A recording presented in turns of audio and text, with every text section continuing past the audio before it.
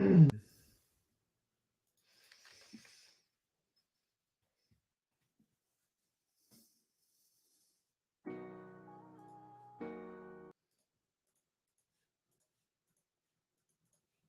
right, team.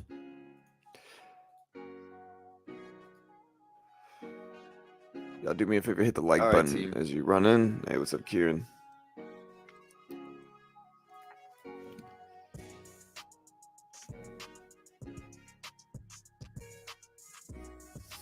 All right, Goldman Sachs is supposed to release theirs soon if it's not out already. Let me see. So Goldman Sachs hasn't come out with theirs. It was supposed to be released at 6:15. For whatever reason, it's just not out yet. A lot of stuff drops this evening in terms of earnings. We got Goldman Sachs, Johnson & Johnson, Hasbro, Lockheed Martin.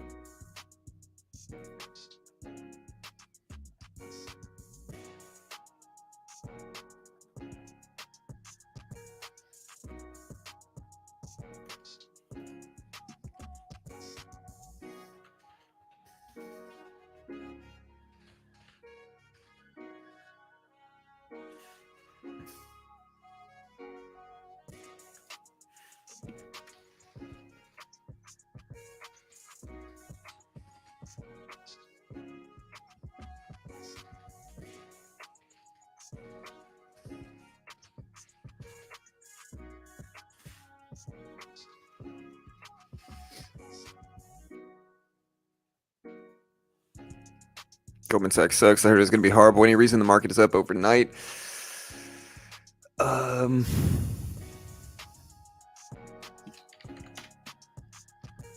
Reuters reported late yesterday that the U.S. could sell oil from Strategic Petroleum Reserve this week.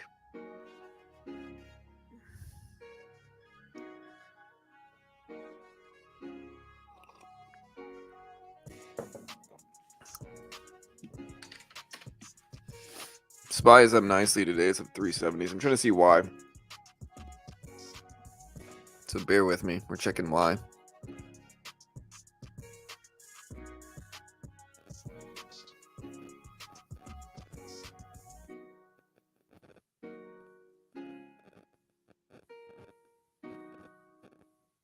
Yeah, so the White House is reportedly planning an oil reserve release announcement this week with a release of another 10 million to 15 million barrels in a bid to balance markets and keep prices from climbing, according to Bloomberg. That might be related to the upward movements that we're getting.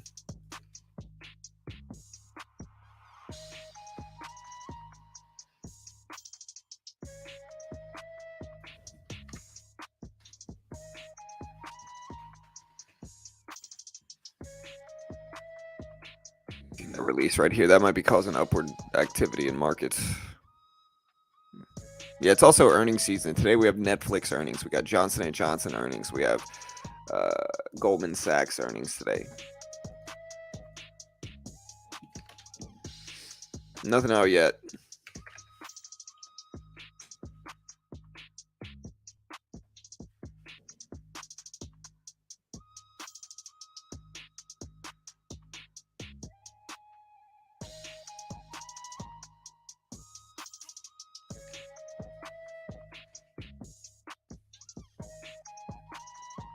Yeah, we don't know when the Goldman earnings are going to be out. Johnson & Johnson is supposed to release their earnings at 6:25. So right now, Johnson & Johnson should be out with their earnings. Let's see if it reacts here. You can see it actually had a pretty quick drop. So Johnson & Johnson posted third quarter EPS of $2.55, beat the $2.52 estimate. Sales of $23.8 billion, beat the $23.47 billion estimate for Johnson & Johnson here. So Johnson & Johnson did come out with numbers. We also have industrial production numbers dropping this morning as well. Look at Johnson & Johnson. Johnson & Johnson put in an EPS and sales beat, and you can see it react very positively to this. It's all the way up to 170.8 on this news. So Johnson & Johnson did have a positive reaction here. It's up to 170 plus right now.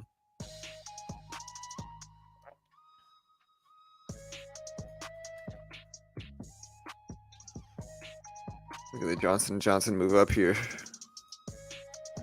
See the right side, this is Johnson & Johnson right here. Again, it came in better than expected with EPS.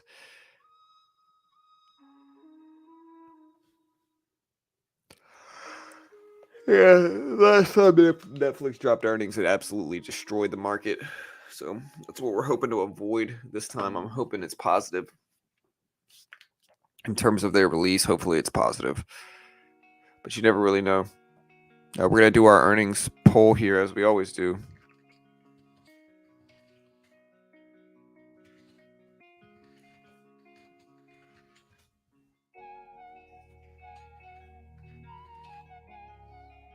Controversial Netflix earnings this evening.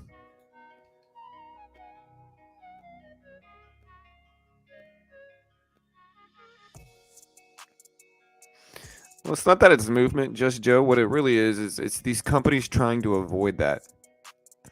You know, sometimes companies, it's their preference not to drop in times where markets can move drastically. You know what I mean?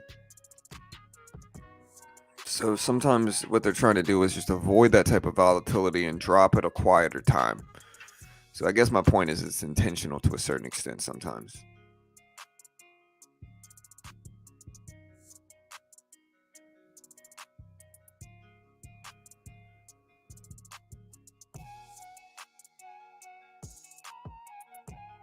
But yeah, we got Johnson & Johnson up to 170.3s. Again, better than expected results on both metrics for earnings here for Johnson & Johnson.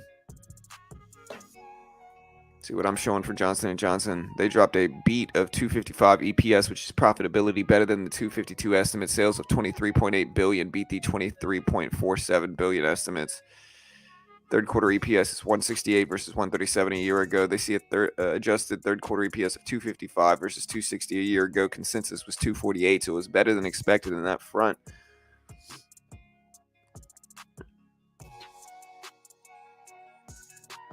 All right, so they did lower their outlook, though, is one of the problems. Johnson & Johnson revised their 2022 adjusted EPS outlook to $10.02 to $10.07 versus their 10 to 10.10 estimate. So originally it was 10.10. So it wasn't really. So they raised it and lowered the high number in terms of their numbers.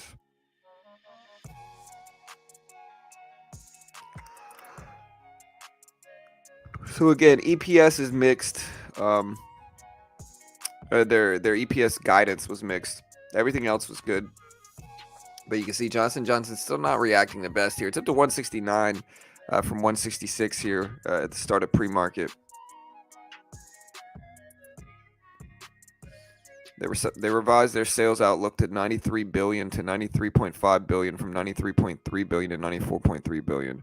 So again, they raised their 2022 sales outlook, so that's good. So they had better than expected sales guidance, worse than expected EPS guidance, better than expected EPS, and better than expected sales is what Johnson & Johnson showed here.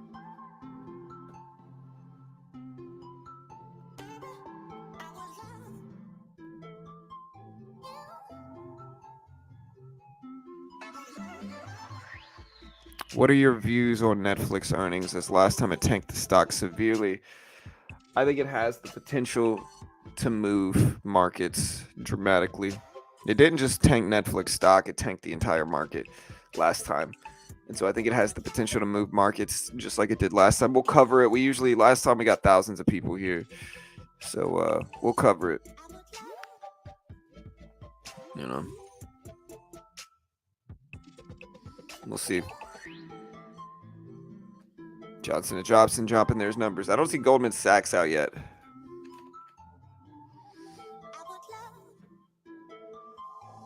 Looking at our poll, 70% of people are bearish on Netflix earnings. 29% are bullish. Y'all do me a favor, hit the like button, hit the subscribe button as well. We'll do our Twitter poll also.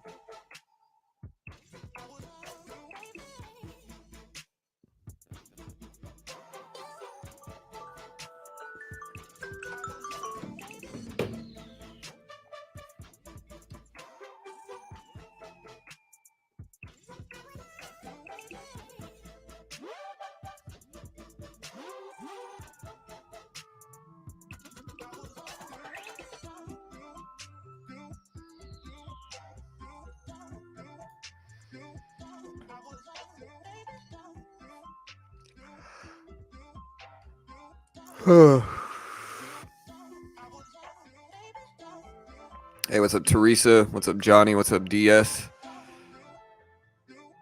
What's up, Kieran? I should have got out of this puts yesterday. Took a big red day. All good. You reckon the dollar index just turned off my alarm? You reckon the dollar index can reverse from here? I'm assuming the dollar index is going to be up today. So there's Netflix on the left. Here's the dollar index. Up to 112.20s here. So it could reverse. That's certainly possible. I'll be right back.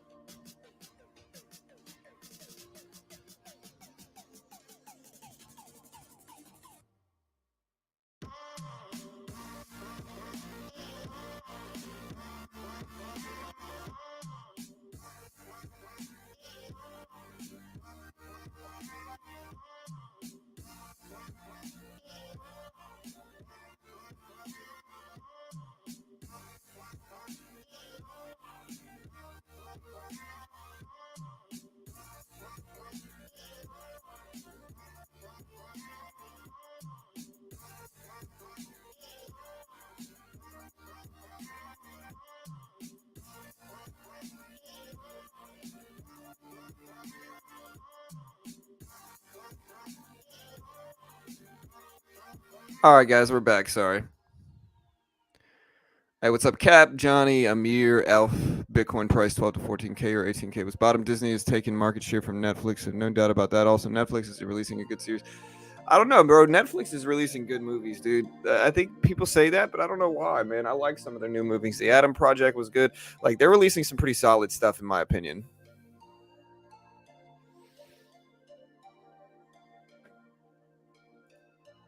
Is Netflix up today? I haven't even looked at it. You guys know me. I hold Netflix. Or no, I hold Disney. Ooh. Ooh. That's a really nice morning for me, man. Hey, cool, bro. Patience. It's one of the most powerful things in trading. Nobody listens to me, bro. I'm a broken record about Disney. Does nobody hear me? Like, y'all know how accurate I've been with my swing trades where I'm buying overextended dips? Y'all know how accurate I've been with those? Like, I'm not even trying to say I'm good, but I'm definitely good. Yeah. But, like, seriously, man, especially with Disney, bro. If y'all hear me being like, yeah, hey, Disney's at $90-something. Nobody listens. Spy up. Every time I buy the dip, I get hated on. Nobody ever listens, and that's okay. Because you guys can see, like, look, here's my Disney trade. It's a small trade. I've already taken a lot of profit from this one. So We're all good there, but still. Look at me. You love to see it. I would say I'm probably like 80% accurate. I don't think I'm 90%, but I think I'm like 80%. Goldman Sachs still hadn't dropped anything yet.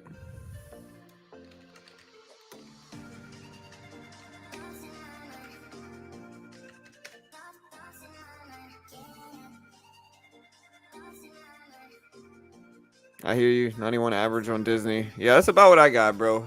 My average is $91.68.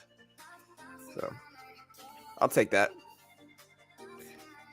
Disney starts to drop. But again, I'm up about 100. I'm up about $200 on the rest. I ended up actually scaling out when we hit 96. I took most of it off. I had like 200 shares. So Netflix CEO. Yeah. The big one's Netflix. We're going to be covering that as we always do right here. So y'all stick around.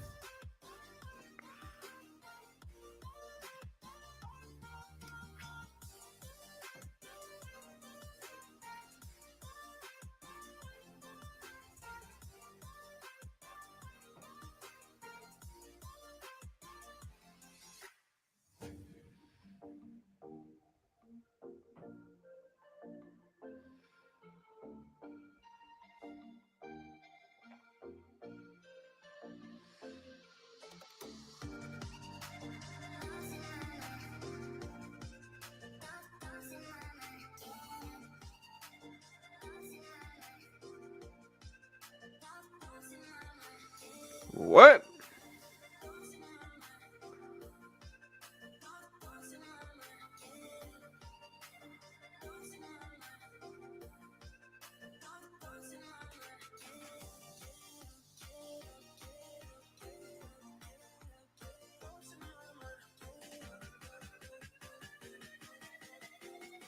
Bro, people are experimenting in Boston with different strands, creating some dumb stuff, dude. People are tripping out here, man.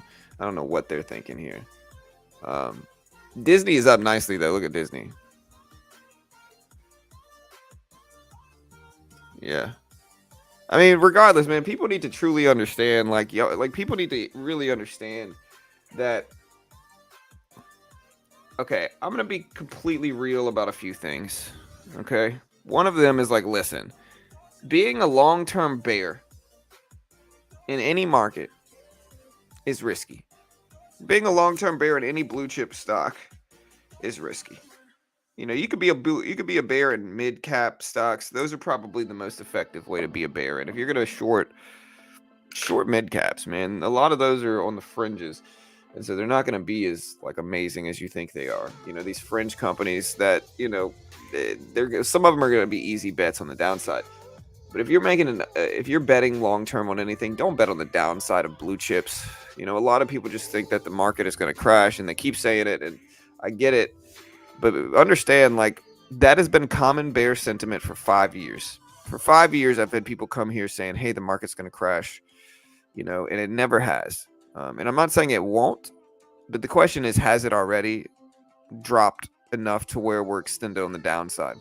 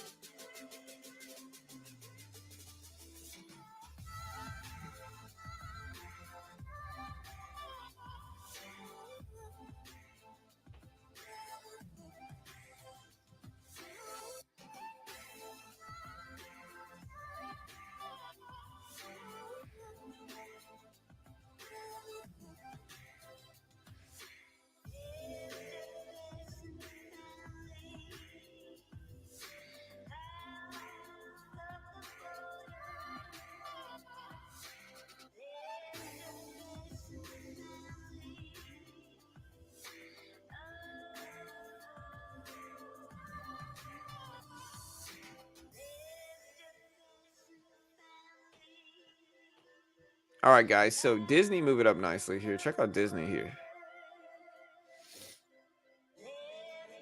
Disney up to 98.90s. Johnson & Johnson at 170s. We got dollar index still moving up here. And again, let's see if the dollar index holds up here. We want to see a drop, ideally. Goldman Sachs, we're still waiting for Goldman Sachs to drop their numbers, which they haven't yet. I'm surprised they haven't. They're kind of late. So Johnson & Johnson jumps after good earnings beat. Goldman Sachs still hasn't dropped anything yet. Hey, what's up, Quan? Hasbro missed. I guess we can't go to Hasbro and check it out. Lockheed Martin drops at 7:30. Yeah, Hasbro just dropped theirs too. Hasbro dropped third quarter EPS of 93 cents versus 183 a year ago. Adjusted EPS of 142, worse than the 152 fact set consensus here. We can put up the Hasbro numbers right here as well, so you guys can see what's going down with this one too. But it looks like they were worse than expected. Third quarter revenue was lower than a year ago and also lower than expectational numbers here. Here's the Hasbro numbers right here. You can see Hasbro not really reacting much. Dollar index is still pushing up pretty solidly, and Johnson & Johnson is all the way up to 170 plus here. So we'll see.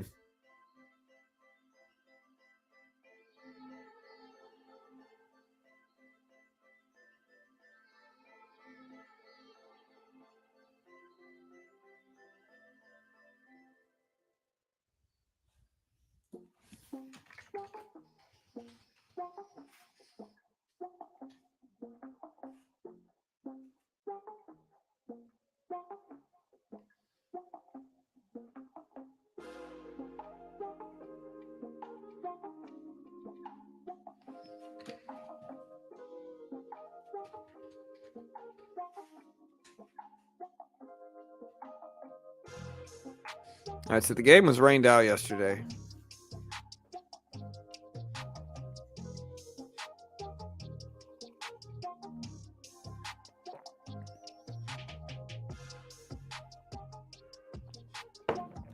Guardians with Jose Ramirez have been on a tear, bro.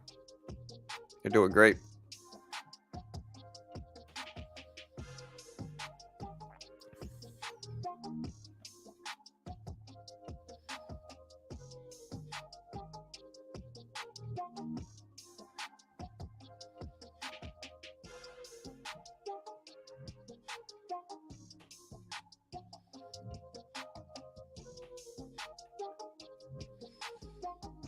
All right, dollar index is still flying up here, man. Look at this. It's up to 112.30s. It's still got a long way to go before it hits 113s.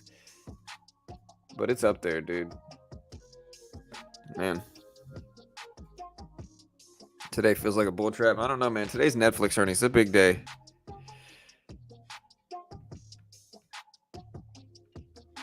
No, they used to be Teresa. Now they're the Guardians. I don't hate the Guardians name. I mean, I'm not mad at it. I mean, I was for them keeping the old name. You know, I thought it was endearing, but you know, it's up to them. I mean, not my call there.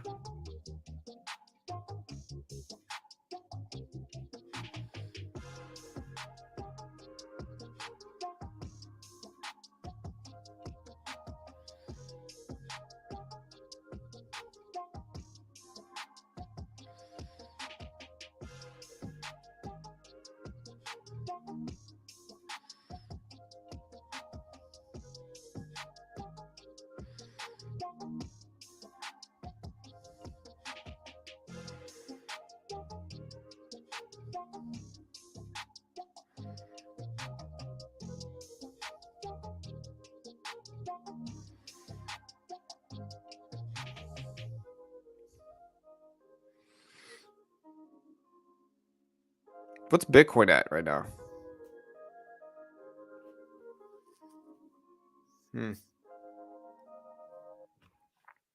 Where's Bitcoin at right now? Do me a favor, guys. Hit that subscribe button. The dollar index goes down on the early pre-market. Then around 7 a.m. it goes back up. Yeah, sometimes it does.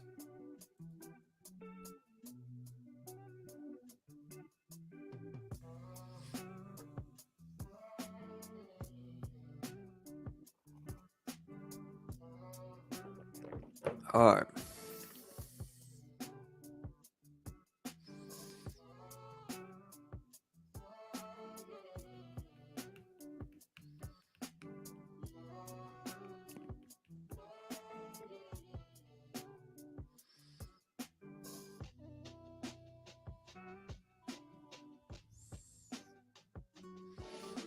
All right, guys. Dollar index still moving up. Hasbro is up there. Still waiting for Goldman Sachs to come out with something. They haven't dropped their earnings yet. You do see Johnson and Johnson drop their numbers. Came in a little bit better than expected on almost everything. Hasbro came in worse than expected, as you can see at the bottom here. If we put up Johnson and Johnson, Hasbro came in a little bit worse than expected. There's Hasbro. There's Johnson and Johnson. Padres bullpen isn't strong enough to win World Series. I could see them coming in second. I don't know, bro. I like the Padres, dude. I want to see them win. You know, they got Juan Soto over there now.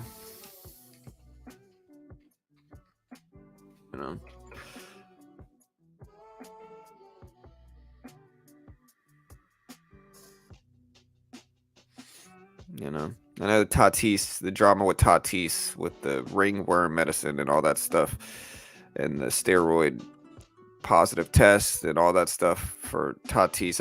I felt bad. I like Tatis, and I think Tatis is actually innocent. People don't believe it, but I think Tatis is actually innocent. You know, I think that you've seen some doctors with Tatis, and I think a lot of doctors basically said that, that it's plausible that some doctors wrote him the script for that.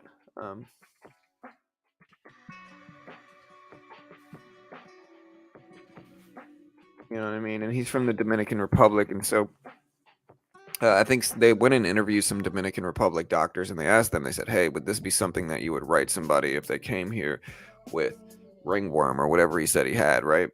And basically, one of the doctors said no, but two of the doctors they interviewed said they might actually prescribe that. You know, and so I think it was just a little bit of carelessness. I think they interviewed a lot of doctors with Tatis, and one of the doctors said that the athletic gain that he would get from taking that would be negligible.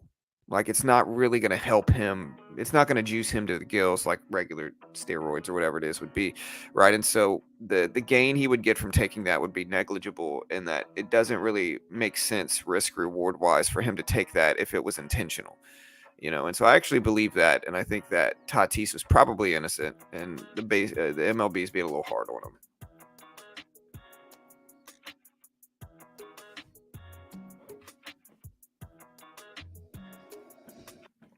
Yeah, Netflix popping up, guys. So look at Netflix up here, man. So again, Netflix has earnings today. It's a big day, man. Got a lot of stuff going on. Again, vote in the poll. Let us know what you guys would do. Bitcoin, Ether up.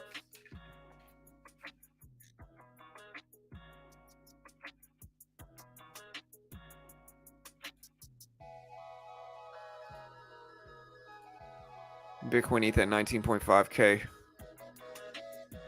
Almost got to 20K yesterday. Oh, I did end green yesterday, guys. I forgot to tell you guys this. I did end green yesterday. I don't know how much I made. I have to go look. I did end green yesterday, so I actually did come through and was able to end green yesterday. I think I was. I think I countered commissions. I'm not sure. Let me see. Yeah, I did. I did end green yesterday. Again, you can actually see my winning day percentage now. My winning day percentage is getting higher.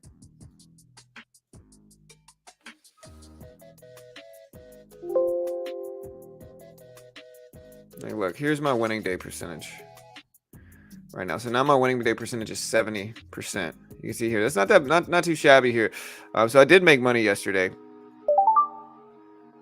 So yeah, I did make money.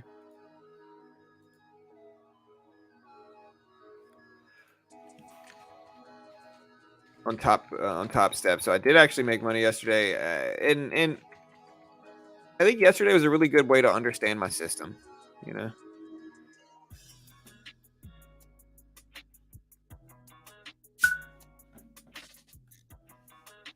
All right, we're logged in the top step. All right, cool. We're logged in. All right, let's see what I did yesterday. I did make money. I know I did. I ended up trading a little bit after the stream ended. Yeah, so here was my yesterday trade. So I ended up making about $140. So not much, you know. 140 bucks yesterday. I'll take it. Here's this week so far, last 7 days. Up about 900 over the last 7 days. Not doing too shabby, not bad. We'll take that.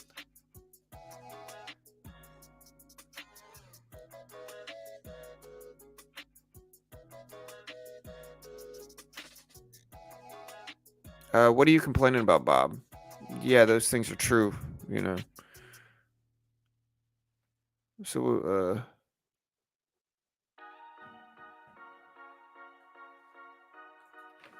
here's Netflix. Netflix is up nicely today with the whole market. But yeah, I mean, I'm sponsored by Top Step, Bob. Is that a problem? I mean, I don't think it should be. In the end, I tell people I'm sponsored by them.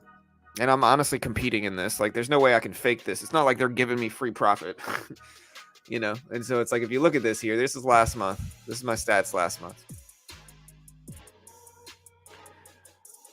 So we are up about $2,600 this month so far. We're up about $1,600 in October. You know, last 7 days we are up about 900. Yesterday we made about 140. We're running about 70% accuracy. Okay. Yeah, I think they're doing so because they know it's rough and they don't want to hurt markets. Fubo. Let's take a look. Let's take a look at Fubo. Dollar index is ramping up right now, though. That's not good. That's not what we want. There's Fubo here, guys. Fubo at 440s. Hey, thank you, Bob. Yeah. Yeah, sorry. You know me, man. People are usually just critical for weirdness. We're up to about 2. Yeah, so we're doing pretty well. Again, we are winning about 70% of the time. Again, when we trade the regular E-mini, our accuracy rate's about 77%. The micro, our accuracy rate's about 63%.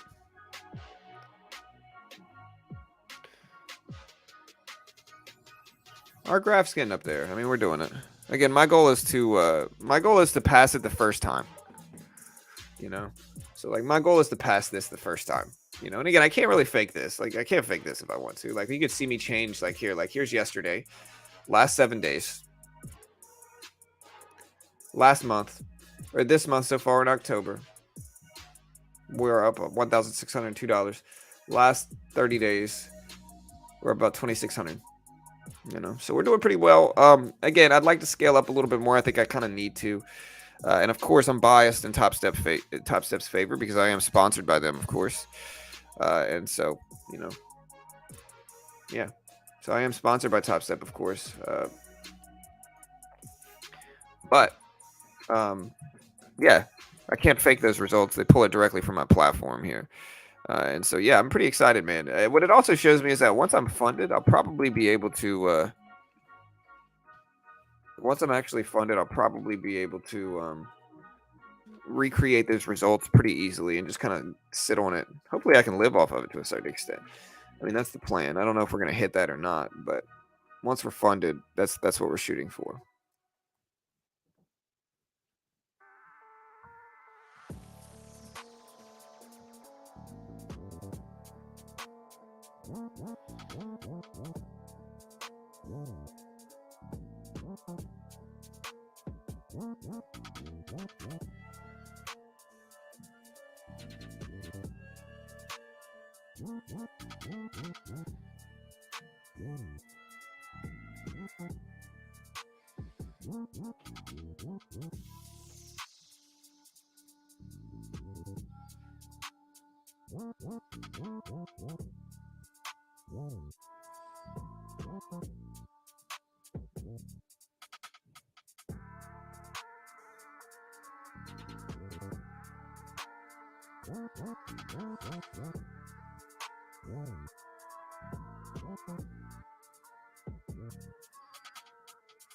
All right, guys. So again, Fubo at 440s, man. Fubo did rise. We had a few people talking about this one over the last few days here for Fubo. Had their outlook raised, sports betting business dropped for Fubo. Yeah, I don't think the sports betting business would have been easy to implement, in my opinion. But yeah, Fubo was up. It looks like Fubo dropped their numbers at sometime recently. Their prelim third quarter results were expecting to exceed prior guidance in North America for Fubo. So revenue to beat guidance, plans to exit sportsbook, and shares are jumping on that essentially. Fubo is up there. There's Nflx right there. There's Goldman Sachs. Still hasn't dropped theirs. Johnson & Johnson did drop their numbers.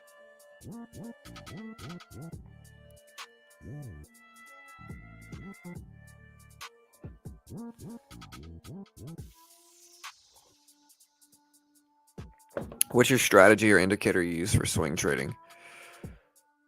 He said he made $40 yesterday is what he's saying, Lee. Okay, so for swing trading, Carolite, for swing trading, bro, since I see you asking me a bunch, it's actually pretty simple. Like, my strategy behind swing trading is actually pretty simple. There's not really an indicator that I use. I'm not really using an indicator. I use a little bit of chart prime to identify candlesticks that are favorable. But when I'm swing trading, what I'm actually looking for here is just healthy stocks that I consider extended on the downside. You know, there's a lot of people who get really emotional about their stock picks, right? And so when they look at stuff, they look at it from, you know, a very biased outlook in terms of their business, in terms of, for whatever reason. Sometimes it's political, sometimes it's whatever, right? People just look at things in a biased outlook. And so I look for companies where the company is objectively valuable where it's at. You know, where I look for healthy blue chip companies like Disney, and I wait for big overextended drops. And then I consider the price and I say, hey, in 2 years, is Disney going to be over this price? And if it is, I'll buy it and I'll sit on it as long as I need to. You know, most of the time I end up selling it within 2 weeks because it rebounds so fast. Last time I did this with Disney, I bought Disney. You can see my average for Disney is $91.68. So my average for Disney is literally right there. You know, I see this down wick on a 4-hour chart, and I ended up starting to buy it because, frankly, I thought Disney was extended. Disney owns Marvel, Star Wars, ESPN, you know, just a lot of big brands, media companies. And in that regard, I think Disney is objectively valuable where it's at now, under $100. And I think that it's cheap relative to anything else out here. I think Disney owns everything. And with that, when it's under $100 and it's dropped dramatically in big percentages over the last like 6 months, I think there's objective value buying it right now and just sitting on it as long as you need to, because Disney's $92 a share. It's going to be back over 130, I would say, probably within a year. And so you get like a really high percentage play. That's pretty easy. Disney's not going to fail. It's not going to go to zero. Disney Plus is growing by about 30% year over year. Disney World Parks makes about $20 million a day. And so in that regard, they make so much money that there's so diversified in every different business. If their parks struggle, Disney Plus will succeed because people are at home. You know, all that stuff. I just think they're diversified well enough to be really solid long term. So that's why I buy the big dips in Disney. I'll be right back, guys. I'll be right back.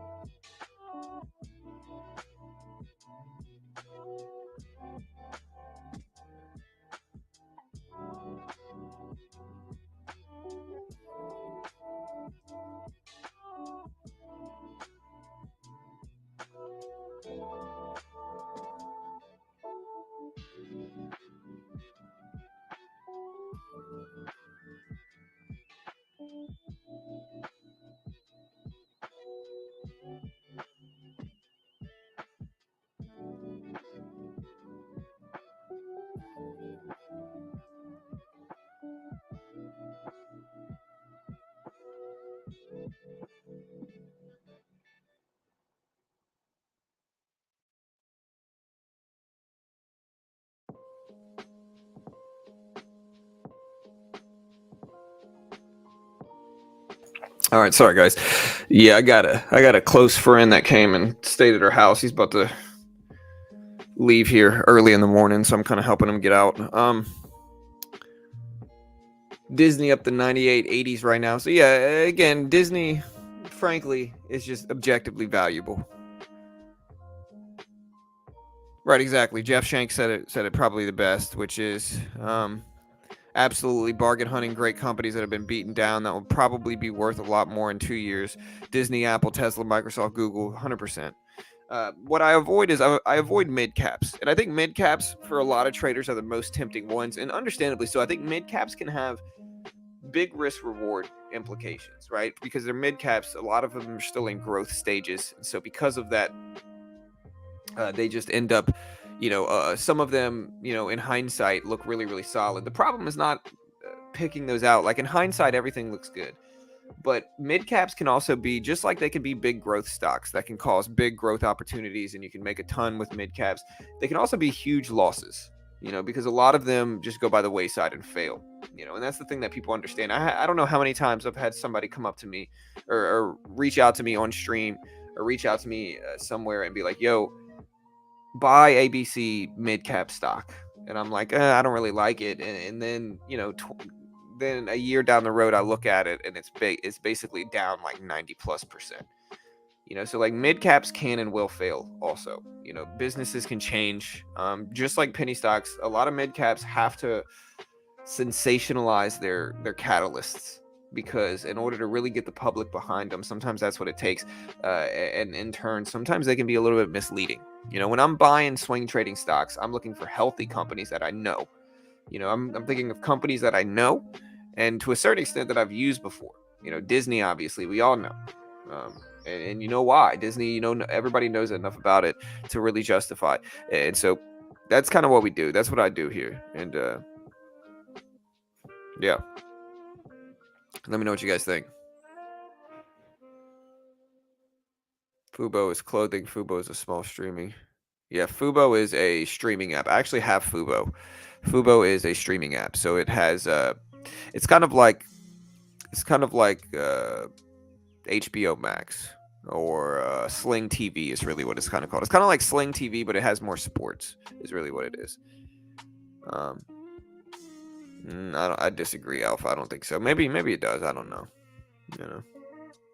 But yeah, with that said, though, guys, if anybody wants to check out Top Step, again, I showed you guys my results here from Top Step. We're doing pretty solid, man. I'm honestly, like, regardless of whether I get funded on this one, number one, just so you guys understand, like, you guys know me, like, I'm taking this challenge just to test myself, and because they're a sponsor, number one, but also just to test myself.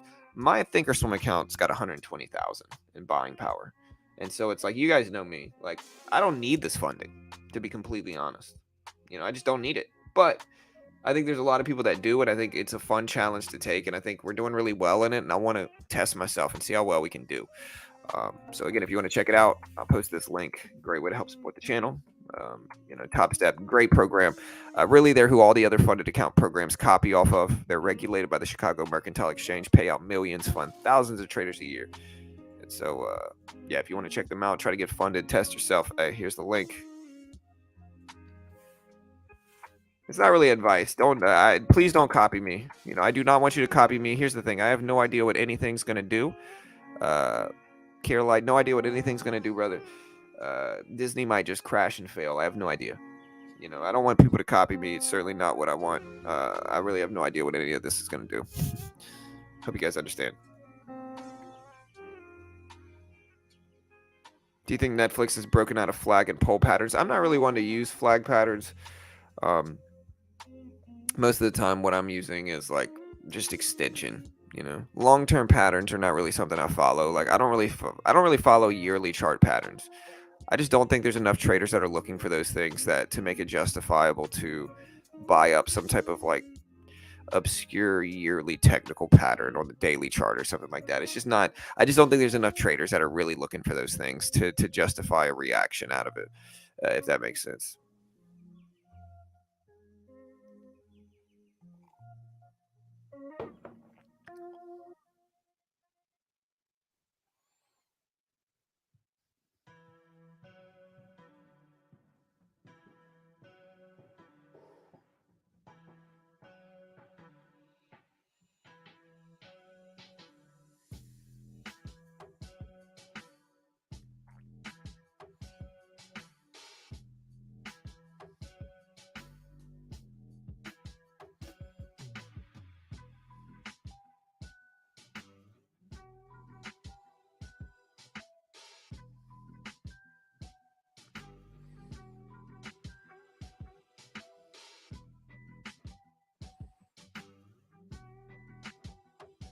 All right, guys. Disney up to 99 bucks. Johnson & Johnson at 168.80s here. Again, we are waiting on Goldman Sachs. Did they drop yet? I don't think they dropped, right?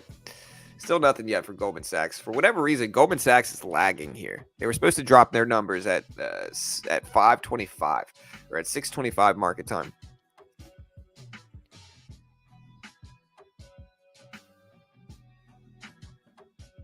Do you know a program for funding stock traders? No. First off, do you have to use your own funds for the challenge? Well, you have to pay for it. So the base package on Top Step is 130 something if you use my link, right? So the one I'm in right now is the 150K combine. It's 375 minus 20% if you use my link, right? So the base one's about 130 bucks, give or take. And it's the 50K combine, and it's pretty easy to explain. So the 50K combine, they give you a demo account. If you can hit $3,000 on that 50K demo account while following their rules without losing over like $2,000 total. So you have a $3,000 profit target and you got a $2,000 max loss, and then you got a $1,000 daily max loss. So if you could do that and pass both phases essentially while following their rules, they fund you 50K with a 90% split is what they do.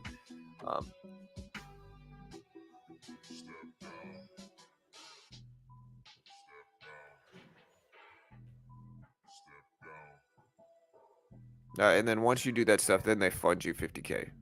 Link is pinned to the top of the chat. You can find it pinned to the top of the chat. You can also find it in the description. Look at the futures funded account blue link that's right under the poll. Right now we're 50-50 split on this poll for Netflix as well. Regarding Netflix earnings here as well, team. Look at this. So, and again, they are a sponsor. I'm certainly biased in their favor, of course.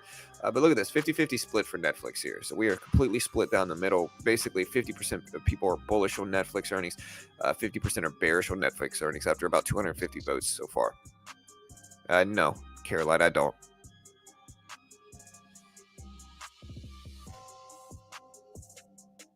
Yeah, Fubo moving at 440s. Still watching the dollar index here, too.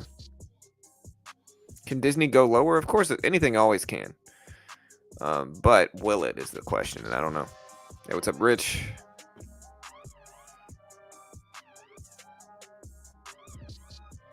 Yeah, market's doing crazy things today, man.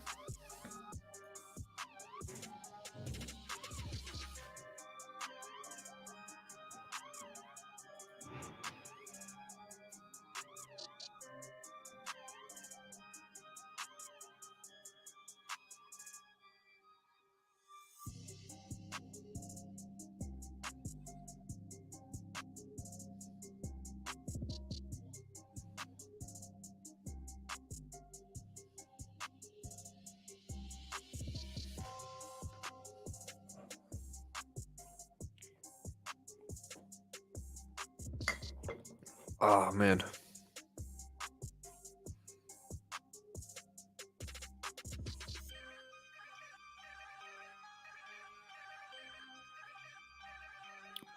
Coffee tastes good.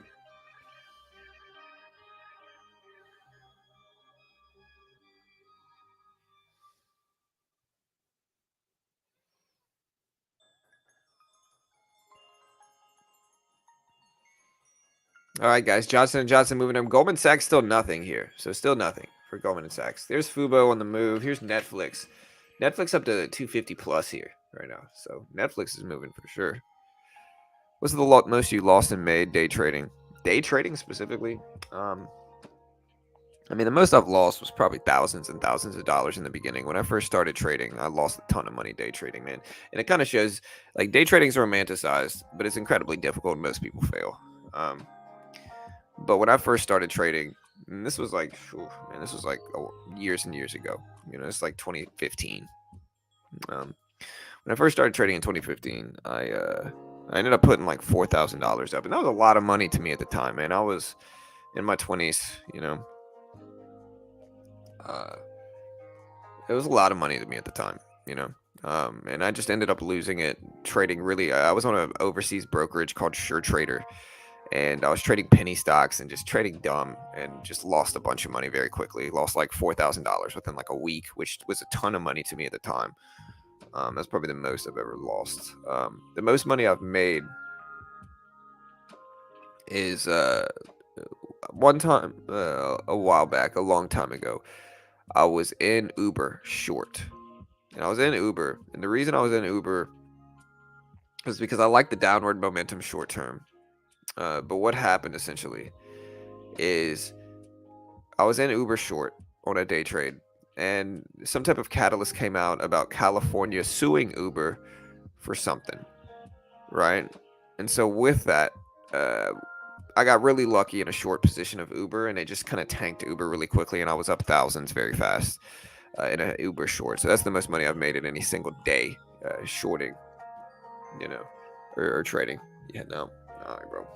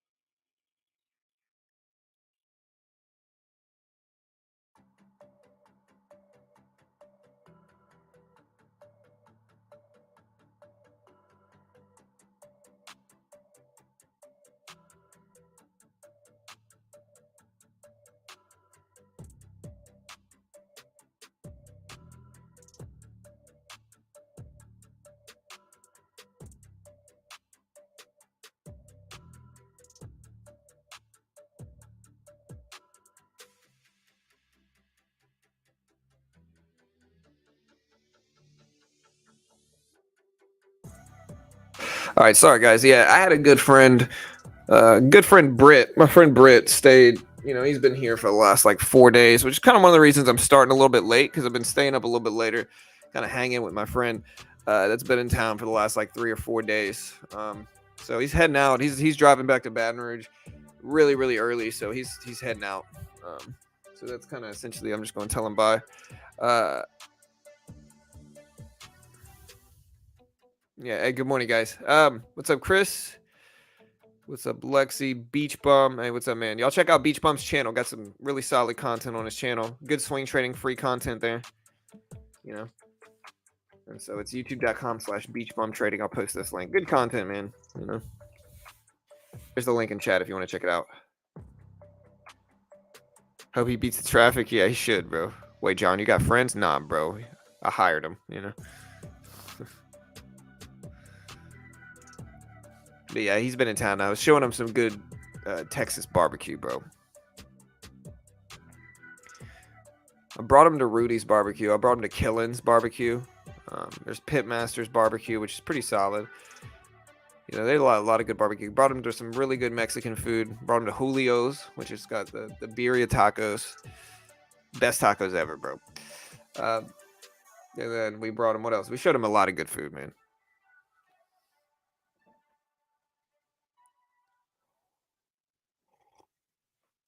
All right, so a Texas securities regulator is launching an investigation into the FTX US company with the CEO of Sam Bankman-Fried. That's not good for crypto, I don't think. Again, Goldman Sachs is up there. Has earnings still dropped for Goldman? I don't think so. I still don't think earnings are out for Goldman yet. Just strange.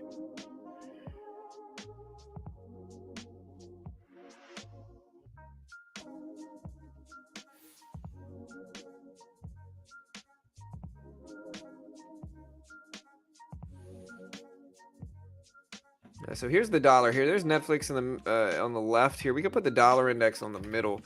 Dollar index has been moving up some. Johnson and Johnson did report good numbers, better than expected. You can see it's gapping up to about 169. I'm in Houston, roughly Houston, Teresa, but really it's North Houston suburbs is really where I am.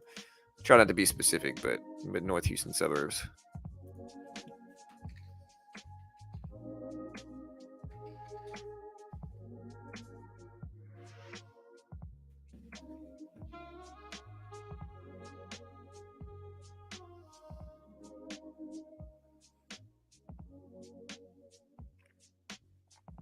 Yeah, you gotta get that birria tacos, bro. I know I'm not pronouncing it right, but they're so good, dude.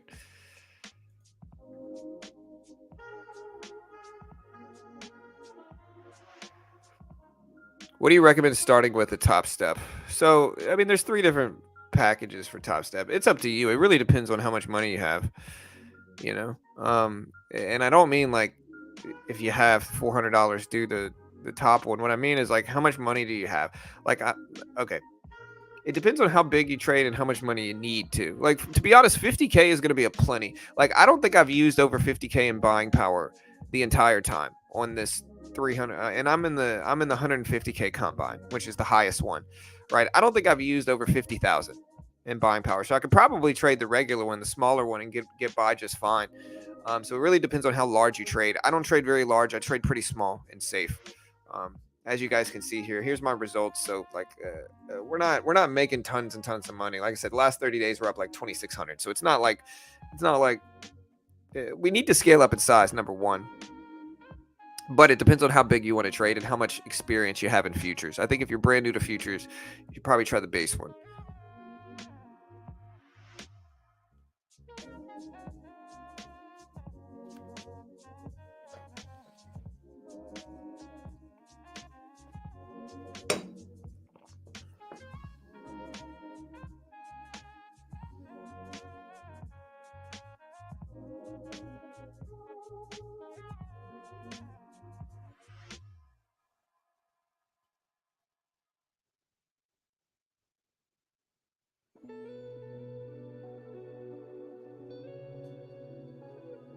What's the Eagles?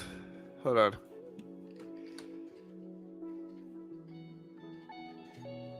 Oh, what's the Eagles? I'm sorry. What's their record right now? Man, the Eagles are undefeated, bro. I haven't even been watching it, dude. Jalen Hurts, good for him, man. Like he was to put it into perspective, Jalen was a backup for Bama. You know, eventually he was a backup for Bama in college with Nick Saban. Eventually, he just kind of got frustrated. Ended up transferring to, I believe it was Georgia, if I remember correctly, and did really well. Ended up going to the playoffs and competed against us in a really close game against LSU in 2019. Um, Great quarterback, kind of held that team up really, but great quarterback, great legs, man. You know, he'd run the ball really well, is what I mean. You know, so good for Jalen, man. Oklahoma? Was it Oklahoma? It was Oklahoma, bro. I was thinking, yeah, it wasn't Georgia. It was Oklahoma. But yeah, great quarterback, man.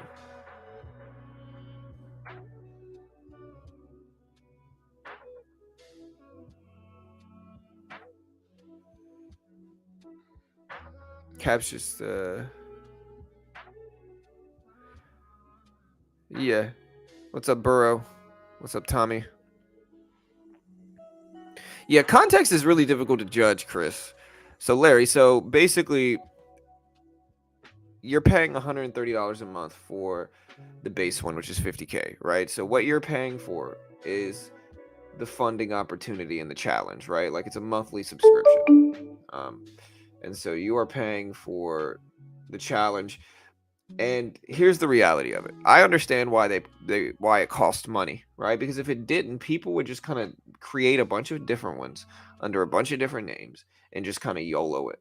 They would just kind of YOLO it until they passed it, right? They would create 4 or 5 at a time, different computers, and just do it until they pass it. It would be a free money glitch, right? And so they have to charge people for it, right? So you pay 130 bucks, you get a demo account, and you're competing in the challenge, right? Once you pass all their rules and phases, then they fund you, and then they also refund you the last month of your actual account, the last month of your subscription, and they actually fund you like real money. You know, they actually fund you 50,000. And this is a company that's regulated by the Chicago Mercantile Exchange. They are a legitimate one. They actually fund people. They're really who all the other ones. You'll see a lot of them out there. Top Step's who they're all copying off of, to be completely real. Top Step's who they're really copying off of. Top Step's been around the longest, and they're the ones that started it. And Top Step is the most legit, in my opinion. They got a 90% profit split. Once you are funded, you keep 90% of your profit. Once you're eliminated, if you hit the risk levels once you are funded, you could start back over in phase two, and then you pass phase two again, and boom, they'll fund you money again. You know, and so I think Top Step has the best opportunity forever, all of it. But of course, I'm biased because they're a sponsor of mine. Um,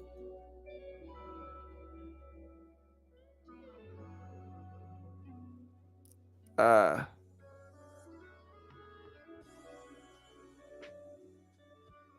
Okay, yeah, that's exactly what it is, Larry. But again, I mean, they're not gonna, like I said, no company is gonna say, "Hey, look, here's pay $150 and we'll fund you," you know, and now you just get to keep your profit. Like that's no company's gonna do that because again, too many people are just gonna YOLO their account. In the futures market, with how volatile it is, people are just gonna go with big size. Even if they get eliminated, they're just gonna start over and do it again. Like that would be manipulatable. Right, it makes sense that they need to charge people to discourage people from just creating a bunch of alt accounts. Uh, like that makes sense, and I think it's gonna make people better traders, man. I know it's made me a better trader. Again, having rules to follow and disciplined rules I need to follow. And again, you can check it. Like when you look at the dashboard here, not only that, like look, I can look at Trader IQ to see how much I'm following my rules. I can give myself rules to follow, and I'm not following them every day, but we're doing pretty well in terms of following most of the rules. Um, for whatever reason, it can't be uploaded now, but it tells you like max loss per trade. I can give myself a total max losing day. Personal loss limit per day is $1,200. Max loss is 40. 10's recommended, but I'm a scalper, so I do 40. Max losing streak, I'm gonna make it 5, and then I'm gonna update the plan. And so we're gonna do it that way. But again, it's gonna make me a better trader. Trader IQ teaches you how to be a good trader, and it'll tell you what your percentages are, what all that stuff is. So tells me what my winning trade percentage is, like what my regular win percentage is. Like here's the regular E-mini, right? Like these are my stats for the regular E-mini here. And so we're doing pretty well. $60 average win per trade, running a little bit under 80%, a little bit under 80% profit or 80% accuracy, which is I'm really proud of. Like this is the regular E-mini. I'm running about 77% accuracy when I trade that. Very happy with that. Very happy with that. If I can keep that up, that's great. And you can see why my graph looks like it does,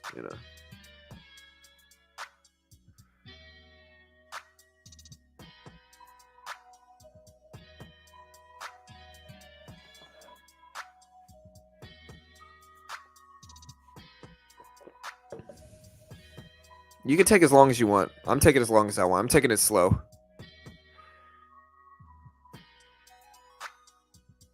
Yeah, I'm still working on getting funded myself, Joshua. So we're kind of slow and steady. Is there a difference from day trading stocks versus futures? So it depends. So like here's the thing, right? If you look at the E-mini here in the middle side, right? This is the E-mini in the middle, right? If you look at the SPY, it's the same price action. So the SPY is literally the same thing as the E-mini. So the E-mini is just the futures contract based around the S&P 500 of the SPY. And so you can see here, big move up, big pullback, big bounce, big move up, big pullback, big bounce. Same price action. 3 dropping candles, 3 dropping candles. Same price action here. And you can trade this middle side here in the futures market with no PDT restrictions. If you look at, here's a great example of looking at this, right? Here's Netflix today, right? You can see Netflix kind of looks like this too. And so it's like, again, it's kind of the same thing.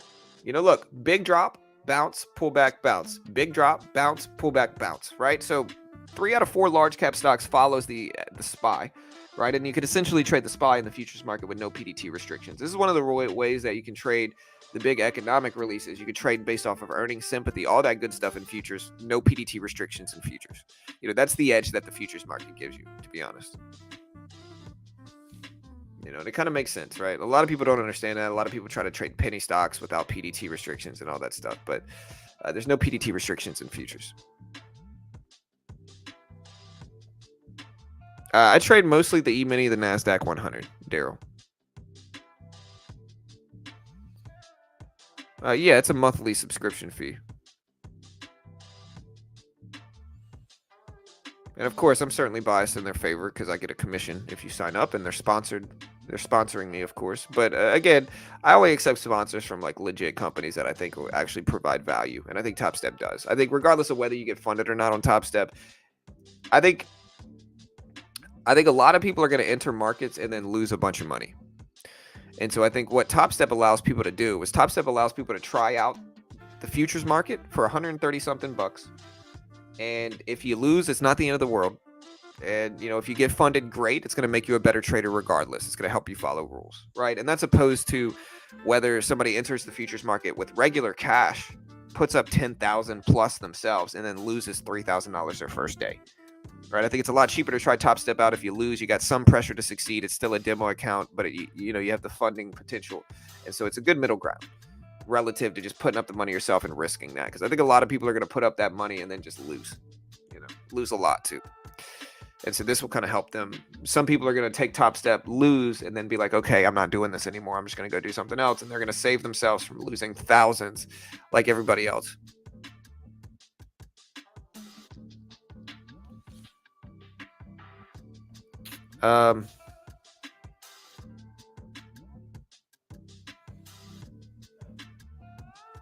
Right, exactly. Losing a couple $100 is better. Exactly. Yeah, I truly think it's better for traders. If anybody wants to check out the link,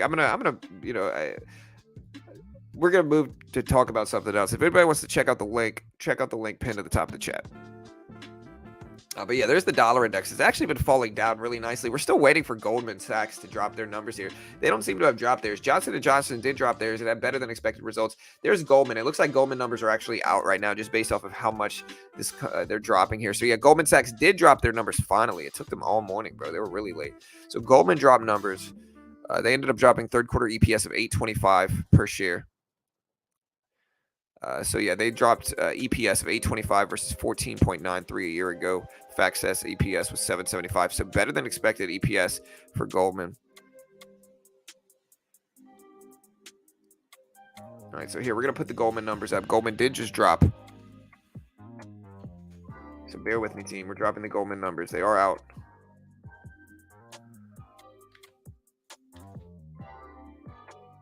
There's the Goldman numbers at the bottom if you want to check it out.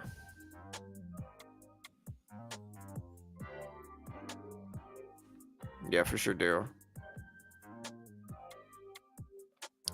John is the scammer. I'm scamming you guys out of your free time here. You know?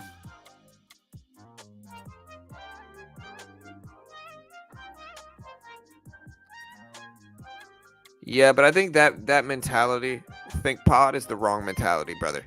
And hear me out, dude. Okay? If your risk tolerance is high, that's fine. But that can really easily go into like a gambling nature, to be honest. A lot of people get started in trading because they're secretly gamblers.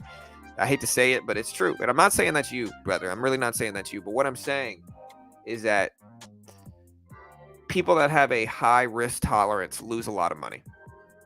Okay. The reality of it is trading small is the way that most people end up being successful from trading one day. If you trade too large, you're going to lose more. And there's a thing called variance. That's true. In order to compensate for the variance, you got to trade small, man. Like you could trade large. If you're used to 3,000 swings up and down, that's fine. But in the end, truth be told, you need to be trading small. Variance is a killer. And sometimes, just like in poker, I'm a poker player, right? I love poker. Played poker for years.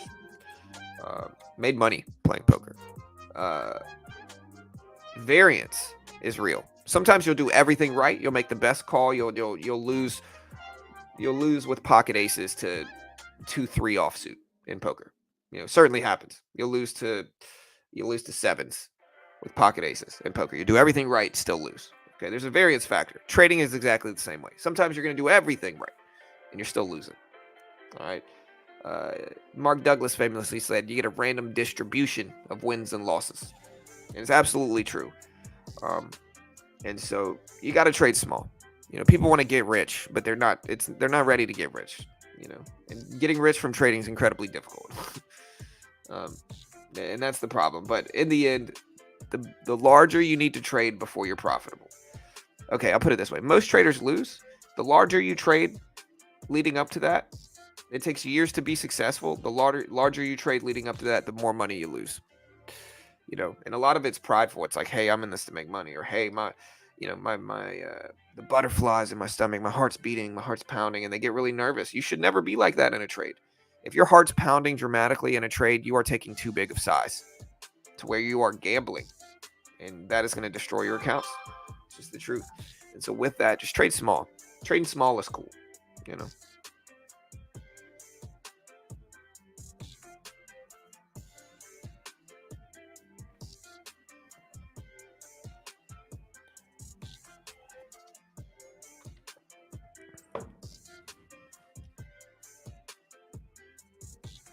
It's about being a better loser. Okay, I mean, listen, do your thing, brother. All good, man. Like I said, no, listen, everybody's different, and that's true, 100%. Um, but just understand, I'll put it this way. Okay, I'll put it in more just kind of objective numbers. In order to really make $1,000 to $2,000 a day safely, you need six figures. You need hundreds of thousands of dollars. Really, in order to make $1,000 a day in day trading, especially, you probably need at least 300,000. All right, I don't care what anybody else says. I don't care what anybody else who's selling courses tries to show you. They say, "Oh, look at me! I made $1,000 a day with $1,000 account." If you really could make 100% a day, you would be working for Goldman Sachs. Shout out to Goldman Sachs. All right. In order to realistically be able to make $1,000 to $3,000 a day, you need 500K, $500,000 in your trading account. You know, because without that, you are trading very risky in terms of variance. You're trading very risky just in terms of basic variance, and this is objective. Now, again, everybody do whatever they want to do, but that's the reality,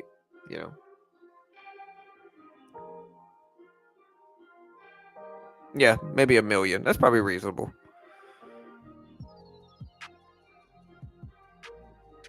Yeah. Sean the Dawn. Hey, what's up, dude? Good morning. Set goals and win. Yes, sir. He's playing Tesla. Yeah. Yeah, because there's a lot of marketing out there, brother. There really is. There's a lot of marketing, sensationalism. People trying to tell people that. Most of it is from people who are selling courses. You got a bunch of people out there selling courses. They're like, look at me, watch me. And a lot of the time they'll target small accounts. Why do you think you see so many small account challenges? Like, hey, watch me take my $1,000 and roll it up into $10,000 in 2 weeks. Why do you think that is? Right? It's because they know that the people they want to buy their course are small account traders. And so what do they have to make it seem? They got to make it seem like you could take $1,000 small account and just roll it into 100K in 2 weeks. And that's not gonna happen. Dollar index still break it down dramatically, down to 112.17. This is great. Again, you can see Disney. I bought Disney on a swing, and we're up really nicely here. Our entry's 91.60s, all the way back up to 99.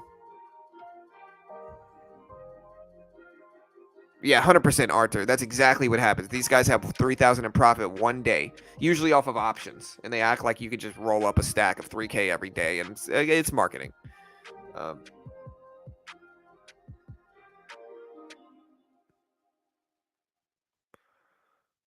Right. Hey, of course, man. I try to be real. Like I said, I don't sell a course myself, and so I can knock everybody else doing it because I don't actually do it. And again, I don't claim to be an expert either. I don't sell a course. I don't sell a service. I don't claim to be an expert. I don't act like a guru. I have no idea what I'm talking about. Maybe I'm wildly wrong about everything, and don't sue me. No idea what I'm talking about. But I try to be real with people. So, and people know. And I do it without mentioning names. Like, I'm not targeting anybody specifically. So if anybody gets mad and they're like, "Hey, John London, is talking about, whatever," I'm gonna say that's the person I'm talking about.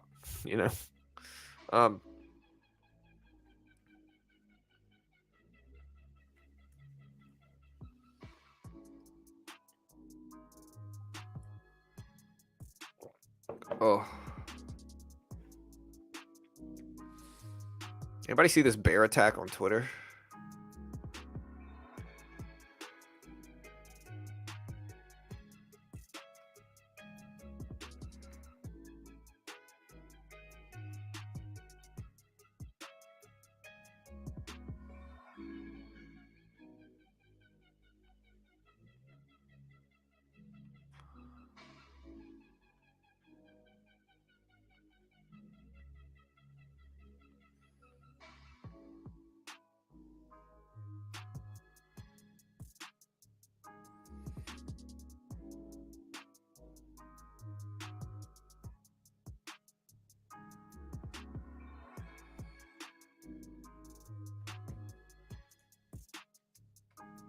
Maybe if the word guru sounded cooler, John might consider being one. Oh, dude, I'm definitely top 3 coolest guys in the world right now. Yeah, you saw that bear attack camping and fishing, bro. Honestly, that thing is scary, dude. That dude is climbing rocks. This bear just comes over there and just starts messing with him, bro. He charges him. Oh boy, punched that bear in the face, dude. Kicked him in the face, man. You know. Look, I'll retweet that right now on Twitter. If you want to know what I'm talking about, give me a follow on Twitter. It's at Beginner Trades. He kicked that bear in the face, bro. He did that. You know. Look, here's my Twitter profile. Again, here it is right here. I'll post the link right now. I'll retweet that bear attack link right now so you can find it. Follow me on Twitter. Scary, dude. That's scary.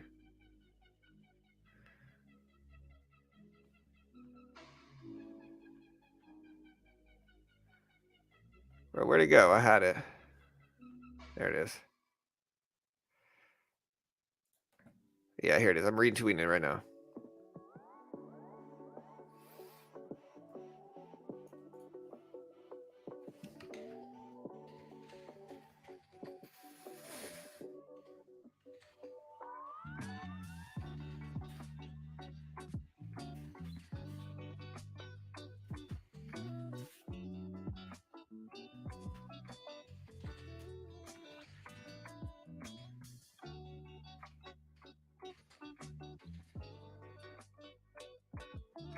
All right, guys.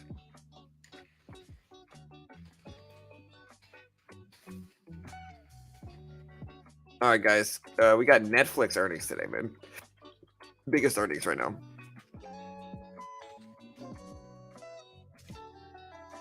And I just retweeted the link if anybody wants to check it out. Hey, thanks for the follow, guys. Yeah, everybody wants to see that bear attack. You know. Oh, I'm a dummy. I'm a dummy. Hold on, guys. I am sorry.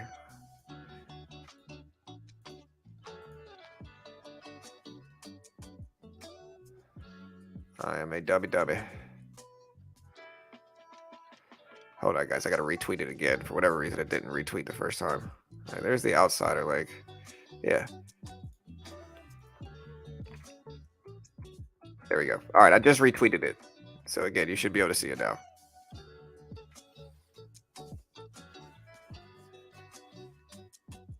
All right, dollar index still breaking down. Goldman Sachs, man. Goldman Sachs doing well. Disney up there. Again, we had Johnson & Johnson drop their numbers.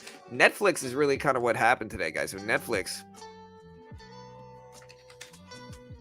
up to 250s.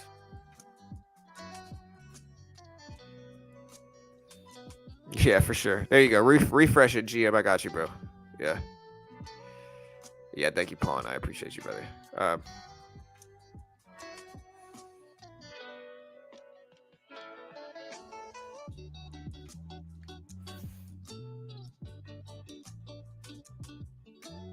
All right, guys. But hey, dollar index dropping down. Netflix back over 250s. Honestly, looks kind of strong. Johnson & Johnson up there to 170, roughly. 170.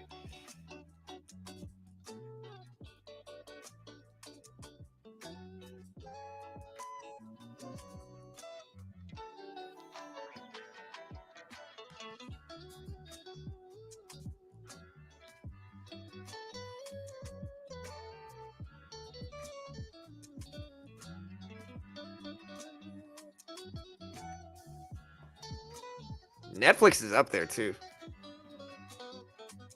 Yeah, bro. He Fight Club that bear. You know. He said not today, sir. You know. Props to him, man. He did that. I'm actually proud of that guy. You know.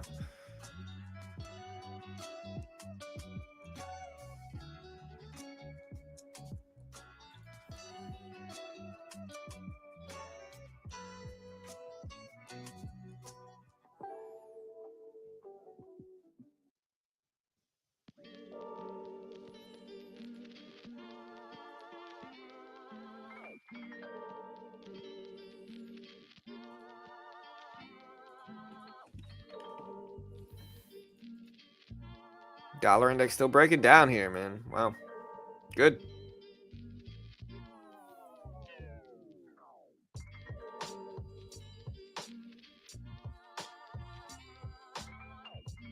Yeah, the bear was like, nah, this dude's got some hands, man. I'm out of here, bro. That bear said not today.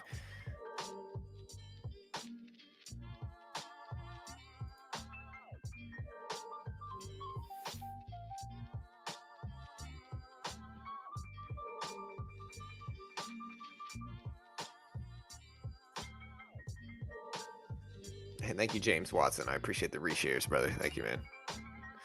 All right, guys, look at Netflix, man. Netflix is up there. Here, let's look at the poll here. We did a poll this today. We had about 400 votes already.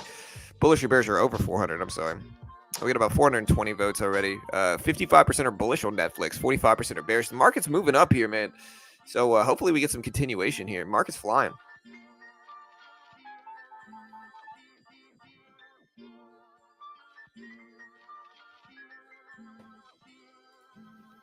Nobody's going to tell me I spelled Goldman Sachs wrong. Okay, nobody's going to tell me that.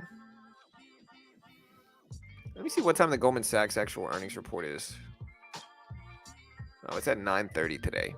We're not covering that. Maybe Johnson & Johnson. 8:30 today. Earnings call for Johnson & Johnson. I can cover it if you guys want. Let me know. You guys want me to cover the actual earnings call? It's going to be a little bit early, but that's okay. We do have industrial production numbers dropping. Let me see when they come out.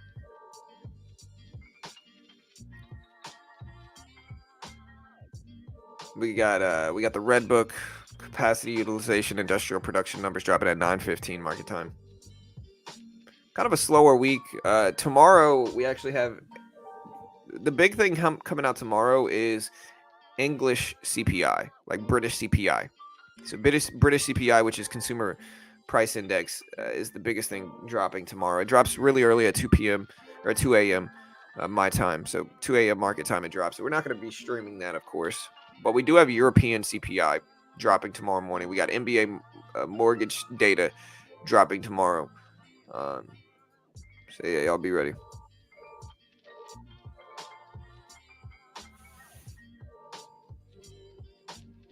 Yeah, so Kieran, here's what I do, okay? And this is something that's really, really important for traders to understand.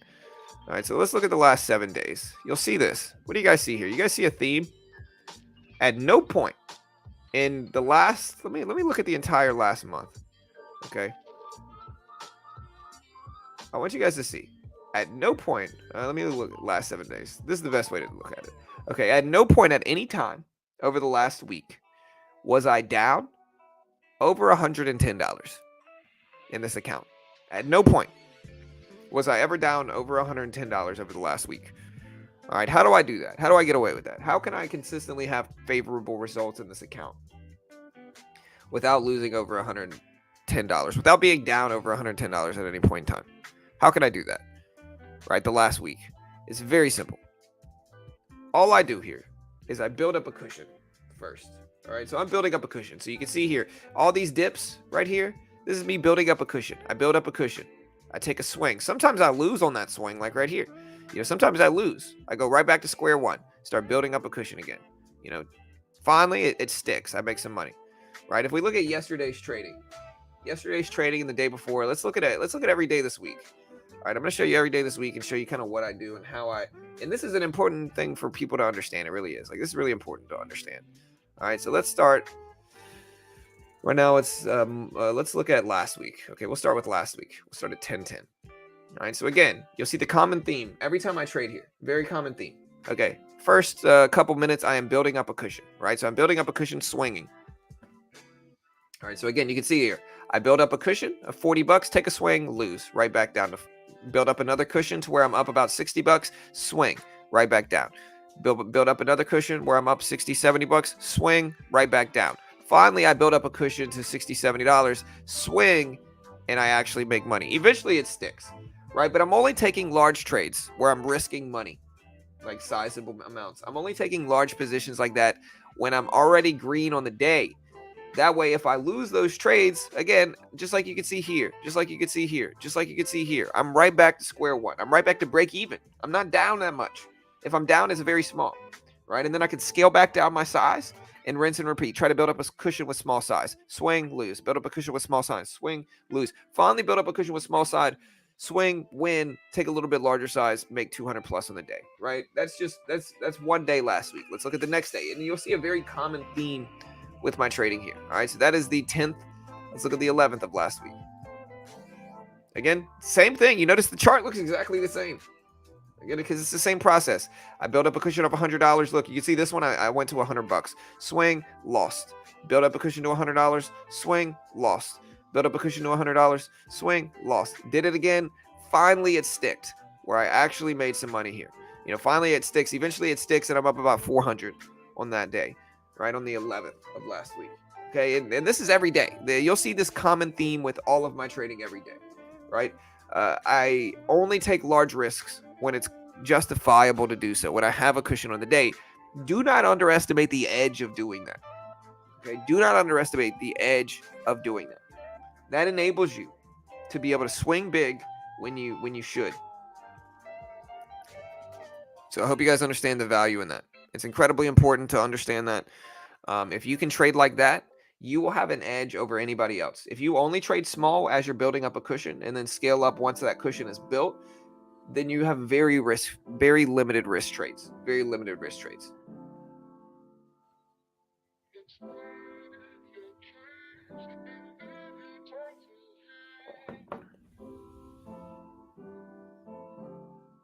Yeah, for sure. Six that I found a trader that does the opposite from you. They went heavy off the bat and traded small afterwards. Felt like it was, yeah. Honestly, bro, a lot of people don't understand risk management because honestly, I said it before. A lot of people are gambling.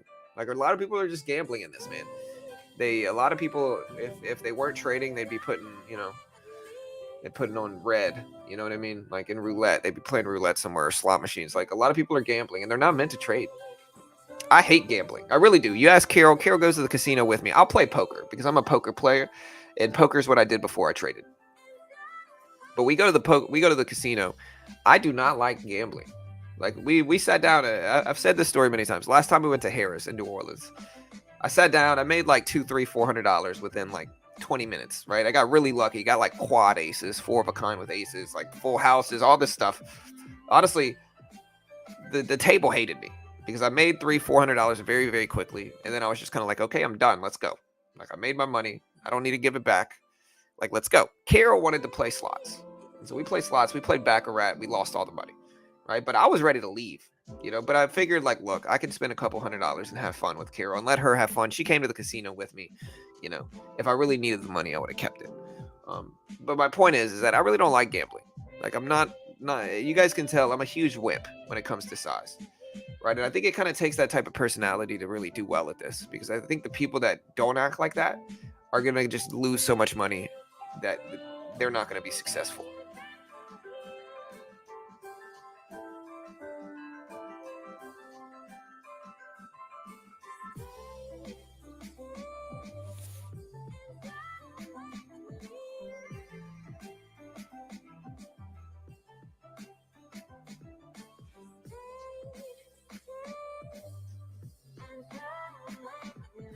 Oh, Hal. You sound bitter, bro. It's okay, dude. Dude, you don't know me, Hal, bro? I'm the top 3 best trader in the world right now, dude. You should know that, man.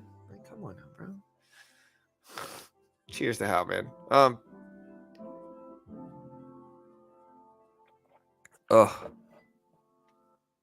It's a gambling environment. I'm not knocking people for trading. What I'm trying to tell people is the truth, which is that you need to manage your size in your trades, and you should probably be trading on the smaller end. Is what I'm trying to tell people. Yeah, slot machines are just they're just primed they're primed for you to lose money in slots. Is all they are. Like, most people are just gonna lose in slots, unfortunately. And again, Hal's complaining, saying I'm promoting something. Of course I'm promoting something. Listen, man, I am 100% on YouTube to do this to make money, right? Like, some people get mad anytime somebody makes money, but I am certainly on YouTube to do money, to make money, 100%, no question. I'm not spending 6 hours here a day out of the kindness of my heart. Nobody is, right? And that's not a reasonable expectation for anybody. The only people that really get mad at that are people that don't make money and are just kind of bitter about it. Number one. But just because I make money doing this doesn't mean I am not looking out for traders, because I don't sell a course. I don't sell a service. I don't claim to be an expert. I don't give people the wrong expectations. I tell people the truth, and they can either take it, but sometimes the truth hurts. But that's my job here, is essentially what I see it. What I see my job here as is telling people the truth, hoping people take it in, because sometimes the truth is hurt. The truth is hard to hear. The truth hurts. And it's a lot of the time it's easier to kind of get mad at the messenger, like me, than it is to look at things objectively. People don't want to hear that. People want to think that they're going to change their life. in 3 weeks because they buy some course or because they're trading too large. For me to come along and say, hey, look, you need like $1 million, you need $500,000 to make $1,000 plus a day. That's going to be a hard truth for a lot of people to take in. A lot of people are not going to be able to handle that. They're going to get mad at it. They're going to say, nah, that's not true. Confirmation bias is a really strong thing, but that's the reality of it. Again, it's my subjective reality. Maybe I'm wrong. I'm pretty sure I'm not.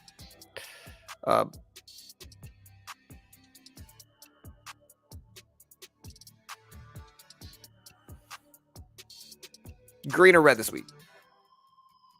5 o'clock somewhere, Steve. Hey. I don't know where Max is, bro. Max was really heavy in CEI. I don't know what happened. Johnson & Johnson's starting to ramp back up. It's at 170s. Yeah, 100% camping. Is this the final rally before the crash? I don't know, man. We'll see. I hope not. I hope we keep bouncing back up. But again, when you look at it a longer term, it's a little rough.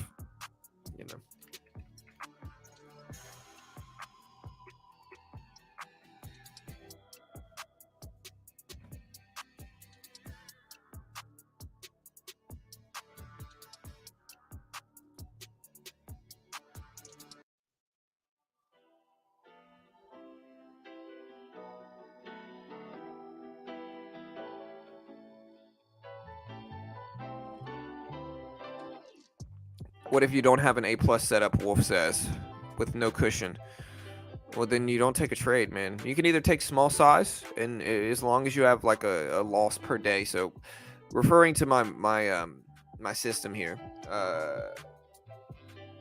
referring to my system, number one, the way you do it is you try to build up a cushion, right? And you build up a cushion with small size. So, like in futures, I'm trading the micro. I'm trading the micros mostly, right? So I'm taking very small trades. Trying to build up a cushion of $100 is what I really try to do. $100 to $200, right? If I can't build up a cushion, I just lose.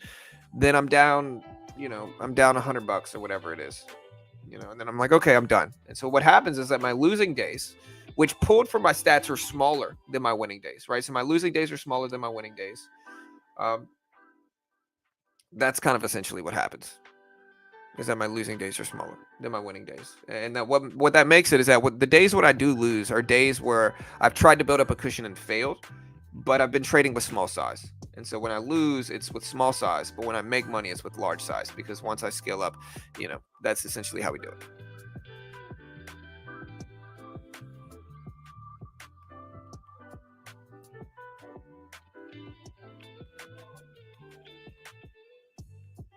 Yeah, and I think some people just get a little weird when I talk about gambling and butterflies and trading too large. I think a lot of people trade really gambling-like, and it's really hard for them to hear. I think mature people are going to be introspective and be like, hey, like, this guy's telling the truth. Because I am, a lot of me bragging is just joking. Like, if you can't hear the irony in me saying top 3 trader in the world right now, then you're missing out on my joke. But...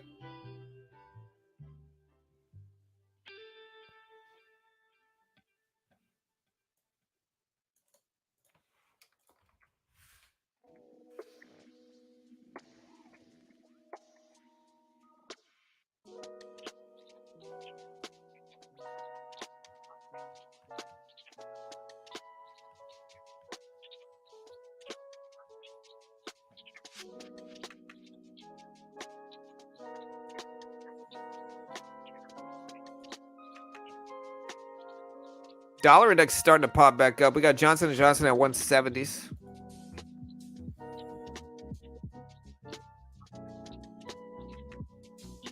Which one, Kareem?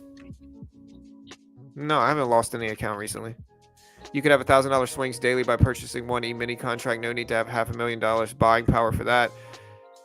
Yeah, you could, Jake, but that's not what I'm referencing. Like, what I'm referencing when I say you need $500,000 in buying power to take those trades, what I'm actually referring to, brother, and try to hear me, okay? What I'm referring to is, okay, variance is there, right? I could take 5,000 in buying power and take large enough size to where I could reasonably have swings of $1,000 up and $1,000 down easily. I could take 5K and do that. I could take 5 to 10K and do that very easily, right? But trying to make 10% a day on a $10,000 account, while you might be able to do it sometimes, eventually you're going to lose that account trying to take 10% per day swings, right? And again, if it was that easy, Goldman Sachs would be calling you up, right? If you could make 10% a day, you'd be making thousands of percent a year. Ridiculous. It's ridiculous sums of money. But it's not feasible. Nobody's going to be able to actually do that, is the problem. And so with that, in order to be able to actually do that safely and steadily, you're going to need much more buying power. Anybody can take $1,000 swings a day. To do so safely to where it doesn't... Okay. The martingale roulette strategy basically says that you double your betting size. Each bet, you double your betting size, right? So you take $5, you lose. Then you bet $10, then you lose. In roulette, the odds are like 40-50%, right? So you take $5, you lose. Then if you lose again, you bet $10. And if you lose again, you bet $20. Say you win there, boom, you make money. So by the martingale roulette strategy, you'd have to lose 6 times in a row in order to actually lose, in that roulette betting strategy, right? And so to the regular person, they might say, hey, you're never going to lose 6 times in a row. Yes, you will. And the problem is that you'll make money. When you finally lose, you're going to lose everything. And so trying to take swings like that to where you're making $1,000 a day, 10% of your account, whatever it is, 5% of your account, trying to take swings like that daily is the exact same way, where it's like you might make money most of the time trying to do that. But when you lose, when one of those trades that you're trying to earn 10% on goes against you, everything's done. Everything's gone. That's what people really don't understand. And it misleads people into thinking that it's easy. It's not,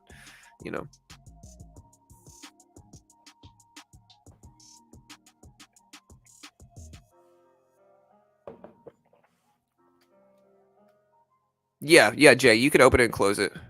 Yeah, and that's all good. We can think differently, think pod, and it's all good, brother. It really is.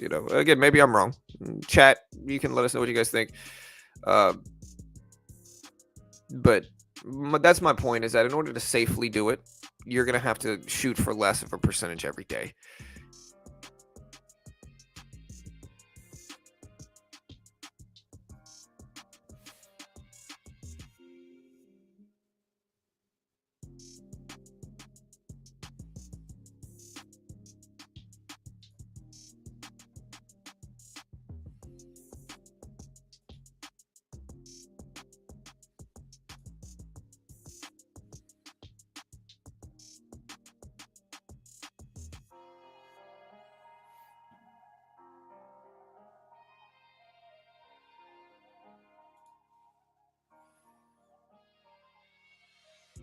Right. If you could make 10% a week, you would be the best trader in the world. Just to put this in perspective, right? So when you hear people marketing that stuff, that's what you got to understand.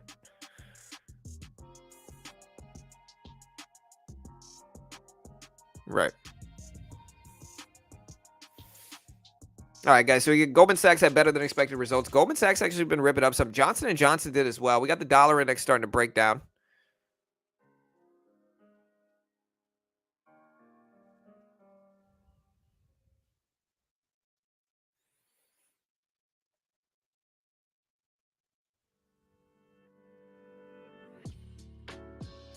Right. If 1% of capital per day was easy, you could retire quickly. Like I said, I've said this before.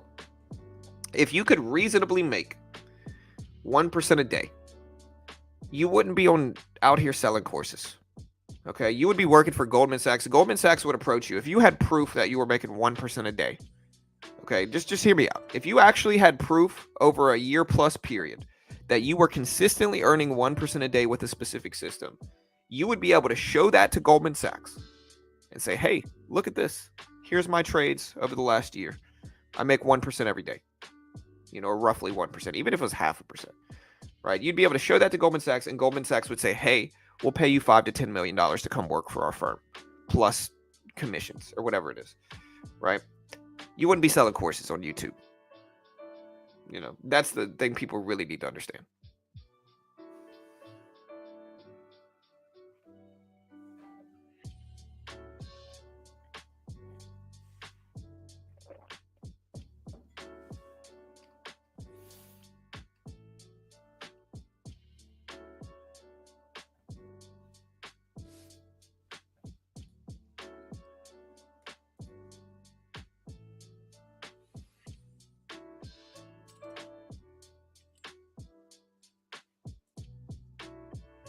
All right, guys. Dollar index started to break down. It's at 112.20s. 112.20s. Johnson & Johnson at 170s. We got Netflix at 250s.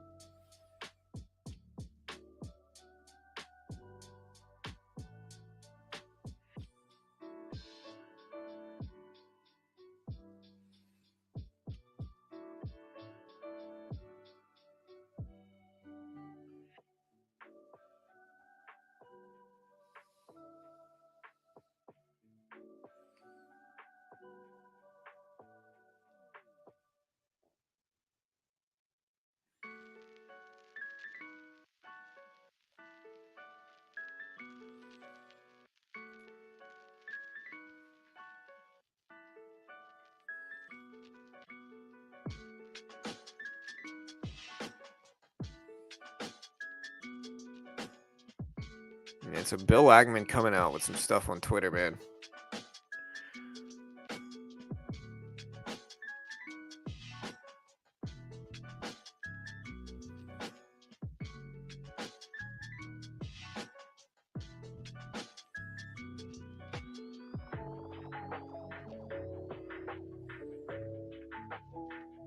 So again, Netflix breaking highs again at 250. We got Johnson & Johnson at 170s.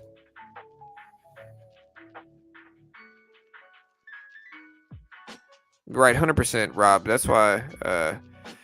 Have you ever traded options? Oh yeah, bro. I've traded them a lot. My brother's a financial advisor. Refuses to help friends with family with trading advice because he's too worried he'll get it wrong and cost someone close money. Right, exactly. It's one of the reasons like I don't give out stock picks. I tell people I have no idea what I'm talking about, and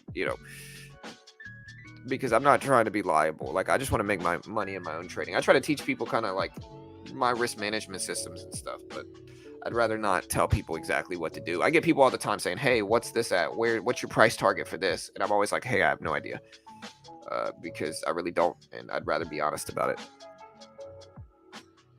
Crypto's doing okay, Daniel. It's doing all right. It's not doing great. It's at about where it was yesterday. Bitcoin's up 0.14% today, so a little bit, not crazy.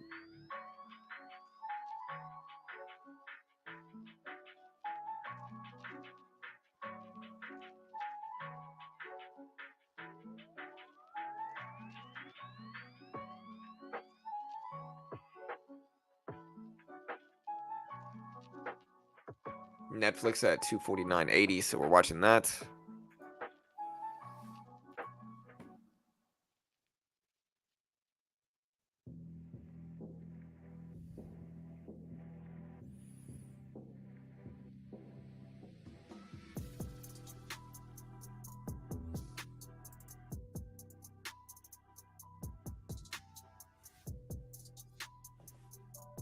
Yeah, for sure. Oh well, sizing definitely has limits.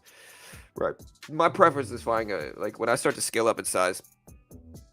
Instead, I'm just targeting larger cap stocks that move more instead of buying more shares. I just find stocks that are more volatile in large caps.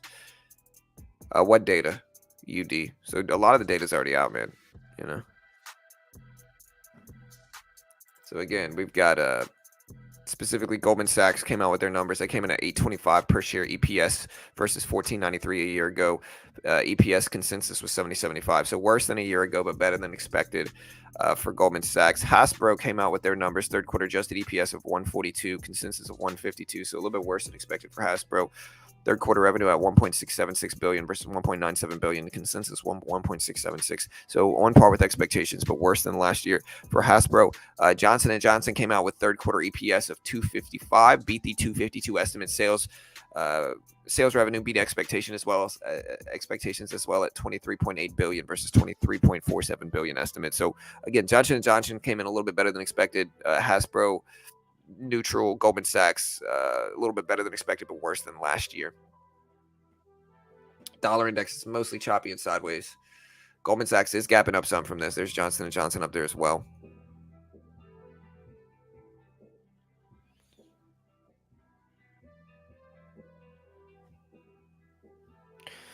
Yeah, with Kramer, I think it's more so one of those things where he has a conflict of interest in terms of his bias with specific companies and corporations and banks.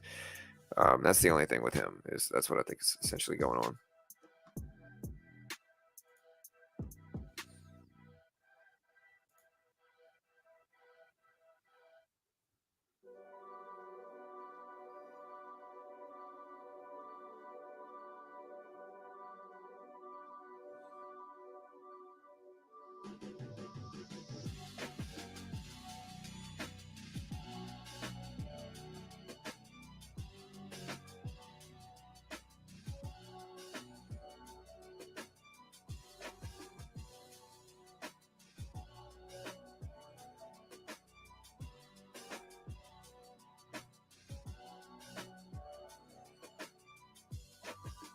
All right, guys. So again, Goldman Sachs up to 315.60s. We're watching that.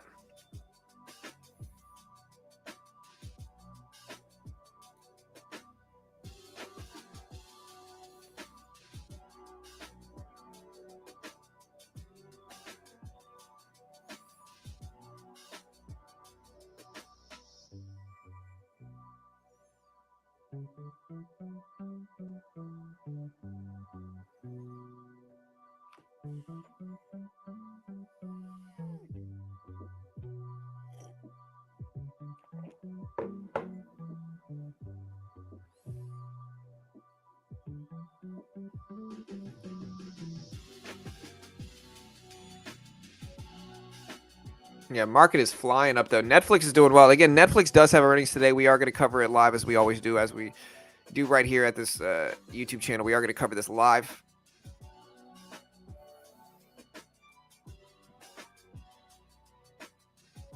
Hey, what's up, Break? Hey, all good, brother. Thank you, man. This dollar index 5-minute looks like a bull flag or bear flag. Ooh. We do have producer numbers before the bell. Not today, Arthur. I believe producer numbers. We have, so far today, we do have, it's 8:10 right now.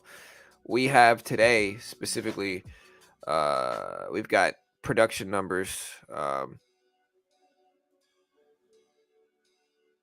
I guess you're all right, Arthur. We do have production numbers today. Sorry, we have industrial production numbers. My bad. So that's actually true. But that doesn't drop until 9:15 Eastern Standard Time. So right now it's 8:10. So we still got about an hour before the industrial production numbers and the capacity utility rate comes out. Tomorrow we have building permits, housing starts, beige book at 2. Thursday we got jobless claims, continuing claims, Philly Fed, manufacturing index, existing home sales, and leading economic indicators. Friday we don't really have much. Big earnings are really what's coming out this week.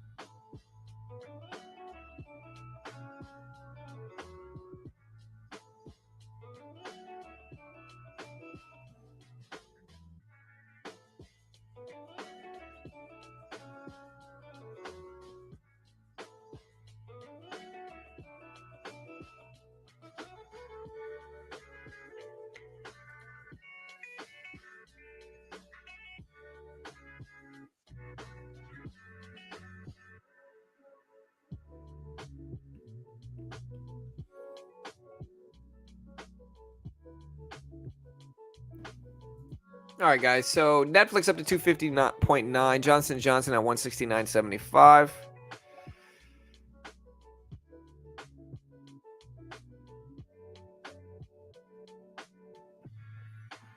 All right, so 1.5 trillion asset manager Credit Suisse CEO is going to step down in the next few weeks here. It looks like.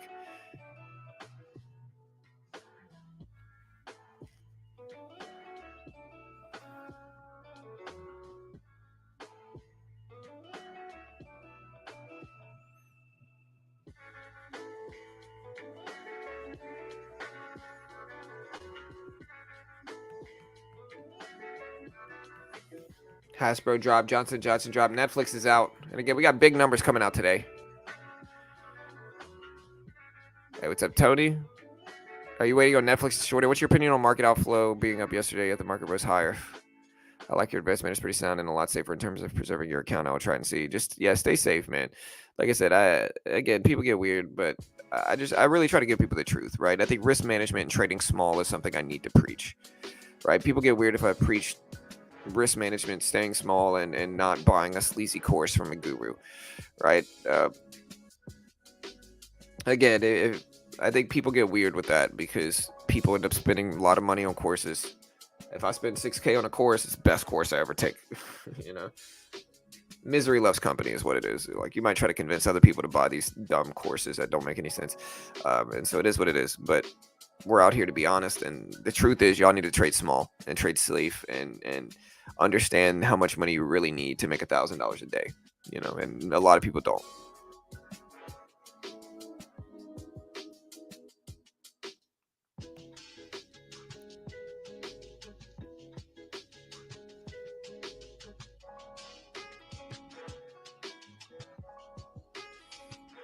Fed Reserve. Did y'all know the Fed Reserve has a podcast? Did y'all know that? Look at Goldman Sachs up to 315.60s. Johnson & Johnson up there. Netflix is up there as well. Let's look at the SPY here. See what the SPY's doing. SPY is pumping up this morning, man. Look at the SPY here. Wow, 374.40s. Huge movement here.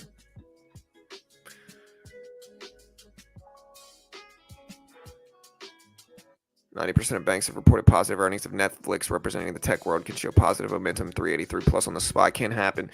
We'll see. We're at about 374.50s right now. So 374.50s. We got this level here that we're paying attention to. So we got some spots here to watch.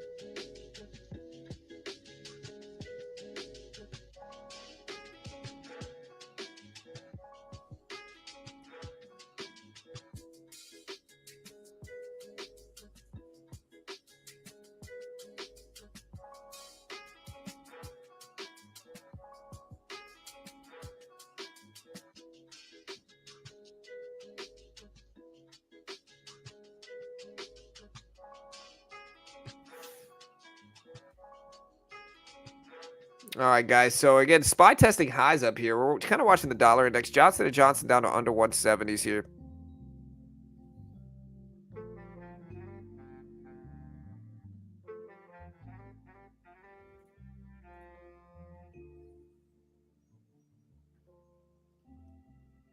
What's cool is that we should actually hit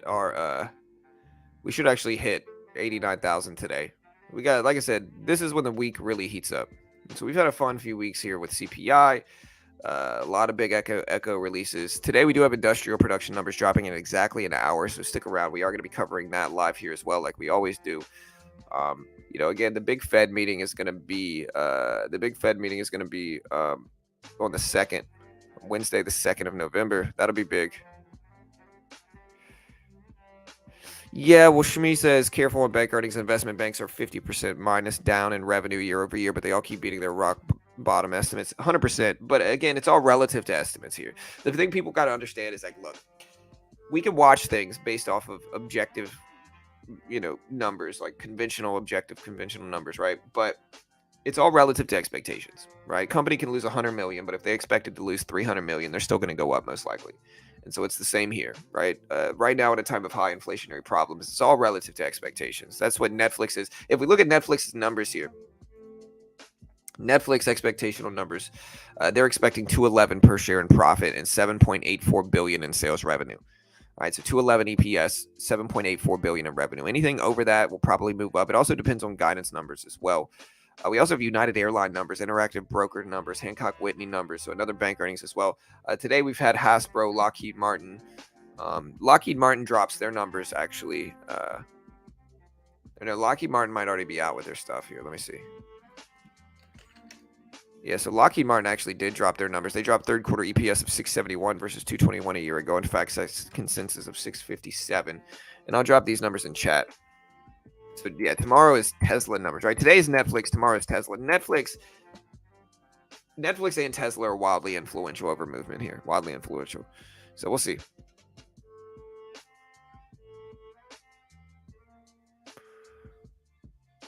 Hey, thank you, Dwayne. Man, I appreciate you, man. Yeah, markets are ripping up. But yeah, there's the Lockheed Martin numbers. Again, we also have Albertsons, which is ACI, Silvergate Capital, Hasbro missed. Lockheed Martin did better than expected. Johnson & Johnson did better than expected. Goldman Sachs did better than expected in the law. in a lot of ways. But again, the big one today is Netflix. All right, Netflix drops 4 p.m. Eastern Standard Time on the dot. Netflix is going to come out with their earnings. Okay, expectations is 211 EPS. So profitability, they're expecting $2.11 per share in EPS, which is profitability, and then 7.84 billion in sales revenue expectation. So again, anything higher than that, probably going to make the market run. Worse than that, market's going to most likely fall. It's all relative to guidance numbers as well, though, team. So it does depend on guidance numbers. You know, again, to put it into perspective, if you're kind of an earnings noob, EPS is profitability. Sales revenue is self-explanatory. It's sales revenue. It's money they're bringing in. EPS is profitability relative to the money they're bringing in. Okay, and then we have guidance numbers. Guidance numbers means future projections, right? So a company can do good or bad right now, but if they project that they're going to do good in the next quarter, you know, logically the stock might move up because, again, regardless of whether they did well the last quarter, if they're predicting that they're going to do well this next quarter, again, even if they do poorly this last quarter, then again, chances are that they're actually going to move up. And so guidance numbers are incredibly important for all these big earnings dropping this week and next. All right, so Netflix, again, I'll have to look to see what their guidance numbers actually show here if I can.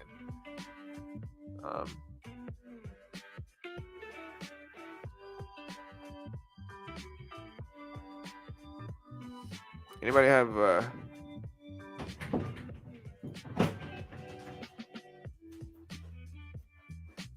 hey, love you. Have a good day. Have a good day at school. Send your brother in here too. Don't let Rosie in here though. All right. So our kids are going to school. SPY rejecting at that high up there, team.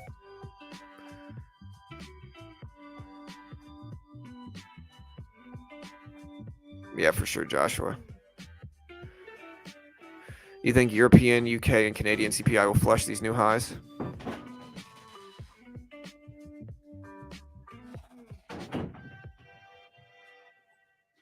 Hey, man. How you doing, buddy? I'm good. All right, man. I love you. You don't want my watch today, huh? I do. You do? Oh, I don't know where it's at, bro. You're going to have to ask your mom here. Also, go bring that back for me. Go put that in the drawer, okay? All right, I don't know where it is. I got a watch you could wear, though. Just ask your mom to give you one of my watches, dude. You can wear it. We got a lot of them. It's probably up in the room somewhere, dude. Love you, buddy. All right, have a good day, dude. What? Okay. All right, love you, buddy. All right. Thank you, bud. All right, close the door. Thank you. All right. Yeah, SPY moving up, guys. SPY moving up. I don't know what the market's going to do today. I really don't. Hey, thank you, Secret. I appreciate you, man. Thank you, sir.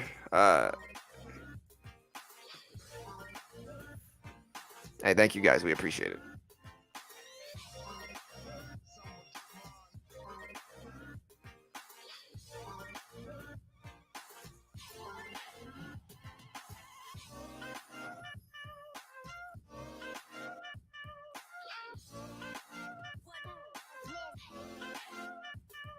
Every time, bro, I put some WD-40 or something on that door, bro. It gets bad again within like 2 weeks, dude. I've done it a bunch.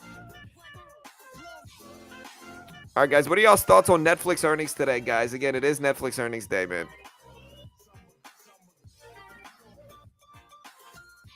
Hey, thank you.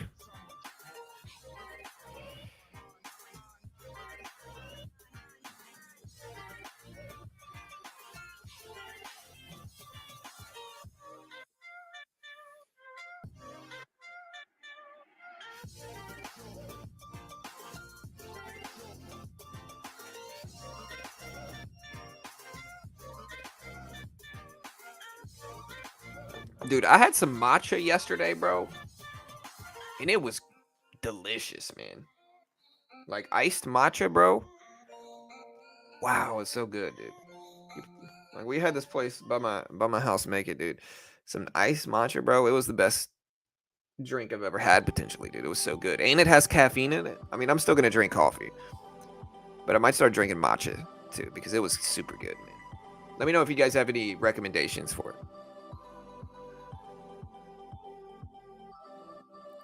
Hey guys, where would the results be published live? So Netflix earnings don't come out for hours and hours right now. So again, to put it into perspective, earnings drop at 2 different times. right? They either drop early morning, so like really realistically like 6:30 to 7 a.m. market time usually. 6 to 8 a.m. market time is usually when earnings come out in the morning, right? So there's morning releases and then there's evening releases. Okay, Netflix earnings are this evening. At 4 p.m. on the dot, Netflix earnings comes out. And here's the procedure behind the earnings reports. Okay, so Netflix earnings drop right at 4 p.m. The actual report drops right at 4 p.m. We're going to be streaming live when it drops, and we're going to cover it as soon as it comes out. So you'll be able to see Netflix's earnings numbers, what they show, what their guidance numbers are, and the reaction to them right here on this YouTube channel. So hit the subscribe button, hit the notification bell. We appreciate you guys. Following that, we are then going to stream the entire earnings call, and you'll be able to listen to it and watch it if they have data for it right here live on stream for free. You'll be able to listen to the entire earnings call completely live right here on this YouTube channel. So hey, hit that sub button. We appreciate it. We'll be here back live this evening, and we'll be ready. We'll be streaming all the big earnings reports. Again, what we do here is we stream all the major Echo releases, all the big earnings reports, CPI, FOMC, Jerome Powell meetings. We stream it all. We cover it all. So stick around. We're not going to miss it.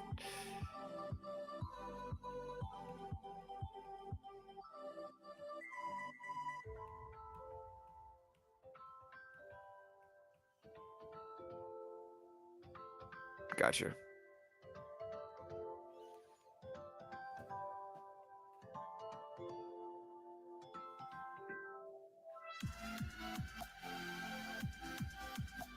Yeah. Host way. Honestly, it was so good, dude. Yeah, of course, James. All good, man. I don't know if we didn't actually use WD. I think we used some type of vegetable oil or something. I can't remember what. Carol's the one that did it. She did it one day when I was gone, and apparently she looked up a better way to use it than WD-40. You know.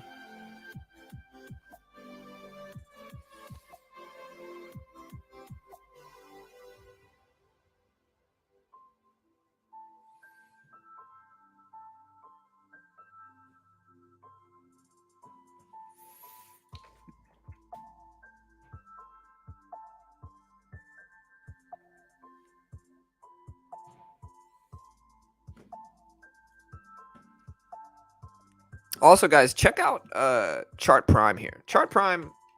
So this is a sponsor of mine, right? And I hope you guys understand. Like, we don't sell anything, we don't charge for anything. So we do have we have 3 sponsors that we'll promote occasionally, off and on. Right? They're very useful sponsors, right? This one's called Chart Prime, and just if you haven't heard me talk about this before, just watch this for a second. Okay, so here is the SPY right now, right? We're gonna pull up the SPY. Right now, we got our basic candlestick indicators, which is what I use the most. And I want you guys to see how powerful this is in terms of predicting tops. Okay, so like look at the tops predicted on this thing, right? Bearish engulfing candle, we get a drop over the next 5 minutes. Bearish engulfing candle, we get a drop over the next like 30 minutes. Bearish engulfing candles, we get drops following those. Okay, like look at how accurate this is at predicting bottoms. Bullish engulfing, we get a bounce here. Look at double bullish engulfing, we get a solid bounce up to like 360, 350s. Look at this literal bottom picked. Bullish engulfing bounce. This one was wrong. And so this one was wrong. This one was right. Follow through drop. Look at the bottom here. It literally predict exactly the bottom here, which is honestly super impressive. Like, look at that. It literally predict the bottom. Afterwards, we got a nice bounce. Same thing here. Bullish engulfing candle. I use these to predict bottoms. Very, very useful, guys. Very, very useful. All right. And that's just basic, their basic candlestick patterns. It goes way more in depth. All right. So check this out. So they have actually a proprietary script that shows you, has a predictive algorithm. So it automatically documents support or resistance. It has a predictive algorithm. So it'll essentially document support or resistance and then tell you about possible reversals up or down. And just look at it. Just recently, look at how accurate this is. Again, possible reversal down, huge drops over the next like 30 minutes to an hour. Possible reversal up, huge bounces over the next like little bit. Possible reversal down, it was accurate. Dropped it. Possible reversal down. And this is pulled directly here. Look how accurate that is. Possible reversal down. And then it also automatically documents support or resistance for you. So it was wrong about this one. It was right about this one. Wrong about that one. But look how accurate these are. So if you, and the way you really got to use these are using these with each other. If you can use these with each other, it can be incredibly powerful. Incredibly powerful. Again, it's a company called Chart Prime. Great way to help support the channel. And again, super useful. They are a sponsor of me. But again, I do use these in my futures trading to kind of find an edge in the market. I 100% use these.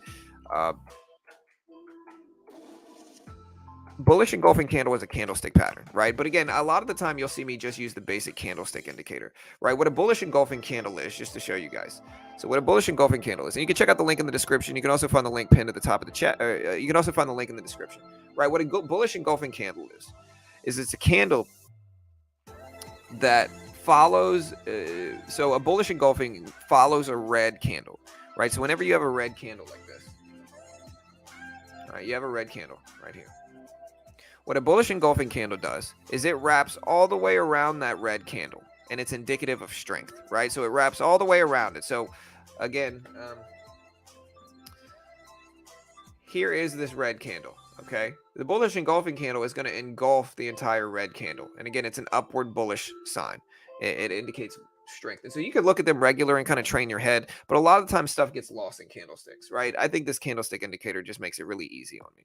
And again, you can see how accurate it is if you look back. And this is not just on the SPY. Like, this is a trading view indicator. So you can use this on the SPY. You can use this on stocks. I can use it on Tesla. Or that's not Tesla. I can use it on Netflix. Tesla. I can use it on the E-mini. I can use it on the E-mini. I can use it on Forex. Or whatever I want to use it on in Top Step. I can use it on the dollar index. I can use it on Bitcoin. Whatever. Oh, this is an indicator. Sorry. Yeah, I can use it on the E-mini, which is what it's on now. I can use it on Tesla. I can use it on the dollar index. I can use it on Forex. I can use it on whatever I want to do. I can use it on Tesla, Netflix. I can use it during these big echo releases. And so again, super useful in identifying that momentum. Super useful.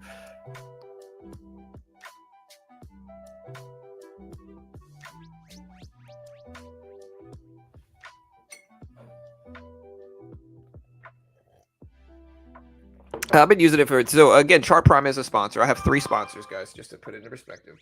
All right. So I'm certainly biased in their favor. But again, I think there's obvious value there. I think it's super useful for me personally,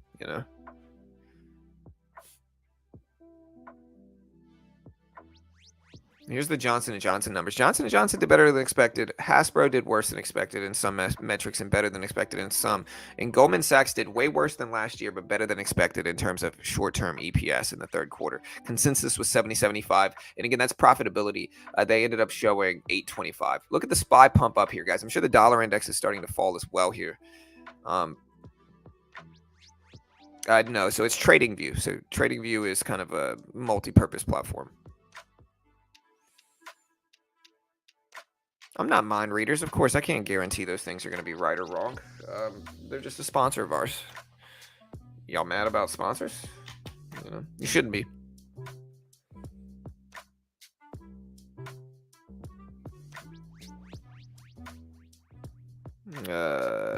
Everyone has a podcast. Bro, the Fed Reserve has a podcast, dude. Did y'all know the Federal Reserve actually has its own podcast?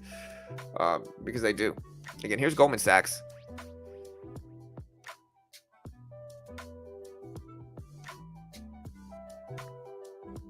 Yeah, TradingView actually integrates with a lot of stuff. I think it can do it with, I think it can integrate with Thinkorswim. I think it can integrate with a lot of different platforms. So you can trade on TradingView. Doesn't Hasbro only make gummy bears? I don't know, bro.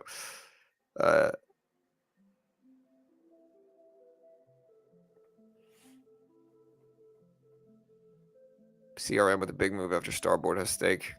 Look at the dollar, or look at the SPY rip here, guys. SPY all the way up to 374.90s here, guys. Wow, 374.90s. So SPY breaking highs again, looking very strong, testing 375.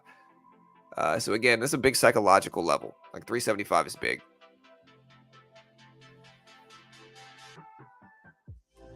Yeah.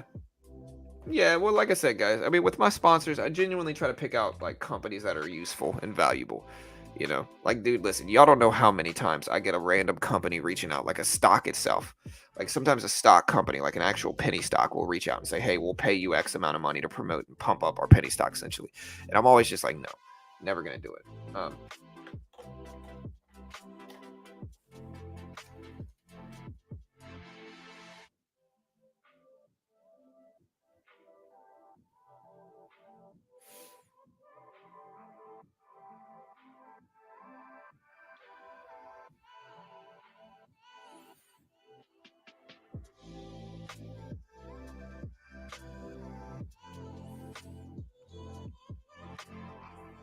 Gotcha, Chris. I'll check it out, dude. Yeah, join our Discord. Completely free. Super useful. A lot of cool, a lot of free content there as well.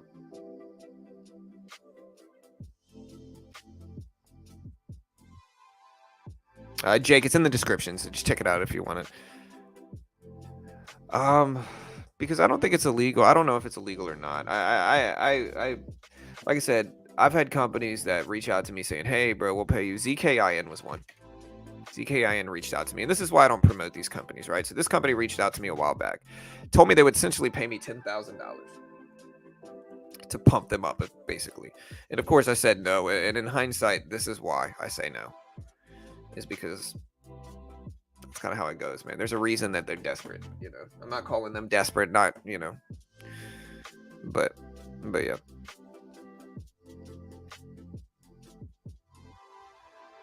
Hey, thank you, Ali. We appreciate you, brother.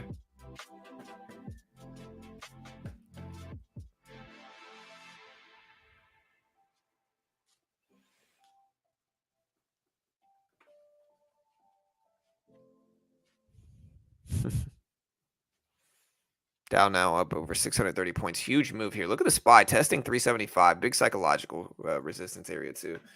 So we're testing 375 right now.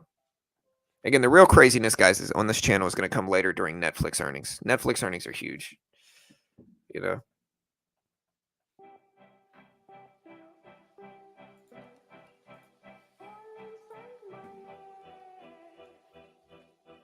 I don't know. Chris. Yeah. I mean, the closest I've come to promoting something like that was like a crypto coin reached out to me and said, "Hey, like it was a gold-backed mining cryptocurrency," and they were about to sponsor me, and they even paid me the money, and then I changed my mind, gave them their money back, and told them no. So like that was the closest I've ever been. In hindsight, like I'm just glad I've never done that. I'm not against people promoting stocks. Like I know, like listen, CEOs can come on shows. Like I'm all fine with that. I think that's understandable. Like having a CEO come on your show and present things and talk about their stock is fine, right? But pretending to like a stock just because a company pays you to is different. Netflix is 4 p.m. Eastern Standard Time. Again, last time it tanked the market.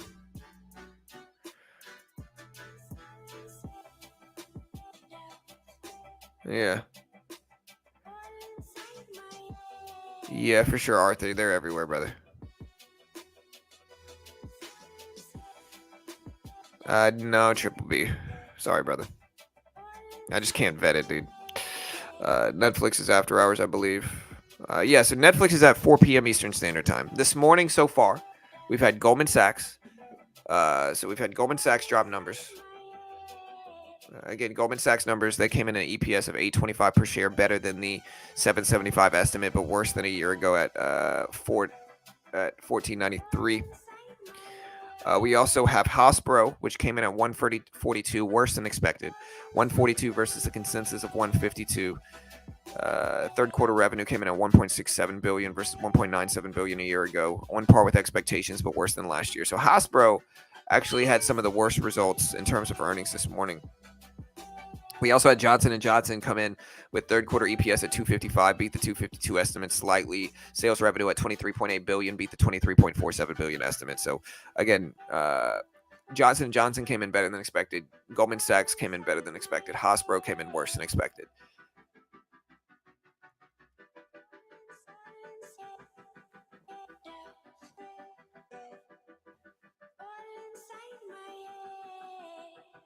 I'm not saying the economy's doing anything. What I'm seeing right now is the market itself is moving up today, a decent amount. Oh, Mr. Wonderful from Shark Tank. Yeah, sorry, but Triple B. It's just hard to vet any video people post, brother. So because of that, other people aren't allowed to post it, and if I can't vet it, I'm not going to post it myself, brother. So sorry. I hope you understand. Just a risk, thing. SPY moving up at 375s. So SPY moving up at 375. Nah, Triple B's asking nicely. It's all good, man. He's not mad. He's not trying to promote himself. So you're good, Triple B. It's all good, bro. I appreciate you asking, to be honest.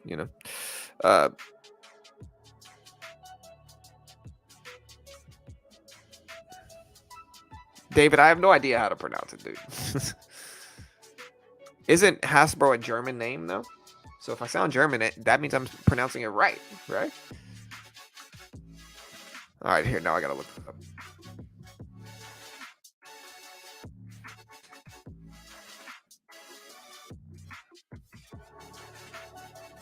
Hasbro. Hasbro.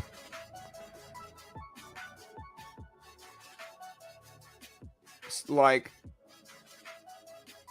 has bro gone to the store today? Right? Hasbro.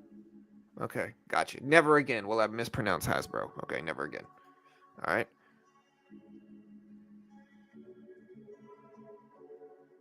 Okay, maybe I am wrong. Honestly, Jumper, that fly on the screen looked real.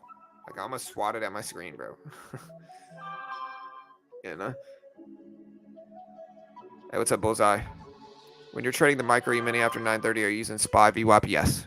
Gamino, I'm using SPY VWAP. I'm using SPY chart completely. I'm not even looking at the E-mini chart. I never do.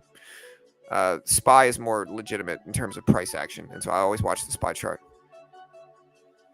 Mr. Wonderful bought a big position in Meta at the peak. Yeah.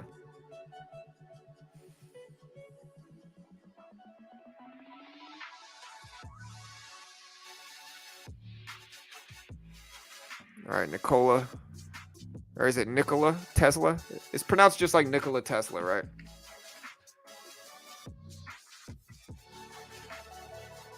Nikola.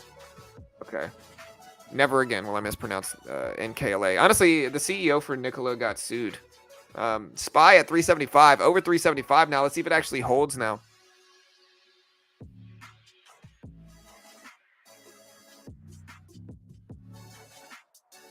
SPY over 375. Let's see if it holds. Goldman Sachs ripping up at 317s. Nflx at 250s right now. So we do have some upward momentum coming in right now. So hopefully it holds and sustains. Let me know if you guys think it will.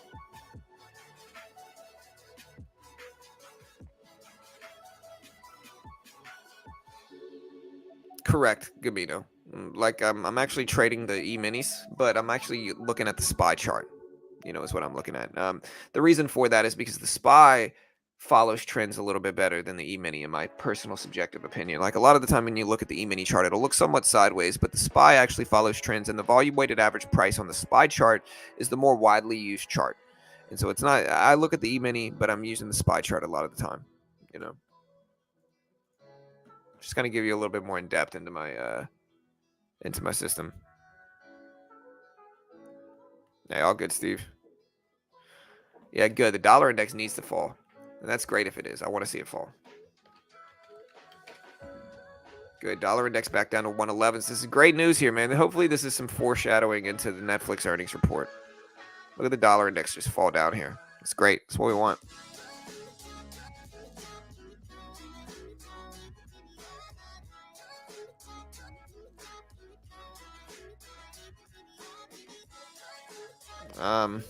Yeah, no referencing other traders, Todd. Sorry, dude.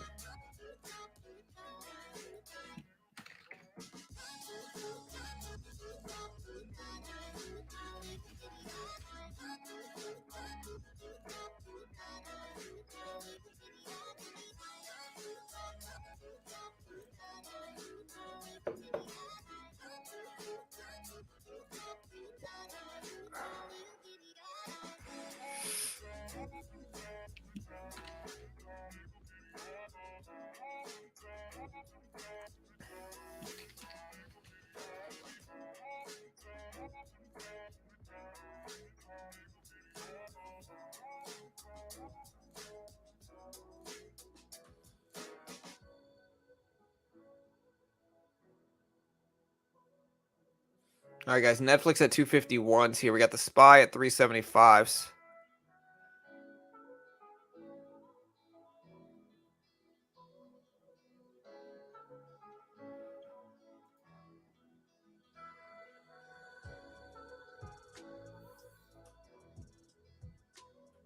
Should I wait till I have 1 to 2K to trade until I have 3K? I'm not sure. It's up to you. I have no idea. Most of the time, there's an inverse correlation, Anthony. I think the correlation is about 60 to 70% of the dollar index. But everybody's a little bit different.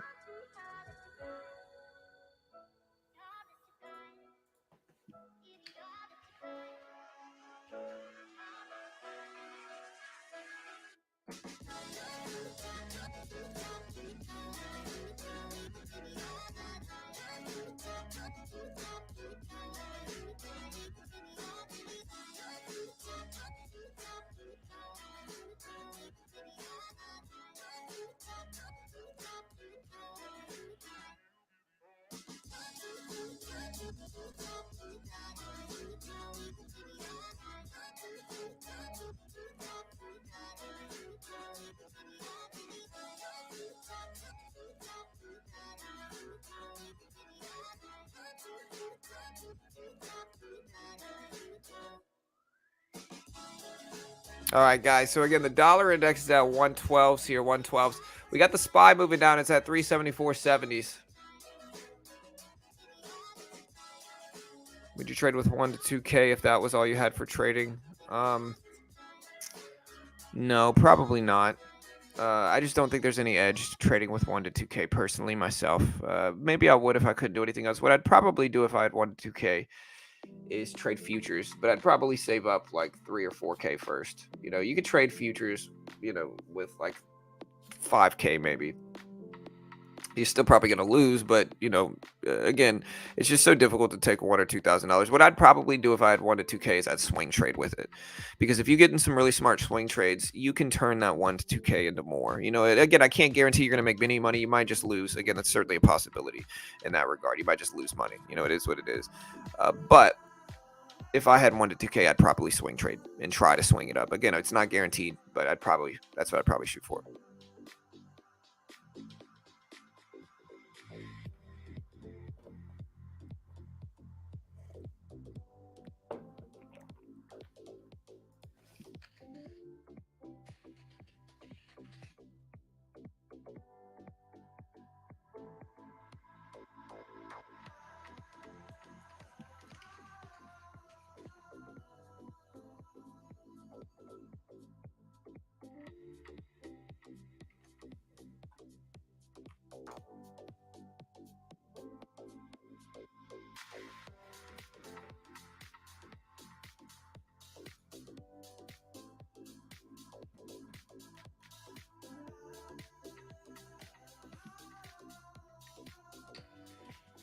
All right, guys. So again, we got some pullbacks here in the SPY. Let's see if we actually hold here, man. We might. Let's see if we actually hold.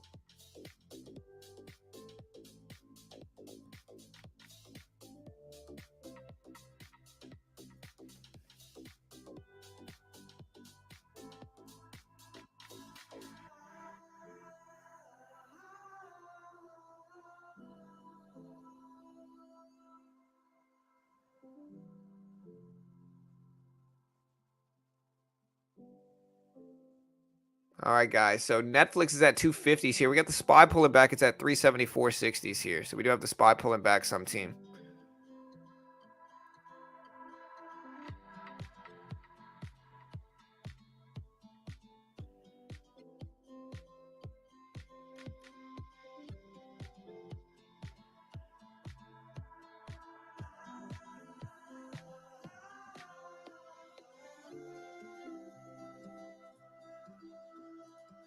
All right. So again, dollar index is moving up. It's at 112s here. 112s.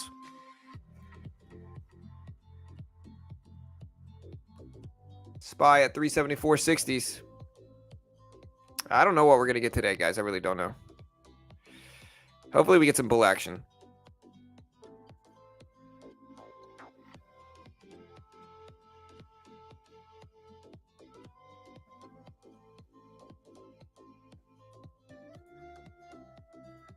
None all in or Sorry. Here, hold on. Checking something here real quick.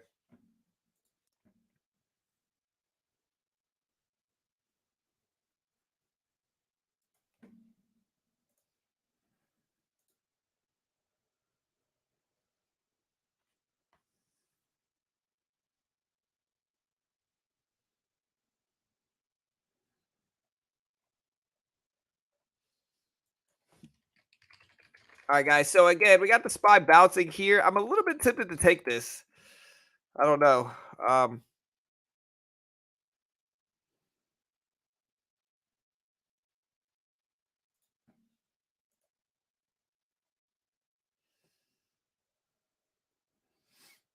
a little bit tempted to take this, guys. We'll see. All right, let me get everything ready here. Sorry, I had to do something real quick. Let me know if you can hear the music. You should be able to.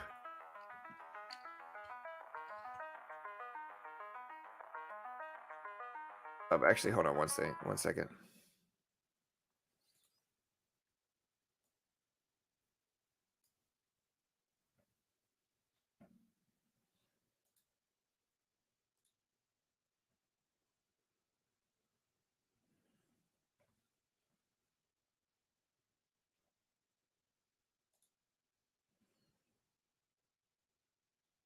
All right, team. All right. Sorry, working on some stuff here. What's up, Mo?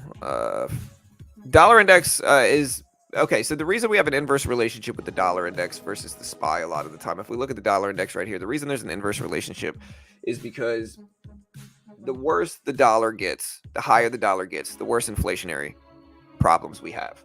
Yeah, when the dollar is high, we have a high inflation, and so in that regard, um, we want to see the dollar fall for a number of different reasons. First off, we have really high inflation. Number two, the reason we want to see the dollar index fall is because when people's cash loses value, they're more likely to flood asset classes and investments. Right? When people's cash is gaining value, they're more likely to sit on it. So we see less activity in stocks and crypto. That's why there's an inverse correlation most of the time. Again, there's the dollar index on the right. We got the SPY in the middle. Here's Tesla on the left, or Tesla on the right, Netflix on the left, SPY in the middle.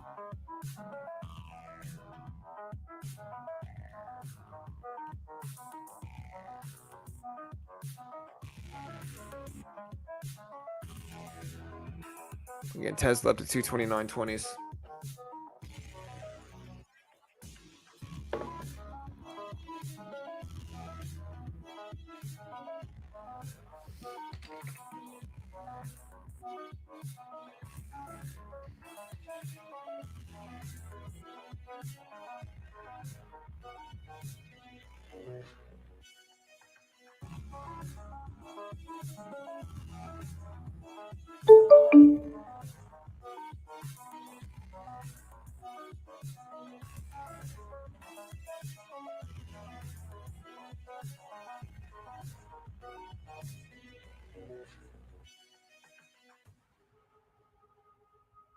All right, guys. Again, we got the SPY breaking highs again. Tesla moving up with it at 229.40s here. Netflix not really moving up a ton, but we are watching this here, guys. We got some good activity and momentum coming through.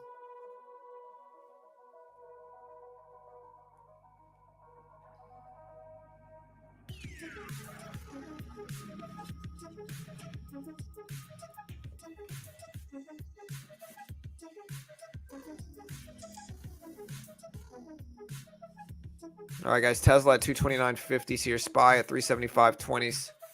Netflix at 250.8s. Bitcoin up to 19.6K.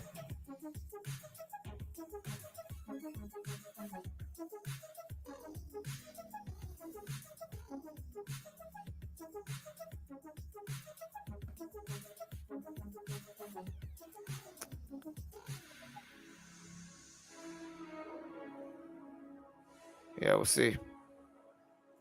Y'all stay safe here right now, too.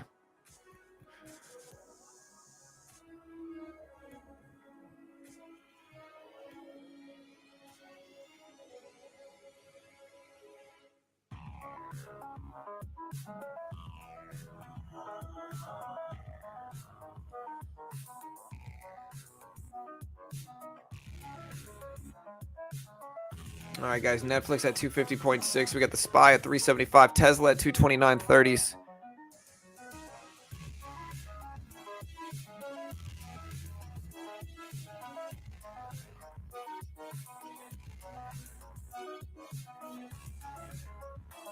Y'all hit that subscribe button as well, guys. We got about 4,000 subscribers in growth over the last month. So thank you guys so much. We appreciate the love here, team. Again, SPY trying to pump up. It's at 375s right now, 375s.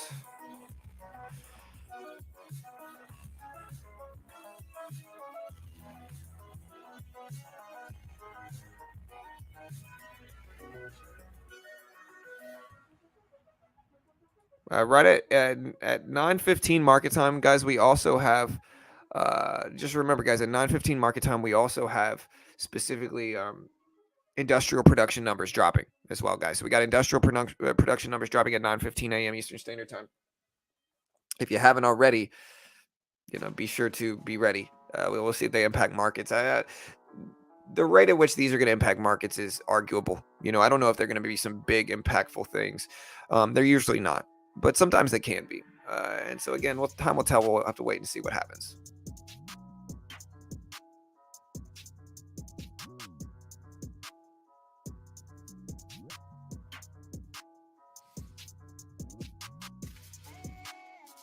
Again, Tesla making moves. SPY at 374.80s.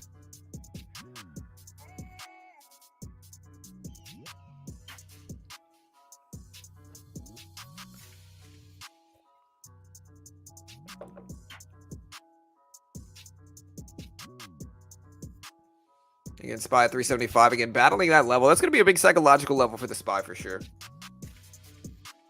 You like Lambos? I like Lambos, but I'm not going to buy one. Again, listen, I like nice cars. I really do.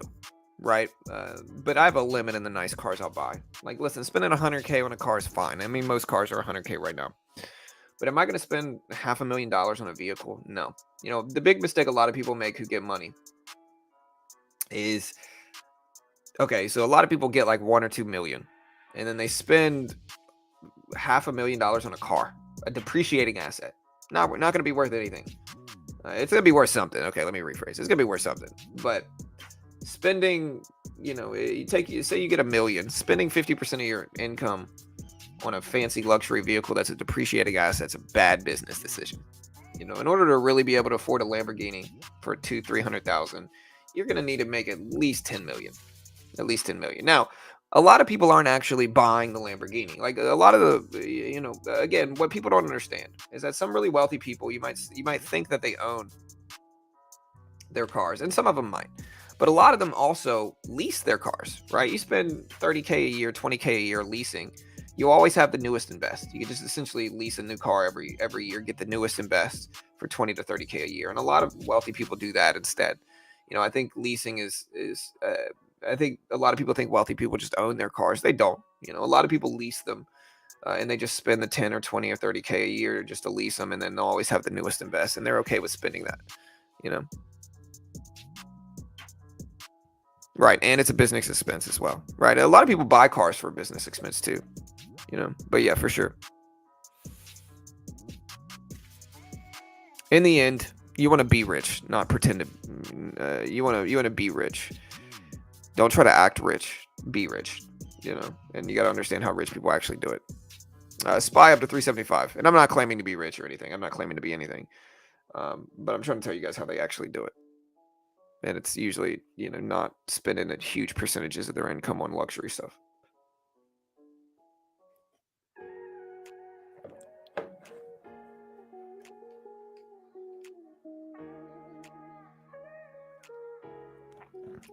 Yeah, and another thing is like a lot of people will say like the rich people flash their wealth. Most of them don't. Like it depends. Like the really rich, sure, but like the moderately wealthy people, they're not walking around flashing their wealth. Like most of the time, they don't want people to know that they're wealthy because it makes them targets, right? So if you see somebody running around trying to flash how much money they have, they probably don't have that much money, you know, because the real wealthy people don't want to be targets because they actually have money, and you know they would rather they dress in t-shirts and shorts, you know. Netflix is breaking highs though. Netflix just broke highs of pre-market. It's at 251, 251.24 right now is the new high of pre-market for Netflix. We have the SPY up there at 375.30s, Tesla at 229.40s. Sonia, listen, you might have a winning system and that's great. Please don't promote it anymore. Like you might have a winning system, that's great, but it clouds up the chat, you know. Again, it might be great. I hear a lot of people talk about how many winning systems they have. Just no self-promotion is one of the rules here. I hope you understand. Just no self-promotion. You might have a great system and that's great. Congrats. Truly happy for you if you do have a winning system like that. But again, just no self-promotion is too hard for me to vet.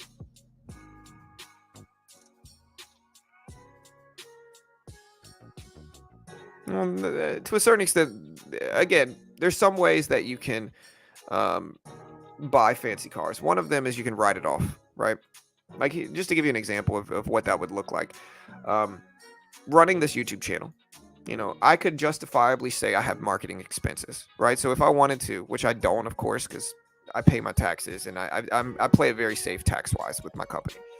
But what I could do is say I owe the IRS $40,000 a year, right? I could buy a Tesla for $60,000 and then basically say, hey, I took $20,000 in losses because I needed this marketing vehicle, right? I would never do that, but like that's how they do it. And essentially, that makes their company look like they're not making as much money as they actually are, and they get instead of paying taxes, they just buy a car or something. Again, I don't do that because frankly, that's incredibly risky and sketchy. But a lot of people can, depending on if they use their vehicle for business.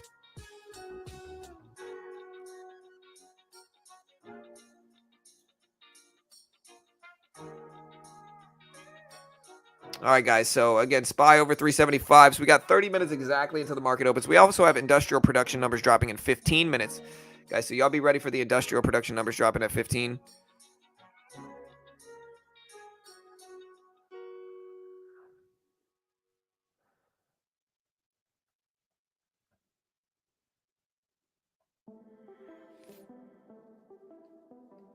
John, I would, Chris, I would, dude.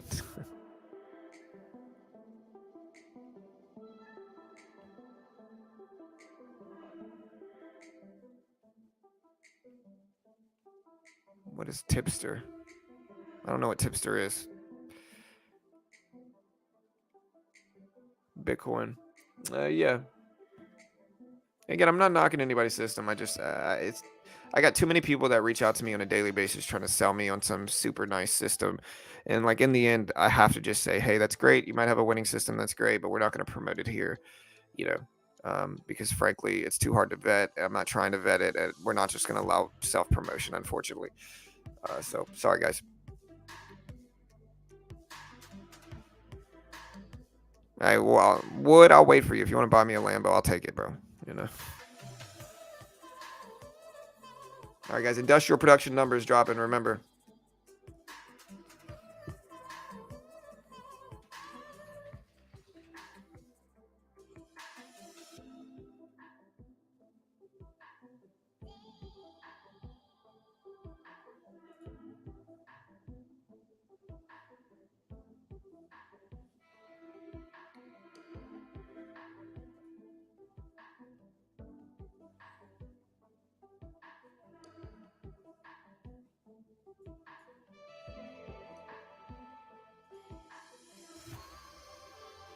All right, guys. So again, SPY heading down. We got Tesla moving up. So let's see if we can hold at 374.50s. Again, we got about 28 minutes. We're gonna take it slow as we always do. Right, hey. Hey, thank you, Wood. I appreciate you, brother. Hey, what's up, Mo? How you doing, bro? Hope you're doing good, Mo.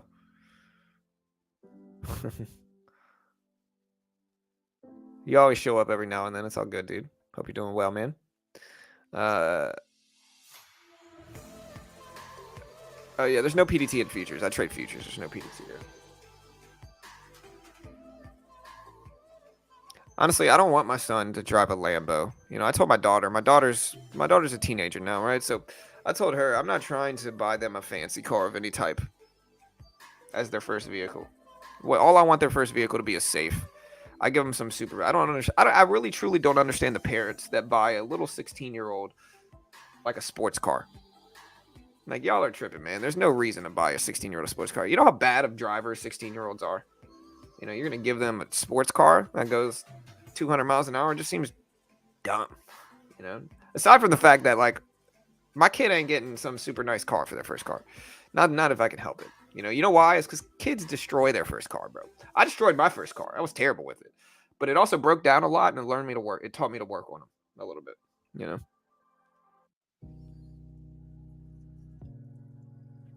Is there any way to plug Webull into TradingView? I'm pretty sure there's a way that you can connect TradingView to whatever brokerage you want. I found your channel by accident looking for the Fed minutes. Best thing that happened. Hey, thank you, Michael. I appreciate you guys. Thank you very much. Really, truly appreciate it. We try. Like I said, we give out free content. Of course, we plug sponsors and stuff like that. But, like, we try to give out free content that people need. In order to morally justify running this community, I just got to be real with people. Some people like that truth. Some people don't. Depends on how in touch with the reality of trading they are, to be honest, and how gullible they've been to gurus, to be honest, is really what it depends on. But we appreciate the love, man. We got a great community here. I definitely couldn't run this. Feel very blessed to have you guys, and we appreciate you all for sure.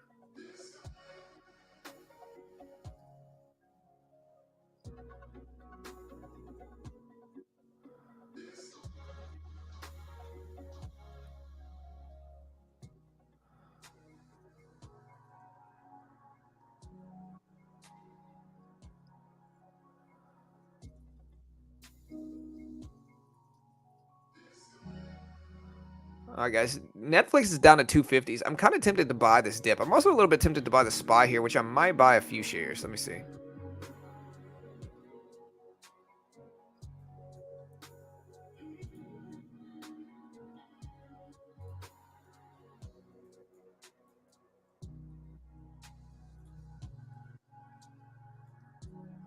Where's the on and off button? Okay, there it is. Oh, I need the time and force.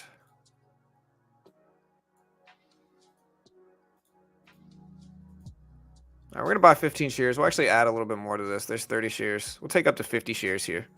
And again, this is about a 30,000, 120K BP account.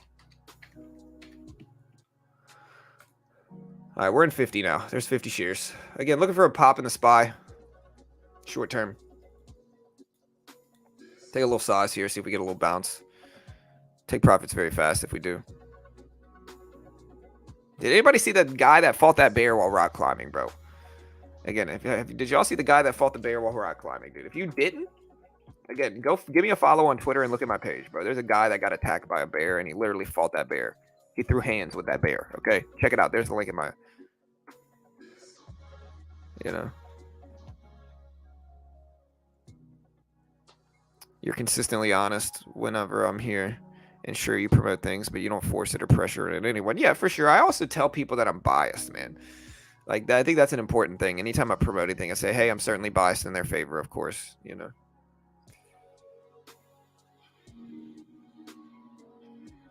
Yeah, 100% Daniel. All right, so we're down a little bit here. I could add some more. I'm not going to, though. Ideally, I'd like to see this hold, but small trade so far. 50 shares of SPY.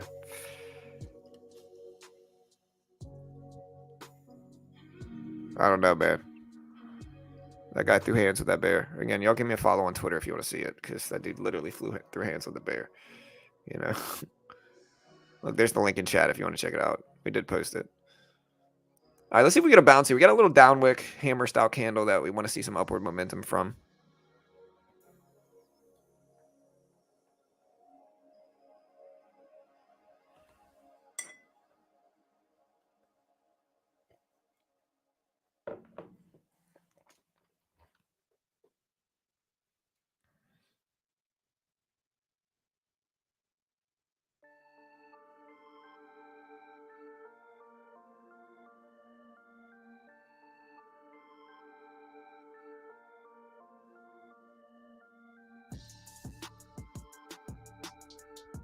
Netflix breaking down here. Again, we're in the SPY. Small trade. Who dat? Nightbot? Nightbot is a bot, sir. He's a robot.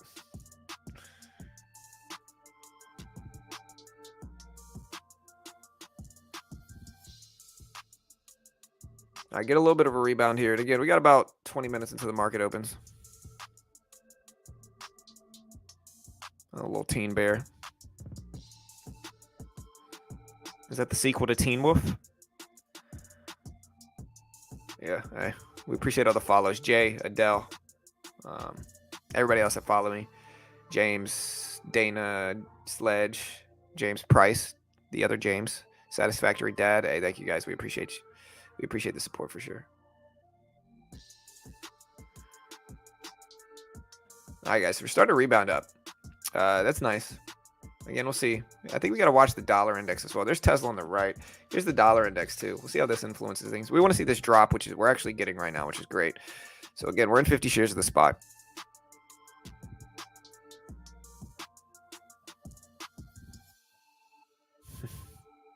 Y'all didn't like my joke.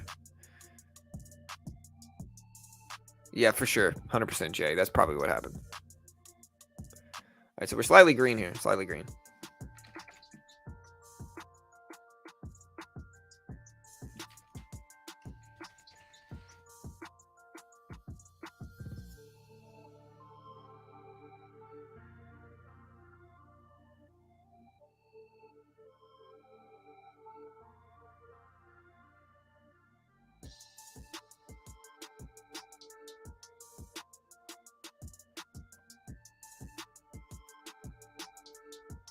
All right, guys. Again, we're slightly down in this trade. Try to be patient and wait. 20 minutes, guys. No, I've never seen that, AJ. Johnny, any insights into what you're holding long term in this bear market? I'm going to preface this with I have no idea what any of these stocks are going to do. All right. But again, one of my longer term hold trades, and that's the subject is, I guess, Disney right now. We're sitting small in it, but we might add some more depending on if it dips back down. $100 is a little bit too expensive for me short term. So we'll see. But Disney, my favorite long term positions are Disney, Apple, Google, Amazon. Oh, I love Teen Wolf, bro. I used to watch Teen Wolf, man. Teen Wolf's a great movie. Michael J. Fox. All the kids nowadays, the young people all look like Michael J. Fox right now. Like a bunch of Michael J. Fox clones. They got their Jordan 1s, you know. Same outfit as Michael J. Fox. All right, guys, consolidating right here for this buy. Again, we got about 20 minutes until the market opens.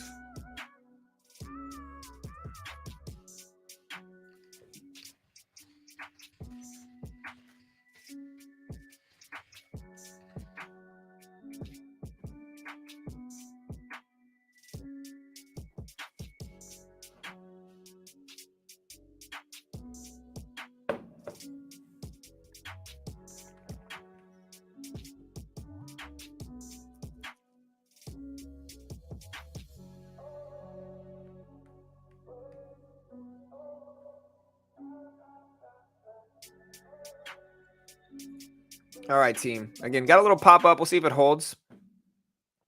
Again, we got a little pop up. We'll see if it holds.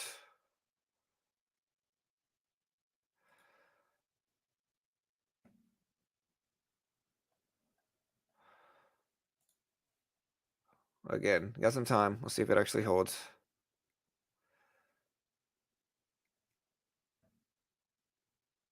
Pulling back a little bit on the SPY down to 374.30s, 374.30s.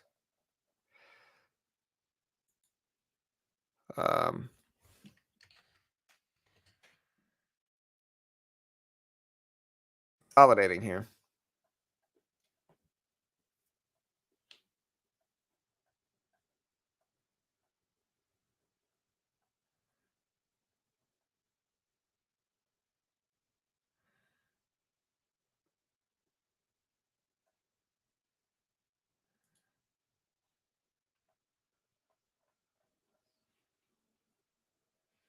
Getting to a sizable drop. We'll probably end up cutting this. We're not going to hold this forever. I mean, I hope we bounce back, of course, but like, we're not going to hold this forever, bro. Like, we'll see.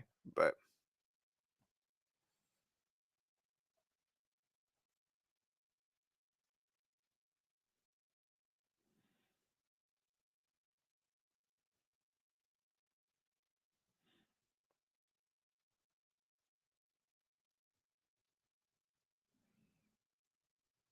again, starting to fall. We'll let 374 be our risk level. We break underneath that. We'll cut it.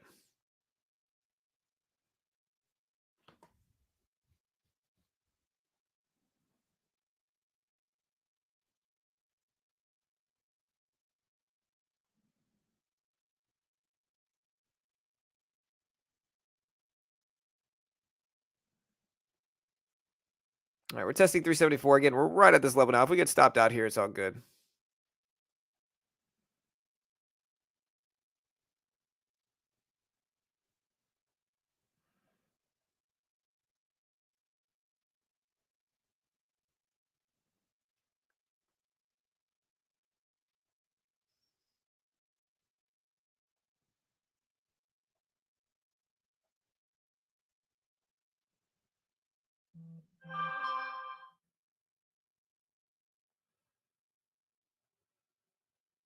All right, so again, we're consolidating around these lows, but 374 is going to be my risk.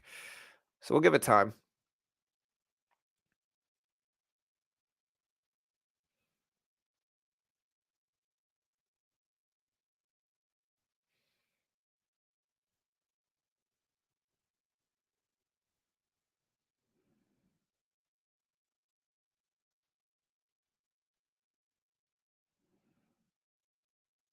I'm getting close to cutting, but we're just going to be patient.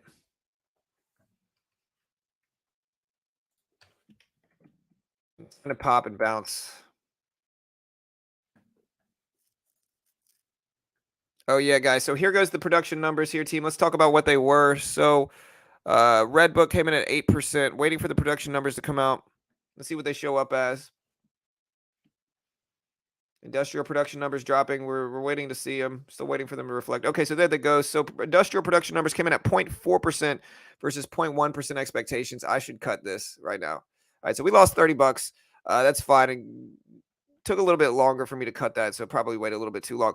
Canadian housing starts came out. Capacity utilization rate came in at 80.3%, guys. 80.3% versus 80% expected. Again, these are seen as negative with high inflationary problems. And so industrial production producing more is going to see as a problem for inflation. Industrial production month over month for September came in at 0.4% versus 0.1% expected. It measures the change in total inflation adjusted value of output produced by manufacturers, mines, and utilities. And so again, 0.4%, we're at 0.3% higher than expected here for industrial production numbers. And again, we'll put the numbers up here on screen so you guys can see them. But we did come in higher than expected for both manufacturing output and industrial production numbers. So again, higher than expected on both of those. So yeah, hopefully, again,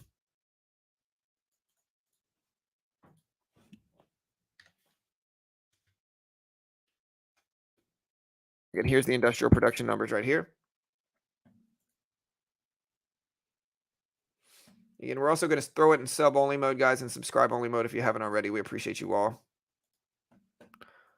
So subscribers of any time can announce yourself. Everybody announce yourself. We got 14 minutes before the market opens, guys. 14 minutes before the market opens. If you haven't already subscribed, hit the notification bell. We certainly appreciate you all.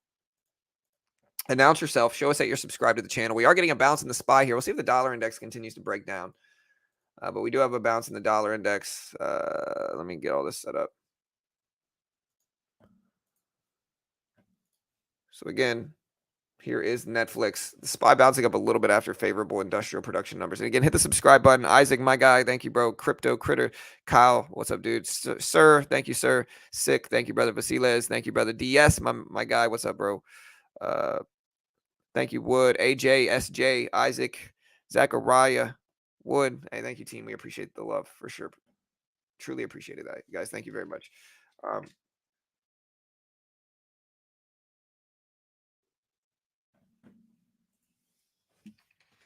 Thank you, Pawn.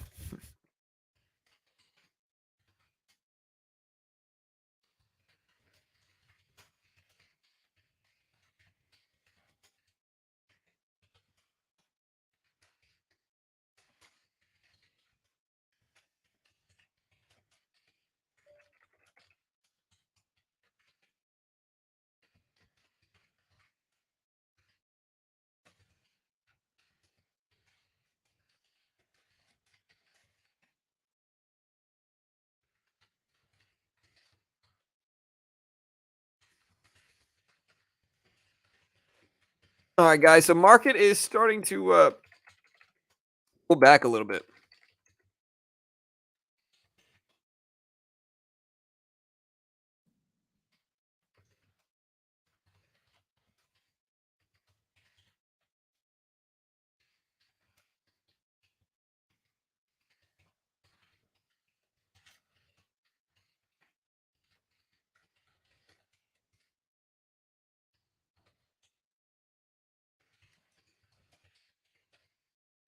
All right.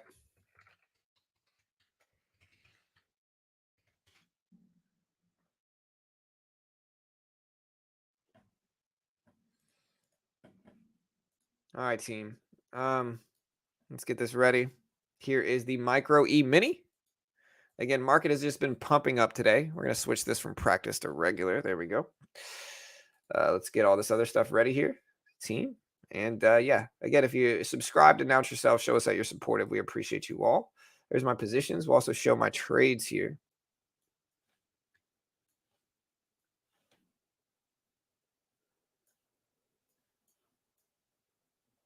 All right, so the trades is going to be my historical P&L.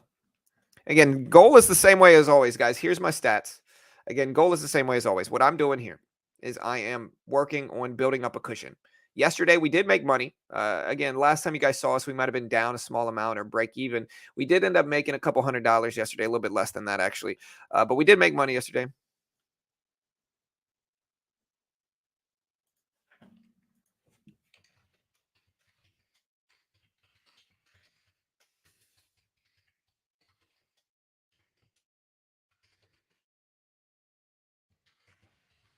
All right, guys. So again, market's pulling back some. You can see the E-mini is essentially the S&P 500. So we're starting to pull back after these industrial production numbers dropped. And so, yeah, hopefully we'll get something good. But there's the industrial production numbers. Chat. Oh, can y'all not hear the music? My bad, bro. I've been streaming. There we go. Music should be there. Thank you, Arnold. I appreciate it. All right, guys, getting a little bit of pop. But yeah, you can see the industrial production numbers drop.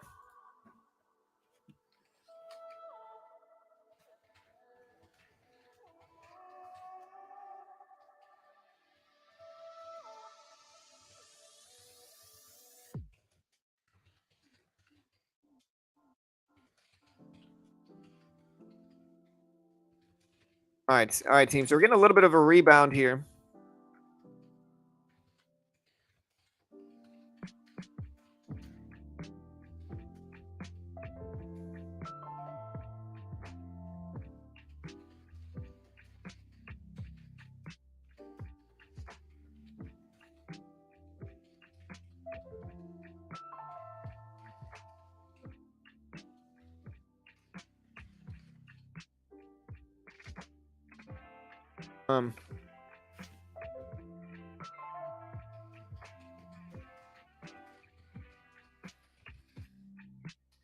So guys, we got a bounce here.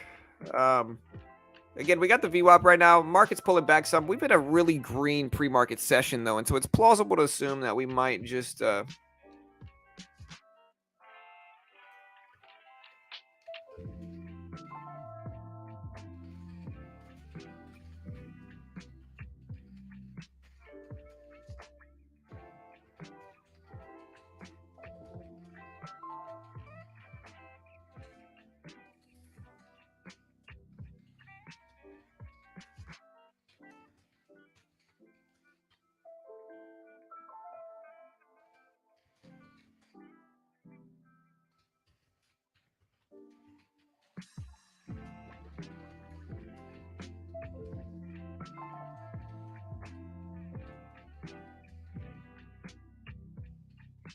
all right, so we're getting a pump back up here, guys, in the micro E-mini. We are starting to bounce back.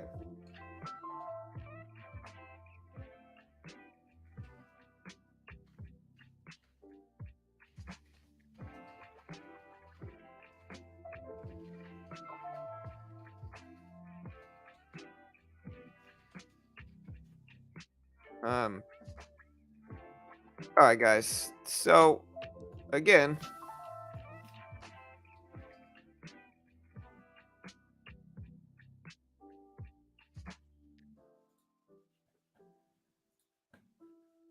starting to bounce back. Let's see if we hold here. I just again, we could have a pullback. I think if we do have some bias on one side, it is probably on the downside today, just because we've moved up so much in pre-market. We do have earnings.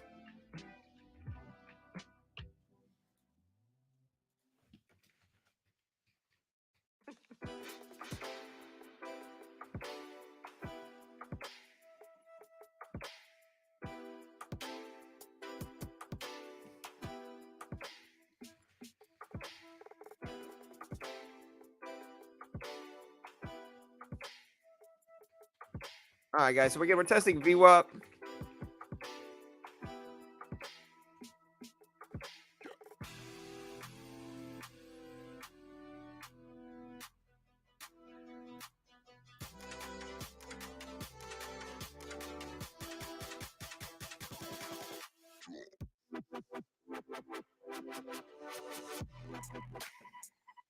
Avoid Reddit groups. Yeah. I don't know if we're gonna go up or down today. We'll see.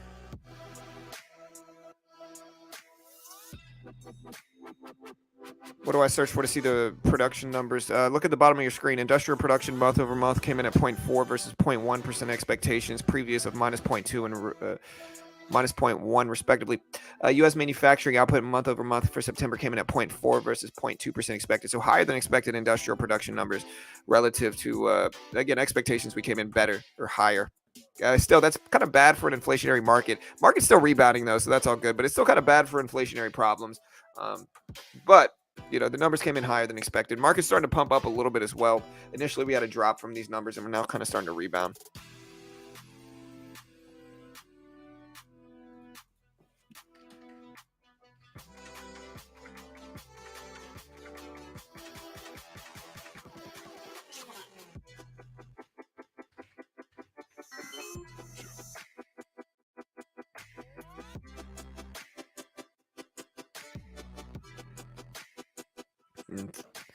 So again, this is essentially production output. So it's not bad for markets here, and you can see the SPY starting to move up. I'm wondering if it has the same negative effect, like higher is worse right now because of inflationary problems.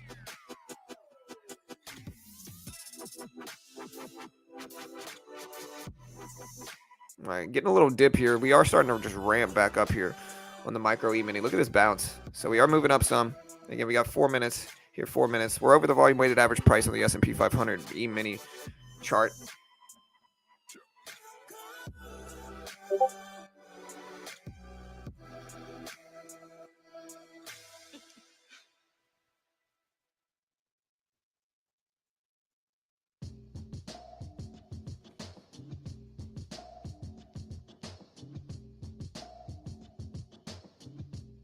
All right, guys. So again, we're getting a pullback here. Let's see if we hold.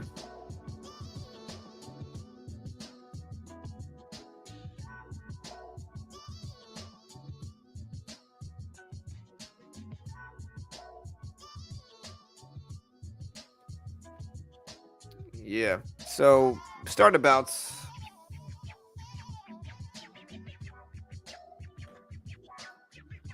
We got about 450 people here, team. So again, we're going to be trading today. We've had pretty solid amount of green trades in a row.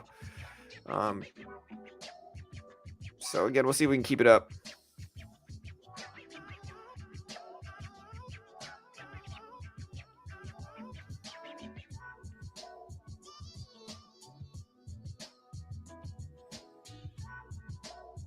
And starting to move up a little bit here, team. Again, green or red today, guys. Let me know what you guys think. We're looking at our poll here. We did do a poll. We said, hey, guys, bullish or bearish on Netflix earnings this evening? 59% are bullish, 41% are bearish. And again, Netflix earnings drop at 4 p.m. We are going to be streaming them live, as we always do here, guys. So be ready.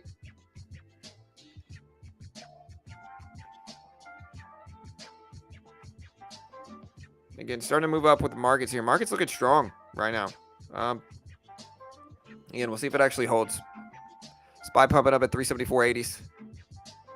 Look at that rip here, guys. So market's running here, team, ahead of the opening bell. We got about a minute and 40 seconds left or so. So again, we got some movement here going on.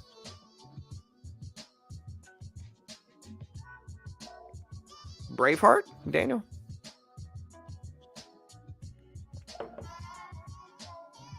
Yeah, what's up, AJ, my guy? What's up, dude? All right, guys, let's do this here, team. I might stand up a little bit here for a second here. Let's stand up.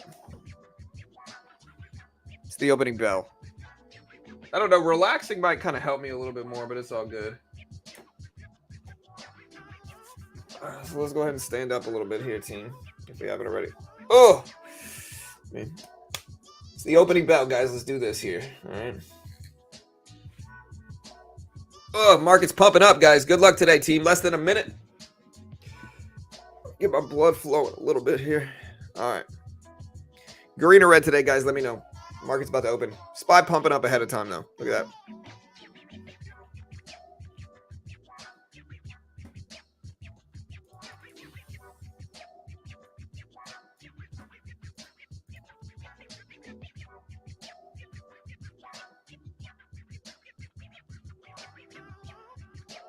All right, guys. Micro E-mini pumping up. It's at 3,700. 3,700.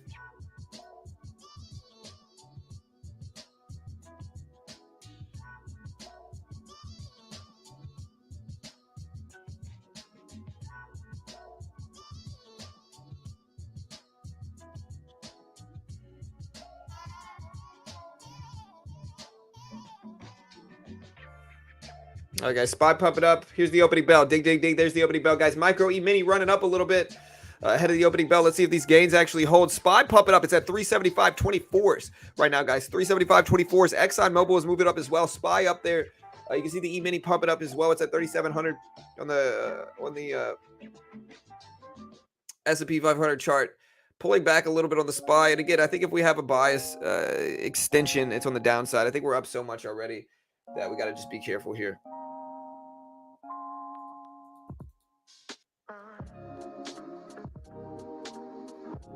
Again, start a big pullback here. Let's see if we bounce a VWAP. A lot of the time when we open up really extended over VWAP, we get a kind of pullback to mean level, if that makes sense here. So let's see if that happens. We'll see.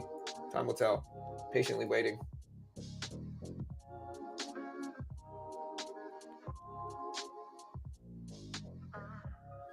Getting a little dip here.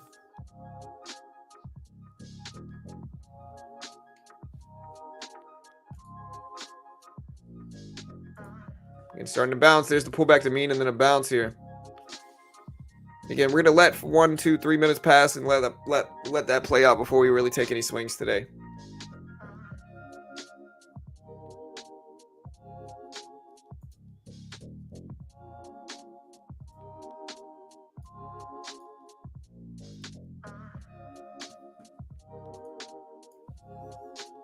Again, starting to get a little pullback here. Nothing quite ready yet though to trade.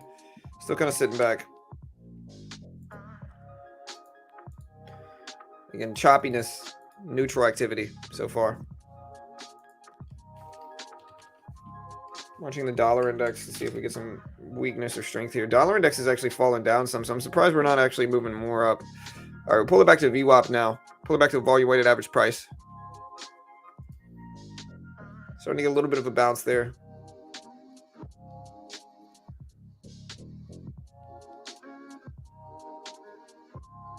Again, moving back up, testing these high levels, but again, we need some strength. We pull back to the VWAP a little bit, starting to rebound back up though. We look strong, but again, right now we got this little opening range that we can watch for a potential breakover. There's the top, and we're breaking over it now. Okay, nice. We got the top break. Now we'll look for a pullback, and we'll buy into that pullback as long as we can hold over that level. So again, we're not really holding over that level yet. You can see that level right there. We'll also draw the bottom of this range, which is right about there. Kind of give you some insight. If we start to break down, we'll short it here. That's a big upwick. That means a lot of selling pressure coming through right now. So again, we'll wait and see if we can sustain this. Just kind of waiting. We're not going to force anything yet.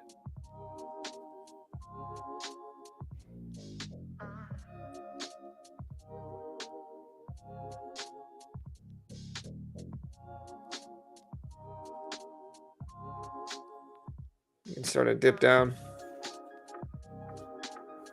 Hey, what's up, Tiny? Good morning. Good morning. Hope you're doing well.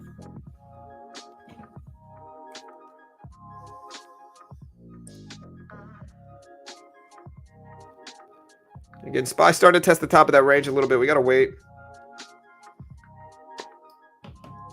Again, some upwicks here indicating some weakness might be rolling through. But again, we got to just sit back.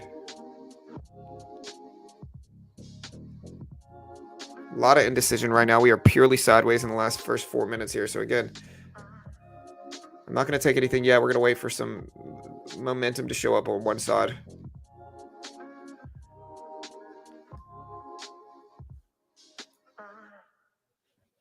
There's the momentum. We're going to short this. See if we can get some follow through now under volume weighted average price. Popping up against me. There's some weakness coming through. Take 2 contracts here. Short the break.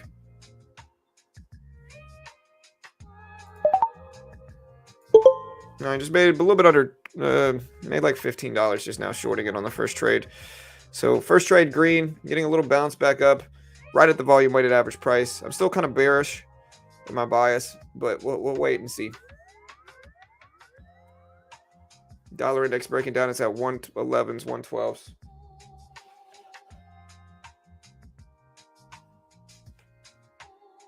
Yep, looks like the bearish bias was correct. Starting to finally get some breakdowns. Again, I'm watching the VWAP on the SPY first. Dollar index is starting to bounce back up. So we might wait for a little bounce and then short into it, but we ideally like a pullback under VWAP.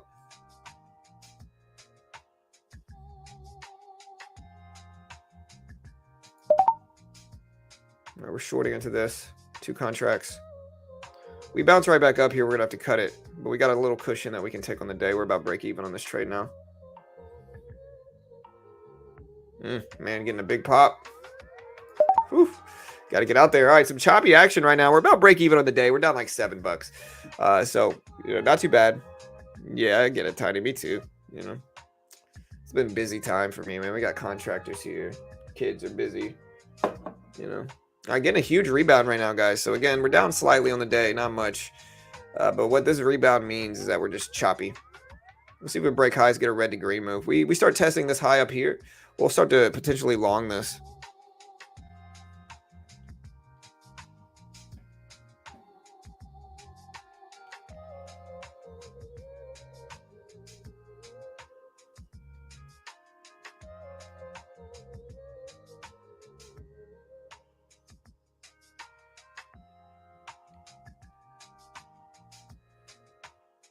Well, shorting might work. I mean, free fire, but yeah, market's just choppy right now. It's just not really favorable. I'm not really trading. We got into one trade, and then we used the risk that we got into. We used the cushion on the day to swing a little bit larger. But we're still pretty neutral, so I'm not really comfortable taking any big direction in one way, polarized. Also, I see the dollar index starting to test these lows, so that might be indicative of strength coming in on stocks, but maybe it's the opposite as well. Again, dollar index is looking like it's going to break down here. So if that's the case, we're going to start buying. See if we get a bounce at VWAP.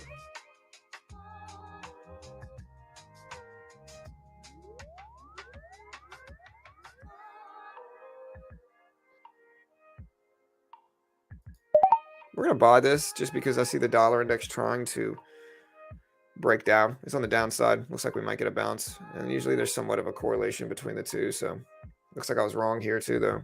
Yep. A lot of chop right now. Oh, there we go.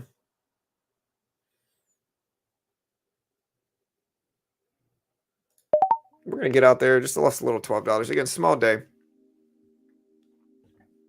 Yeah, for sure. Netflix will influence markets today as well. We got Netflix earnings as well. All right, we're going to buy this breakdown. This looks weak. Or short this breakdown, I mean, I'm sorry. We'll see. New candle opening up would be ideal right now. Whew, choppiness again. We're going to stick around. This one looks like it could retrace back under VWAP.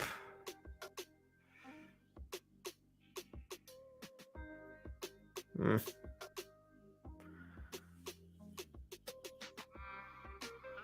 lot of indecision today so far. I guess ahead of Netflix earnings. Yeah, we're going to cut that too. So, again, we're down like 40 or 50 bucks. I really got to take my foot off the gas at this point in time. We're just not making money today. So far, we are down about 40 bucks. So, it's pretty small in terms of P&L. But again, one of the keys is that if I'm getting confirmation that we don't really have a directional momentum, then I just got to stop.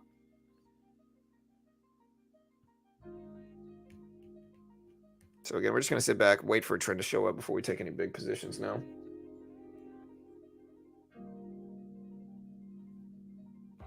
All right, well, I'm definitely not recommending that free fire diamond. Again, I have no idea what way anything's going to go. Do whatever you guys want to do, but we're not liable if you lose. Always make your own assessment. Trade responsibly. Not investment professionals. Might have no idea what I'm talking about. And I really don't try to act like an expert here. What I usually try to do is just tell people I really don't know. So we'll see. I might take trades, but I don't want people to copy me, of course. All right, we are holding at the volume weighted average price. So again, we'll see if we actually continue to hold.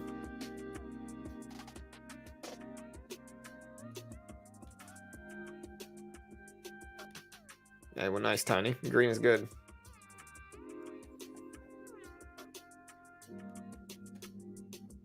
I'm going to lower my desk here.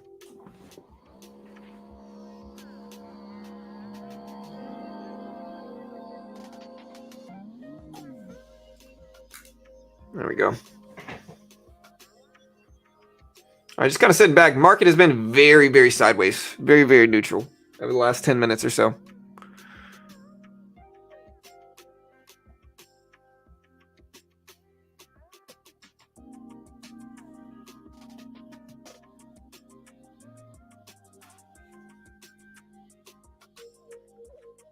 I mean, this pattern looks weak.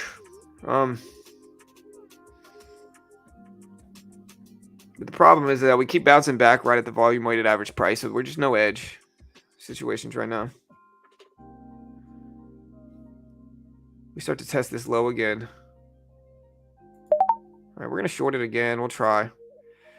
Looks like it's going to trend in my direction. All right, so we just made about $20 back there, so that's nice. So we called some directional movement. Again, we'll see if we get an edge. We might short into a bounce now that we have a confirmed direction. We need a new candle to open up, really, though. So we got about 20 seconds before a new candle opens up. We get a bounce up here, we'll short into that. But we need a bounce. We're not going to short way down here. 15 seconds until a new candlestick opens up as well. So we'll see if we do it.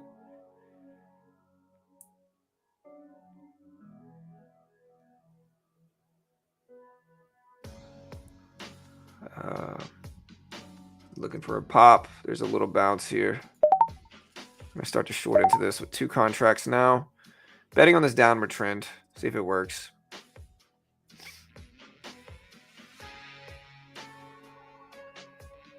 Fast rebound here. Again, we got 2 contracts. See if we get a flush continuation of the trend. About break even now. 3 contracts. There we go. Starting to get the breakdown that we want, but we need to give it time.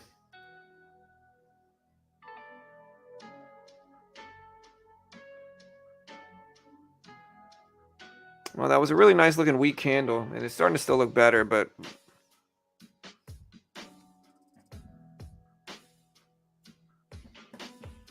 usually after this we get like a weak downward move. If we don't get one here, then we really are really choppy, and we got to just wait. We're break even now. I like this upwick. There's a new candlestick opening up. Let's see if we get the breakdown on this candlestick. There we go. That's exactly what we want. Let's see if we get a little bit more. Ooh, no, a retracement.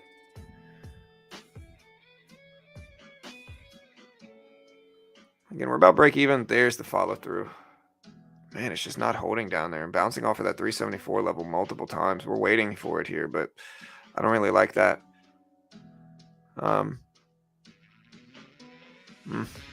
Again, we're trying to wait to see if we reject here at the VWAP, but it's taking so long to work out for us that the longer we sit, the less I'm liking this trade. Ideally, we want to see a flush breakdown.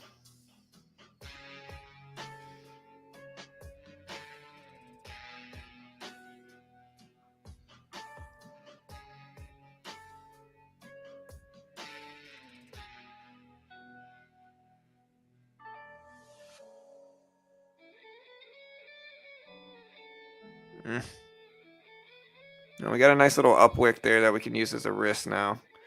We break over that top, we're cutting this fast. But I'd like to see if it'll break down.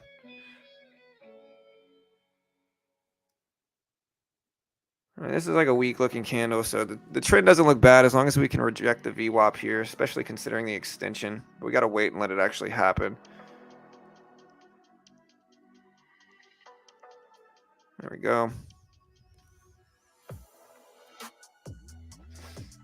Flush. I like this candlestick. What's the new one open up? 15 seconds. All right. About 10 seconds until a new candle opens up. That's what we want. We want a new candle open up and then see a flush back down. New candle will indicate which way we're going. There we go. It's better. Nice. Okay, about break even now. Sheesh, and then a complete rebound back up. Just not favorable here. So yeah, just no real trend to attack, unfortunately, right now.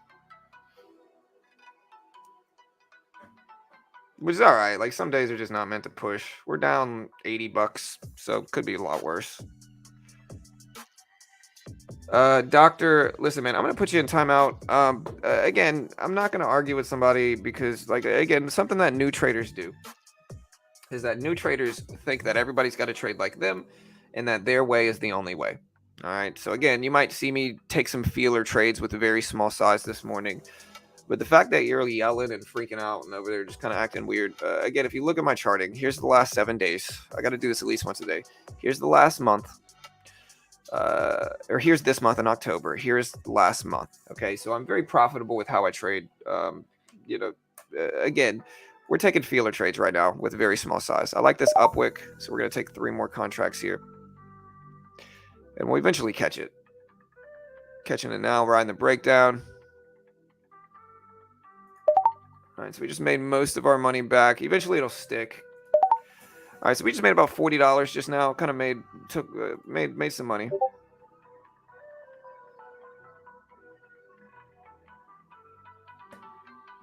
Takes a little bit of time. Dollar index is ramping up. You know, again, we take feeler trades in the first 5 or 10 minutes. So they're very small positions.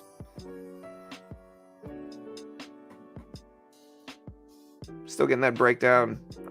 Kind of waiting here to see if we get something good. There's the weakness coming in. Goldman earnings are already out. So if you want to see Goldman earnings, they are right here, brother. I got you. They are right here. 825 EPS versus a year ago. So we're starting to get a big breakdown in markets finally.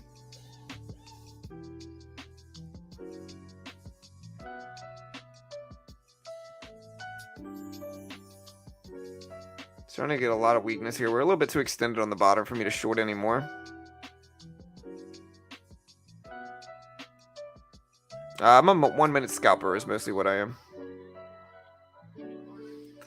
Like I said, every day without fail, it's like first 5 minutes, a bunch of people try to tell me how to trade. And then once I start to actually get into the profit, then it's usually just kind of silence after that, you know. And maybe I don't get in profit. I'm not saying I will, but, you know. In trading, one of the things you got to understand is you got to kind of do what you do, you know. I'm not saying you can't listen to other people, but what I'm saying is, like, if you have a winning system that's consistently making you money, you got to just ignore the doubters of your system, you know, because frankly they'll show up a lot, and it is what it is, you know. A little bit of stop out there again, just kind of sitting here waiting for a trend to show up. Small size right now.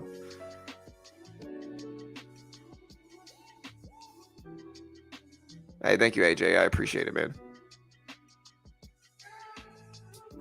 Yeah, maybe Meso. That's probably what it is. It's all good, man. I think it's human nature, you know, to want to be seen and to want to act like you're right. In the end, trading is one of those things that is just incredibly difficult to do, especially under pressure, you know. And I think with the way I trade, I think with how active I trade, I think some people are just programmed to say, hey, that's wrong. But again, the beautiful thing about this getting pulled directly from my platform is that I can't fake this. This is pulled directly from my platform here. So, you know, again, if it's wrong, it certainly looks good for being a bad looking chart, you know. All right, we'll see if we get some more breakdowns here. We might add some more. And again, the real thing to understand with my small trading is that this is very small trading, right? I am taking very, very small positions. I am not risking a lot of money in these trades. When I lose like $20 because I'm trying to feel direction. Like, a lot of trading is about, to put it into perspective, a lot of trading is actually about like flow state, like getting into a flow state and staying in it for extended periods of time, right? It's a very difficult thing to do. And so I might take some losses in the beginning, kind of feeling the market out, to see, kind of feeling the trend out is what I'm really doing. And that takes a little bit of time, but like once I catch it, you know. In the days where I don't successfully feel the market out, they're small losing days. All right, so there's 2 contracts now. And some days I'm just not going to.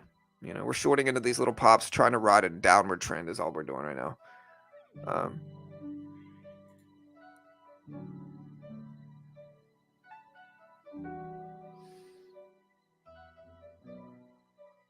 right, starting to get a flush break. Let's see if we continue. We got a little bit of a bear market to attack today, but, you know, nothing that I'm really finding that has any high amount of edge right now. We got a little bit of a downward trend, but it's not really a firm downward trend with a big range that's easy to attack. So we got a little bit of a downward trend. We're pulling back to the VWAP now. So we're just kind of sitting, hanging out, taking some small little micro trades until we get a trend to form.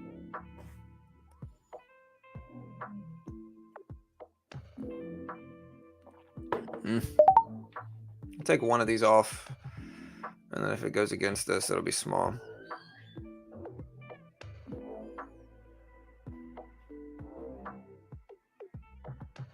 Yeah, nice, Kareem. Hey, congrats, brother. Good trade, man.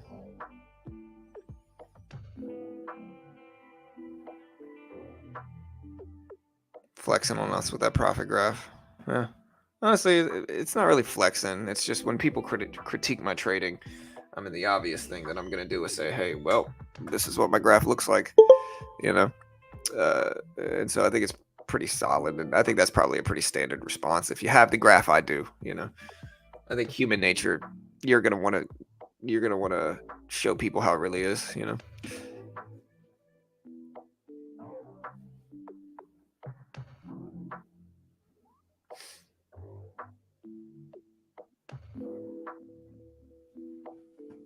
All right, so now we're testing VWAP here.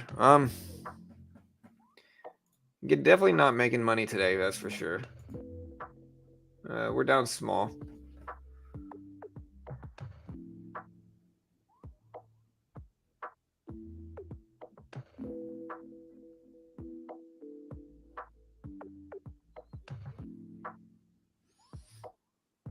Hey, thank you, Kareem. Hey, thank you, brother. I appreciate that, man. Thank you, sir. We appreciate the support, dude, for sure. Glad we have some supportive people, for sure, man. Thank you so much. That's awesome, man. Shout out to Kareem. Sometimes you gotta flex with us, right? You know how it goes.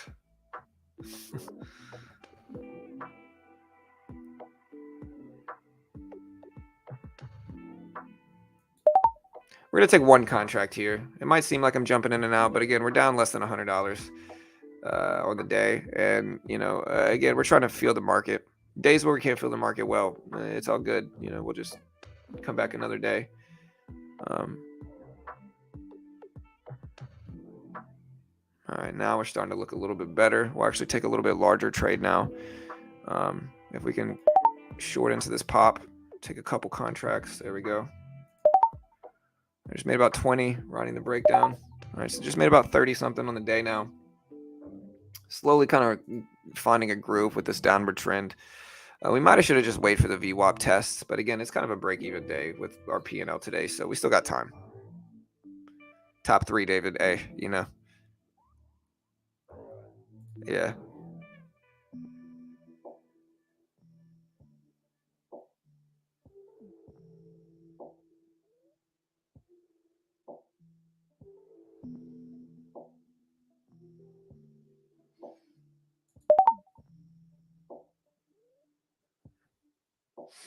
Right, we're going to short a little bit more and try to get into a position where we can, like I said, add to it if it sets up well enough. New candlestick.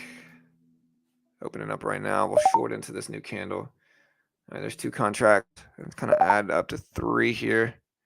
And then look for a quick rejection test of lows is what we're essentially looking for here. It's kind of what we got so far. I like that upwick. Let's see if we get a rejection flush down. There we go. All right, we took most of it off. We didn't get as much as we wanted. That's okay. We might add it right back. Didn't quite get it. All right, so just made another $15. Small baby steps here. Dollar index is starting to ramp back up. Again, we're pretty close to break even, and so we're going to look to attack this downward pressure that's coming through right now.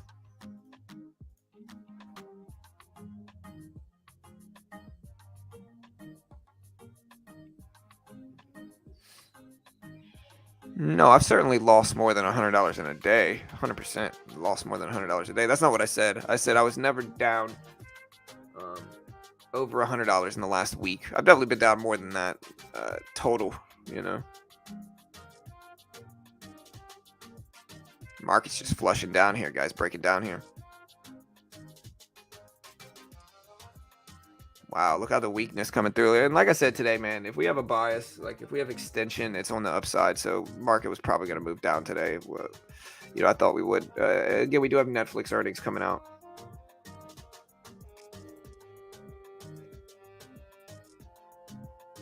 Man, look at this huge breakdown. We're too extended down here for me to attack this too. Like we're just too extended down here. Like we'll wait for a bounce. If we can get a bounce maybe like here or maybe like here, then we'll short into that, right? But right now we're too extended on the downside. We're breaking down big amounts. So we have to wait for some better movement here.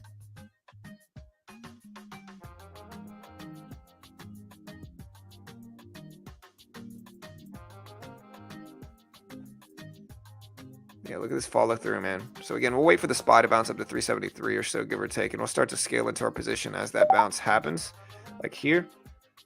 Understanding that this is going to be a larger risk trade for sure. We'll get up to 4 or 5 contracts with this one. We need a larger bounce though first. All right, there's a little bit more.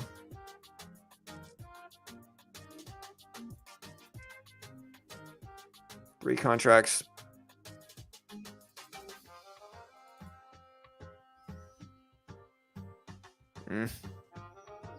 Maybe we should have waited here. I guess I could add up to that level anticipating a flush rejection there, but with big market strength, we don't want to get stuck in it, to be honest. There's that level we drew. Let's see how accurate we were. Huge rebound here. I'm hoping we get a breakdown here, but if we start to move back up some, we got to cut this.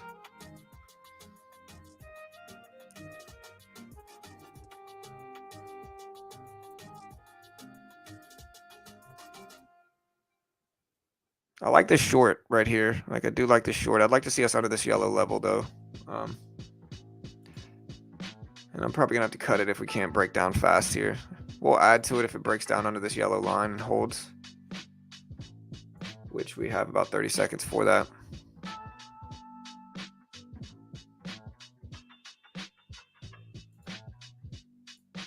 Actually, I don't know if I'm going to add to this. I think there's too much risk in adding to that based off of how much I'm down already. So I don't think that's a good move yet. I can hold this and see, but I'm not going to add more. I think that's a bad move, actually. I got to use risk management here, and I can't take wild positions. Sheesh. Getting stopped out. Yeah, we're going to cover here, so larger loss there, unfortunately. Looking at how much we are down, we're down about $170 on the day.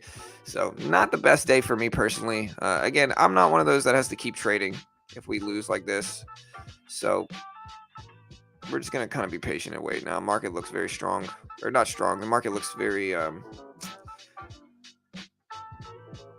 it doesn't look bad. I think I've just not been doing great in today's trading for whatever reason. Dollar index starting to fall some too. That might cause some more bullish action. But it's all good, man. I'm not going to be green every day.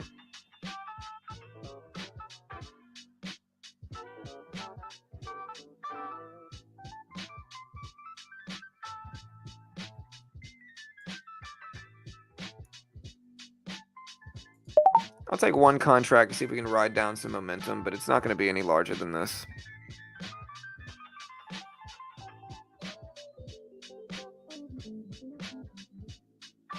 You know, we're down on the day, so we're going to trade very small.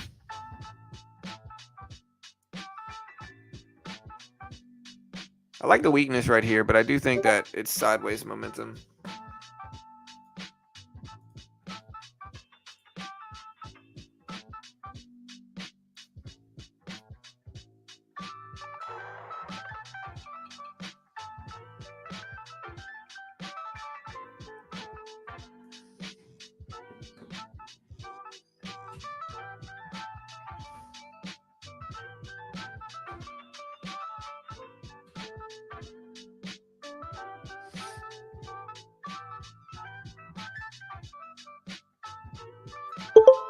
All right, so we just made about $20 just now breaking that down.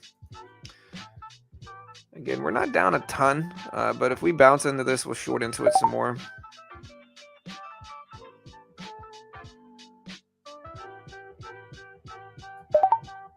We'll take 2 contracts here. I like this trade. I think this trade looks solid, but again, we lose here. We're going to be at the point now where we're going to be considering closing it down for the day. So, you know, we'll give it a chance, but again, we lose here. We're going to be considering just kind of stopping out for the day and just coming back to fight another day.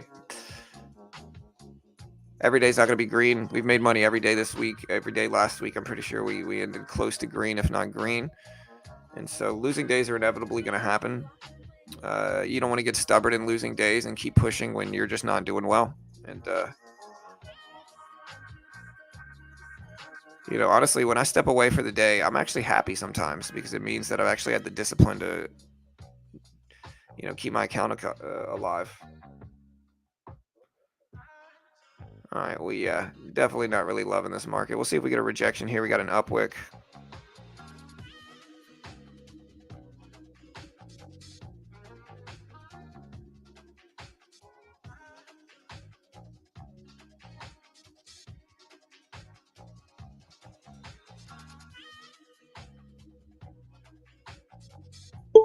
Yeah, we're done for the day, guys. There's no point. We lost about 220, which is not, I mean, is it so? Oh, we didn't even lose that much. We lost about 200 on the day so far. Just not a good day for me in terms of edge, and that's all right. Again, here's yesterday. Last 7 days is this minus this little pullback here. This month so far, we're up about 1,400 this month. Last month we are up about 2,600. So again, I think I got to close it down for the day. I'm not. I'll stick around. We'll keep streaming, but I don't think I'm going to keep trading today.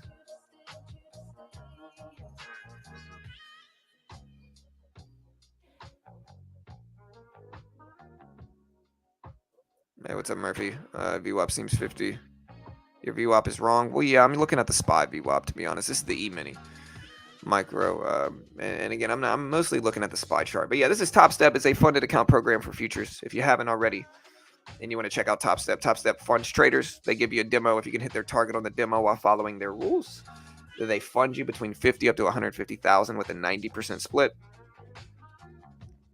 Regulated in the U.S., they pay out millions, fund thousands of traders a year. Again, this is a funded account program. And so we are working our way to getting funded, guys. If you want to be a part of it, again, Top Steps. I think there's arguments for Top Step because I think it's better for traders to get started in futures, right? To get started in futures, you can either spend thousands yourself putting up money and risking thousands of dollars as a new futures trader, or you can get your foot in the door and get your feet wet in the futures market with low risk with the Top Step Combine. Again, the base one's 50K, so they give you a 50K demo. If you can hit their target on that demo while following their rules and phases and conditions, then they fund you 50K with a 90% profit split. So you take that 50K, you make 10K, you get to keep 9,000. They keep 1,000 since they're funding you that money. They are regulated by the Chicago Mercantile Exchange, pay out millions, fund thousands of traders a year. You can find the link in the description. You can also find the link pinned at the top of the page if you're interested in it. Hey, thank you very much, Joe. I appreciate it, brother. You didn't have to say it 6 times, but hey, I appreciate it nonetheless. Dude, I respect your discipline and truly admire your style. Much respect. Thank you very much, Joe. I appreciate it, brother. Again, I mean, the big thing that people have to understand is like, look, I'm done for the day. There's no chance. The only way I might trade is like later on when Netflix drops earnings. But again, like trading like this, like I have losing days. Like, let me look to see when my last losing day was. Hold on one second. Let me look to see when my last losing day was. I certainly have losing days sometimes. But what I'm saying is that on my winning days, what I was really saying earlier, somebody said, hey, you said you don't lose over $100. That's not what I'm saying. What I'm saying is that on my winning days, I'm never down over $100, usually when I take swings, right? Now, this is a little bit larger because I just didn't get into the swing of things, right? Like we traded small with small size and we just lost, because the market's a little sketch right now. And I'm not going to keep pushing it. The last losing day I had was on the 12th. So the last losing day I had was last Wednesday, was the last losing day I had, right? So if you look at my stats here,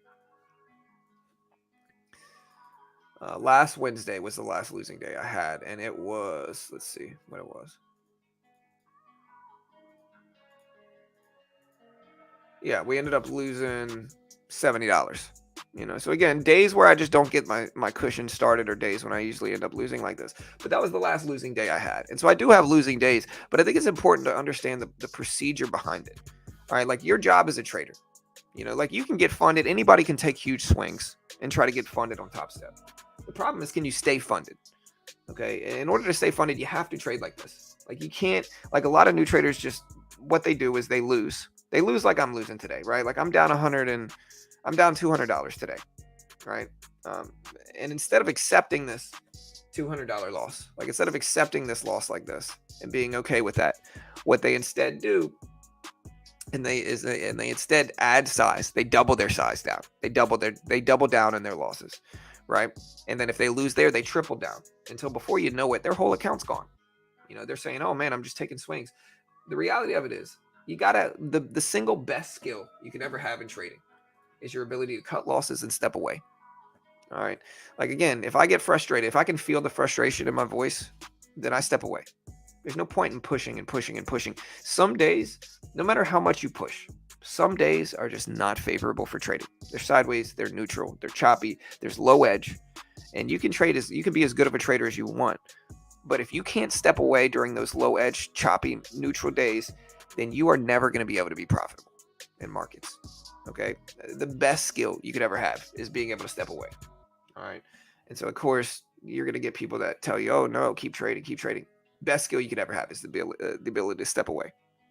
All right, and so again, yes, SNR. I look at the SPY chart. This is the E-mini chart, so the VWAP is insignificant on this chart. Honestly, it's following this VWAP a little bit nicely, but regardless of any of that, I'm using a different VWAP on my other charts, brother.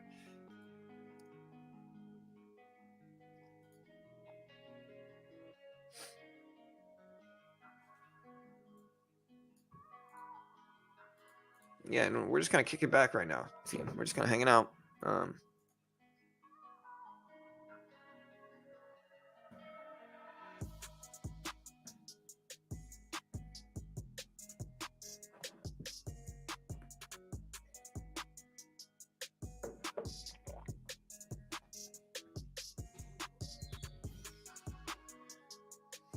Dollar index starting to break down, so we should theoretically see the SPY start to rebound here. As the dollar index is falling down, we should theoretically see the SPY rebound. Now, maybe not. Again, dollar index hasn't been following it perfectly lately, so it's something that we can keep an eye on. Are you liable to those losses once you're funded? No. Basically the way it works is they have algorithms like, okay, once you're funded, they're going to give you a max loss. So like you take the 50K, they're not going to let you lose like over 5K, I think. You be sure to check with them. I'm not 100% sure exactly what it is, but they're going to give you limits. They're not just going to let you YOLO that 50K account and risk that. That wouldn't be a profitable business for them, because you're going to get some people that get funded and then just want to YOLO that account and just say, swing for the fences. Let's risk the whole account and try to make $250,000, but we're actually risking the whole 50K in funding, right? And so in order to combat that, they give you a max loss and once you're funded too. But again, if you trade like me, it doesn't matter because profitable trading needs to be like this. Again, you got people that just can't step away. It's their personality. Some people are meant to trade, and it's definitely not meant to trade like me. But you got to be willing to step away. Trading requires a really specific personality, and it's a disciplined personality. It's not one that always has to be green. It's actually snowing there. Nice. I love snow, bro.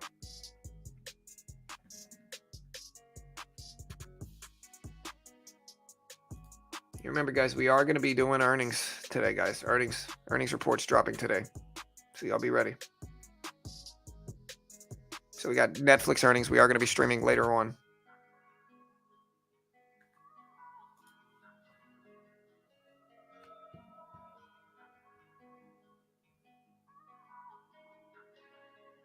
Don't do it, Kyle. Don't do it, bro. How you guys doing this week? How you guys doing today? Y'all making money? Hopefully y'all can at least make some money today over me, bro. I'm not making money today, but hopefully y'all can,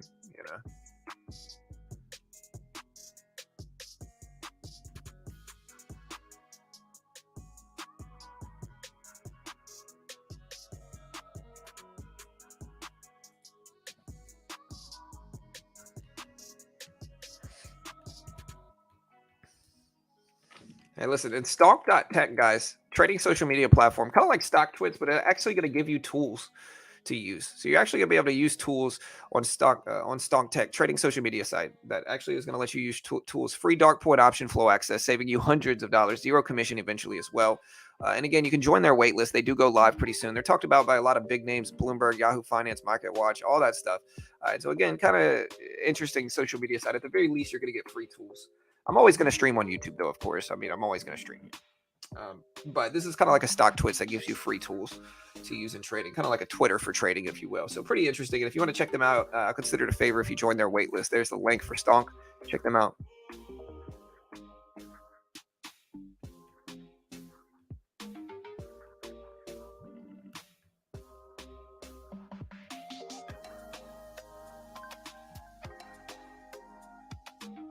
I love snow, man, to be honest.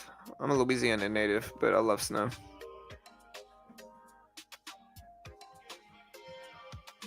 All right, again, market's starting to pop up here, so we don't really have any trend right now. That's the thing. A lot of it might be waiting for Netflix earnings to drop, which they do drop today. And so stick around. That might be all this is. Oh, man.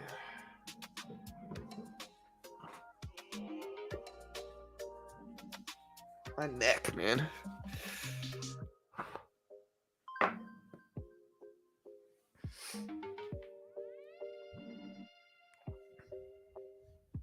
This is the E-mini, and again, the futures market has no PDT restrictions. You could day trade, you could short, instant settlement, no PDT rule. You get a margin account, you can day trade short. So this is the S&P 500, but this is the E-mini futures contract, which you can day trade as much as you want, right? A lot of people think you got to trade penny stocks to get around the PDT. You don't. You can trade futures and essentially trade the SPY, which is what everything else kind of follows a lot of the time. Like Apple follows the SPY, Disney follows the SPY. So you can essentially day trade just like you would in large caps in the futures market with no PDT restrictions and what's called the E-mini, the micro E-mini, the NASDAQ 100, basically trading index futures. That's the easiest way to get around the PDT rule. And again, if you want to try Top Step Out, which is a funded account program, you can use the link pinned at the top of the chat. Speaking of that, though, let's see what this poll said here. So we do have this poll. We got about 1,000 votes on the poll.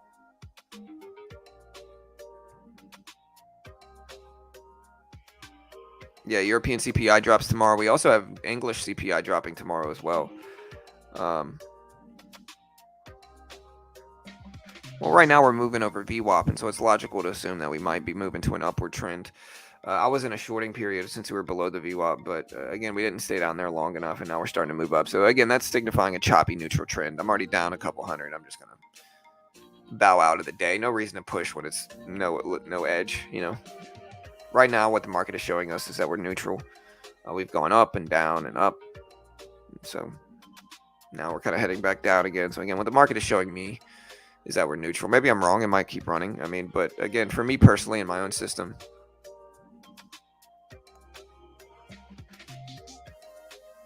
wait, you can trade penny stocks to avoid PDT rule?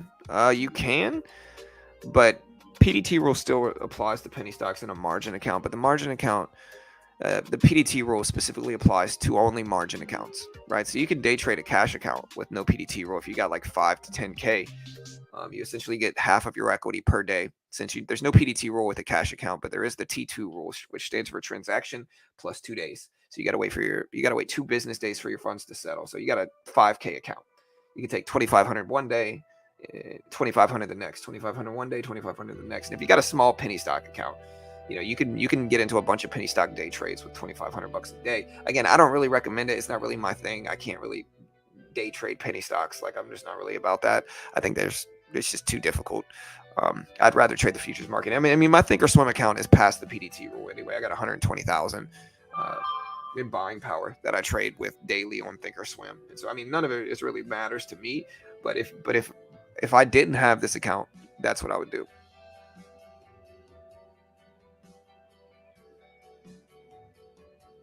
Yeah, futures is easier.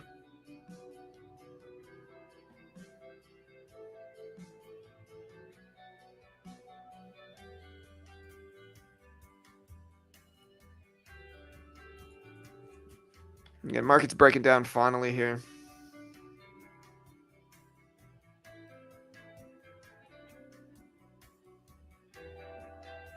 Again, we are going to be streaming the Netflix earnings. PDT stands for pattern day trade rule. Basically, it restricts you from day trading more than 3 times per rolling 5-day business period. So you can only day trade 3 times a week. And again, a lot of people, day trading is romanticized, and I get it. Swing trading, in my opinion, if I could start over, I wouldn't day trade. I'd swing trade or invest, and then build up an account. And then once I have some income, maybe I could try day trading. But at this point in time, I'm solid at day trading. I actually make money at doing it. But if I could start over, I wouldn't. If I could start over, I'd use the futures market to try it and maybe get a little bit better results there and save some time trying to day trade penny stocks.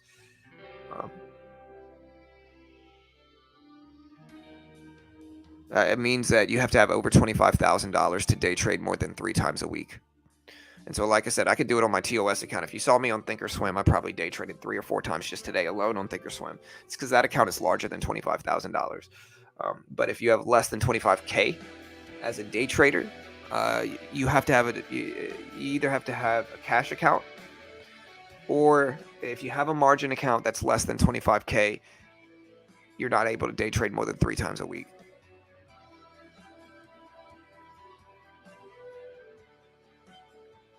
What about crude oil inventories? Yeah, we're checking those out now.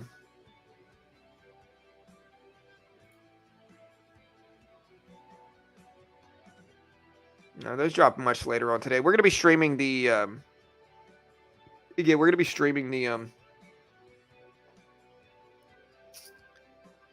we're going to streaming the Netflix earnings when they drop today, guys. So y'all be ready. Yeah, exactly, Kyle. 100%, man. A lot of people don't understand. And again, it's all subjective. Yeah, it is a US thing. It's for US brokerages.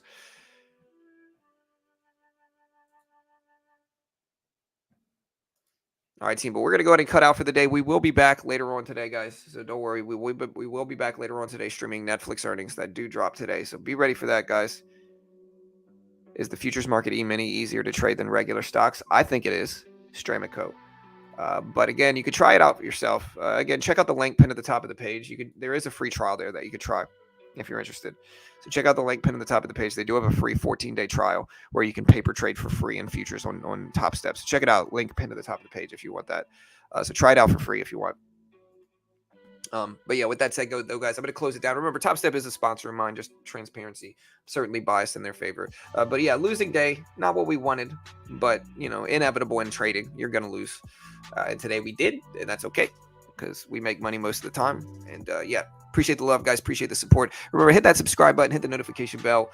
We should hit 89,000 subscribers today. We should hit that. So we'll see. Love you all.